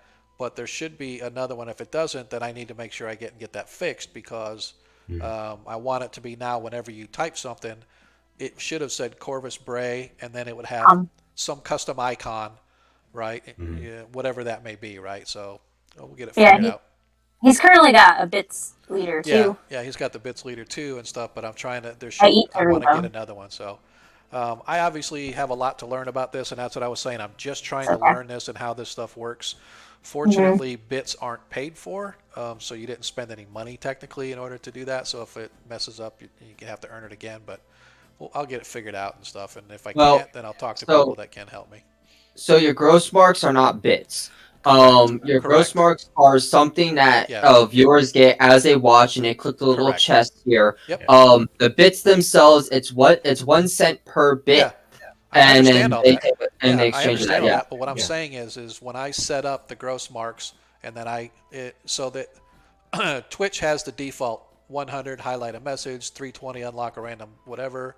So those are all set by Twitch, right? I can go and customize those and change the values, but right now They have this automated system that says based on how many people on your stream and stuff like that, they'll tweak that to get the power easier, right? So those numbers, like the first one says highlight my message for 100. If I had a certain amount of viewership that's low, a lot lower, they may tweak that to 50 so that people are more inclined to do more as they're here because they earn them faster and they can do that, right? So the system is built in, but the 1500 and the 3000 one, I created those.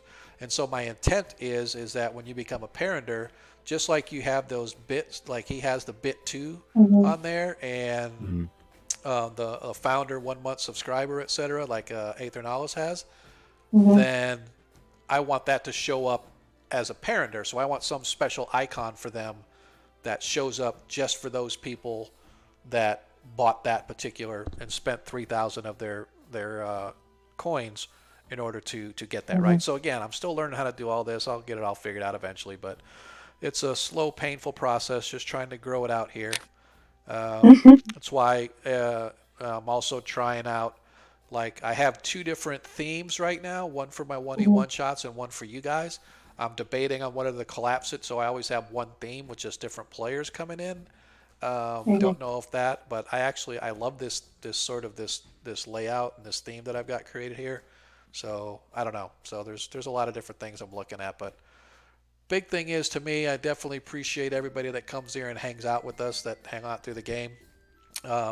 Any questions from anybody out in chat? Anybody got to ask our players before we get out of here? Because after party usually lasts, I don't know, 15, 20 minutes, so I don't want to go much past 11:45 unless you guys want to hang out. I'm free to hang out as forever. My wife's still at the resort. I got her a resort stay for a week. Nice. So, yeah, got me out of her hair, let her go relax by the pool and all that stuff, and she and my daughter got to spend a week there. Nice. So Chelsea, actually, I think she just got home. I heard my bird freaking out. Bird always freaks out when she walks by. I have no idea what it is, but he starts squawking at her. So I think she just got home, but my wife's still gone. So I could stay all night long. Nah, I'll probably be heading out soon. Oh, not long. Yeah, my poor boyfriend has wandered off, and I don't know where he went. And I think he went to go get beer. On him. I think he went to get beer at the Queen Anne Beer Hall, and I want to do that too. Nice. So I also want to go to the Queen Anne Beer Hall.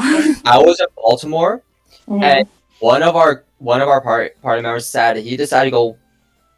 He decided to come back to the hotel late. We were at the convention center. We were staying in the we were staying in one of the major resort hotels that was built into the convention center because one of our group owned shares in the hotel, so he got a special deal on it.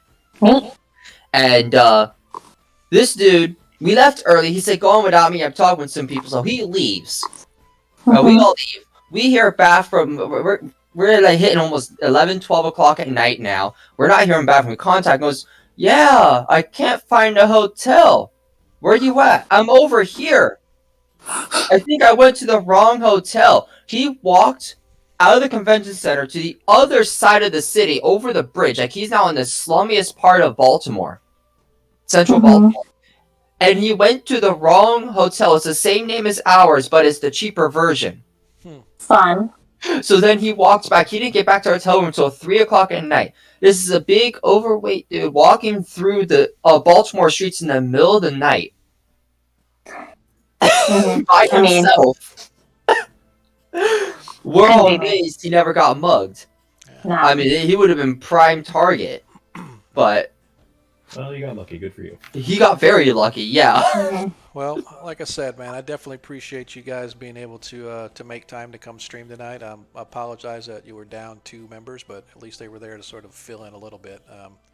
Try to get a couple people that are able to actually play. Like I said, I'm going to hold it open for Halvard as long as he needs. So if I have to continue, but I do need to get him bumped up because right now he's still showing as a first level, and so even though you guys are bare minimum, maybe a temporary filler if he's going to need extended break. Yeah, we could copy his character and like level that one up, so then have the other one at first level. So when he comes back, he can change it however he wants. You know what? I don't think you guys would be third level before he comes back, so I could just level him, and if whatever he wants to change, he just goes and change. Yeah, that would work too. So yeah, that would work. Yep. All right, so Kaylee, I guess if you want to take off, you can. I'm going to hang out just for a little bit. I don't know, Adam, you and Jake can hang out a little bit, whatever. But tell your boyfriend we said hi, and tell him we definitely appreciate putting you on loan for a little while we go kill things. Yeah, no worries. I will. You've got a following out here. You can't leave your fans hanging. I know. They need Hyacinth going out I'm there clearly doing her monk shit. I'm clearly the main character. Like, hey, revolves around Hyacinth. If you depend on Hyacinth, you're probably gonna hit your head on the tree branch. Yeah, look, I nearly died saving a small child. That's main character shit. You are like the first responder heroes that we hear all about. So. Yeah, like that's kind of my thing. I'm out here healing people and saving children from trees. This time. What was that? You're a spellcaster this time. You're still playing healer. Yep. Yeah. Exactly. Well, it's when we started talking about the little bit of the gritty and the healing and stuff like that. That's one thing. So. I was looking at the Way of Mercy build, and it's like helping people who are hurt and need healing, but also dealing out damage. Yep. So I was like, well, why not just add the healer feat on there? And then we're gonna put you didn't know if we have a clear. We're gonna put you out of your misery. That's what's needed. If I recall, sometimes that is needed.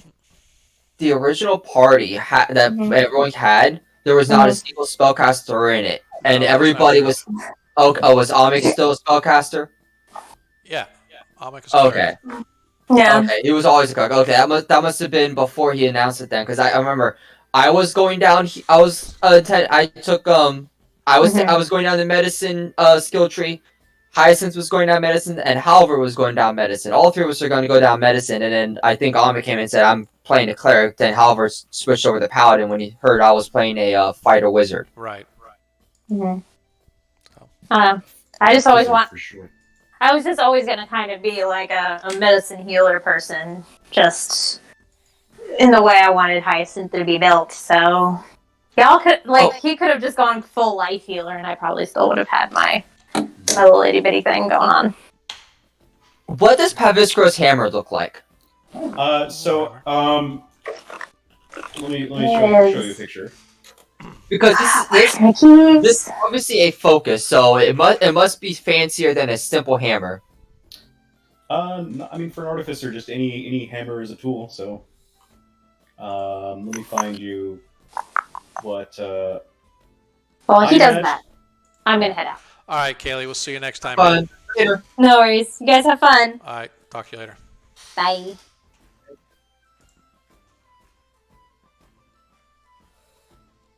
I've got a picture for it. I just need to pull it up because my. I imagine it to look something like this. It's you can use it as a hammer. You can use it as a warhammer. It's a hammer. As a Fairyland campaign. Dear God. Nice. Ooh. I like it. That is really nice. Yeah. It's pretty cool.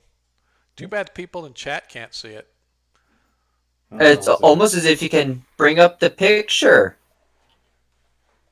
I don't know if there's a easy way to do that. All right. We're going there. Yep. If you missed it, just rewind the. Yeah, my camera. I don't know, man. My camera didn't quite reach because I'm right at the range of where my desktop is and my camera is. So, you know what I could do though? Hang on, because I'm a knucklehead. Could plug the Discord, and people can check it out in the general on Discord. Imagine that. There you go. Yeah. So if you're a follower, or if you're a sub, or if you click the Discord, you can go to our Discord channel. Absolutely. Go to Discord and check out Pavrisco's hammer. For those of you that are subscribers, by the way, if you go to our Discord channel. Hello. That is really nice, yeah. All right, we're getting a feedback on here.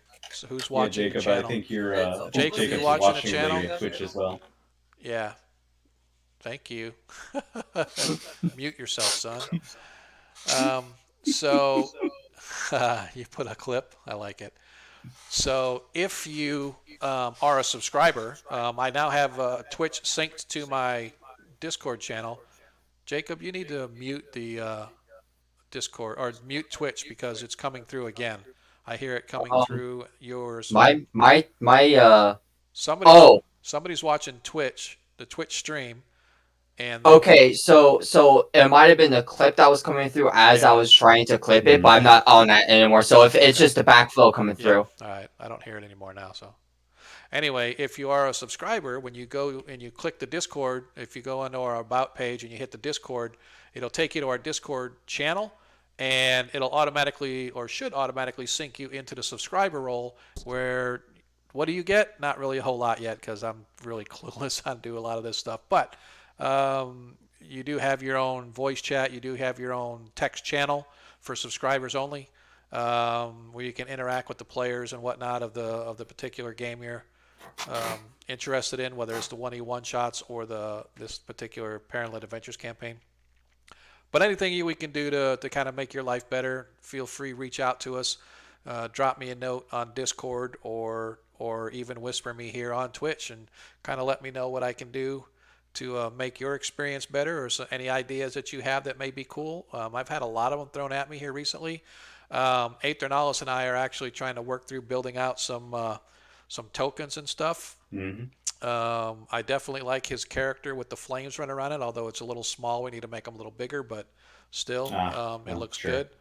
But yeah, man, so like I said, we're slowly but surely building our brand. Give us a while, and eventually we may actually have something that's maybe more of a B+ list as opposed to the B list. So, but for everybody that's been here the whole time, that's kind of hung out with us all night, we definitely appreciate you. Once again, don't forget we stream every other Friday night right here at the same channel at 7:30 until 11:30, 12, or whenever we stop talking. And then every single Monday, we actually have our 1v1 shots game, which the campaign kicked off last Monday with character creation. This Monday is our first actual adventure. If I could ever get character sheets from everybody, for those of you that are my 1E players out in chat, I'm directing that at you. Or players that are here, I'm directing that at you. But yeah, so come join us Monday night when we kick off our 1v1 shots campaign. We're starting off in the free city of Greyhawk, because when you play in Greyhawk, where else would you want to start? It's either there or people always start in Hamlet, and I don't want to do Hamlet again. I'd rather do the free You can always streets. do a mansion on a hill. I could do a mansion on a hill. God. I actually think that Level 1 characters. I think that Aethernalis' character is going to have flashbacks the minute I start playing the Free City of Greyhawk game. So I can't remember if I ran it for you guys, but I'm pretty sure I did. So I'm sure he'll have flashbacks on it because it's one of my favorite adventures in the Free City. So come check us out. I know which one you're talking about. Yeah. But come check us out. Come check us out on Monday night at 7 o'clock right here on Greyhawk or on Parent-Led Adventures, our Greyhawk 1v1 shots campaign. So until then, we will see you guys next week. Later. Good night. Sweetheart, yeah, it's time to go. Do, do, do, do. I missed my calling. I should have been a singer. See ya, Monkey Man. I definitely appreciate. Yes, Monkey, you make a good PDF for everyone, please. Monkey's my go-to guy, man. He does everything for me. So, all right. I was gonna see. I thought about doing a raid. I should actually see if I could do a raid out of here. I know I got 9 people viewing, but I don't know. Where would it be? Is the kid still streaming, or he's off now? That's what I'm not sure. I would have to go look and see. I don't know for sure. I'm really not that in tune with the Streamlabs stuff yet. I've been going through a lot of stuff. I've got my automated scripts running and things like that, right? So that kind of works. But the bot tool lets me do a lot of things. But I could have swore that there was something on here where it helps me for my raid and stuff, and I'm like, all right, so let's see. Yeah, it doesn't show it here, so I'm gonna have to. I think by next week I'll have all of this stuff figured out, and we'll figure out how to raid people.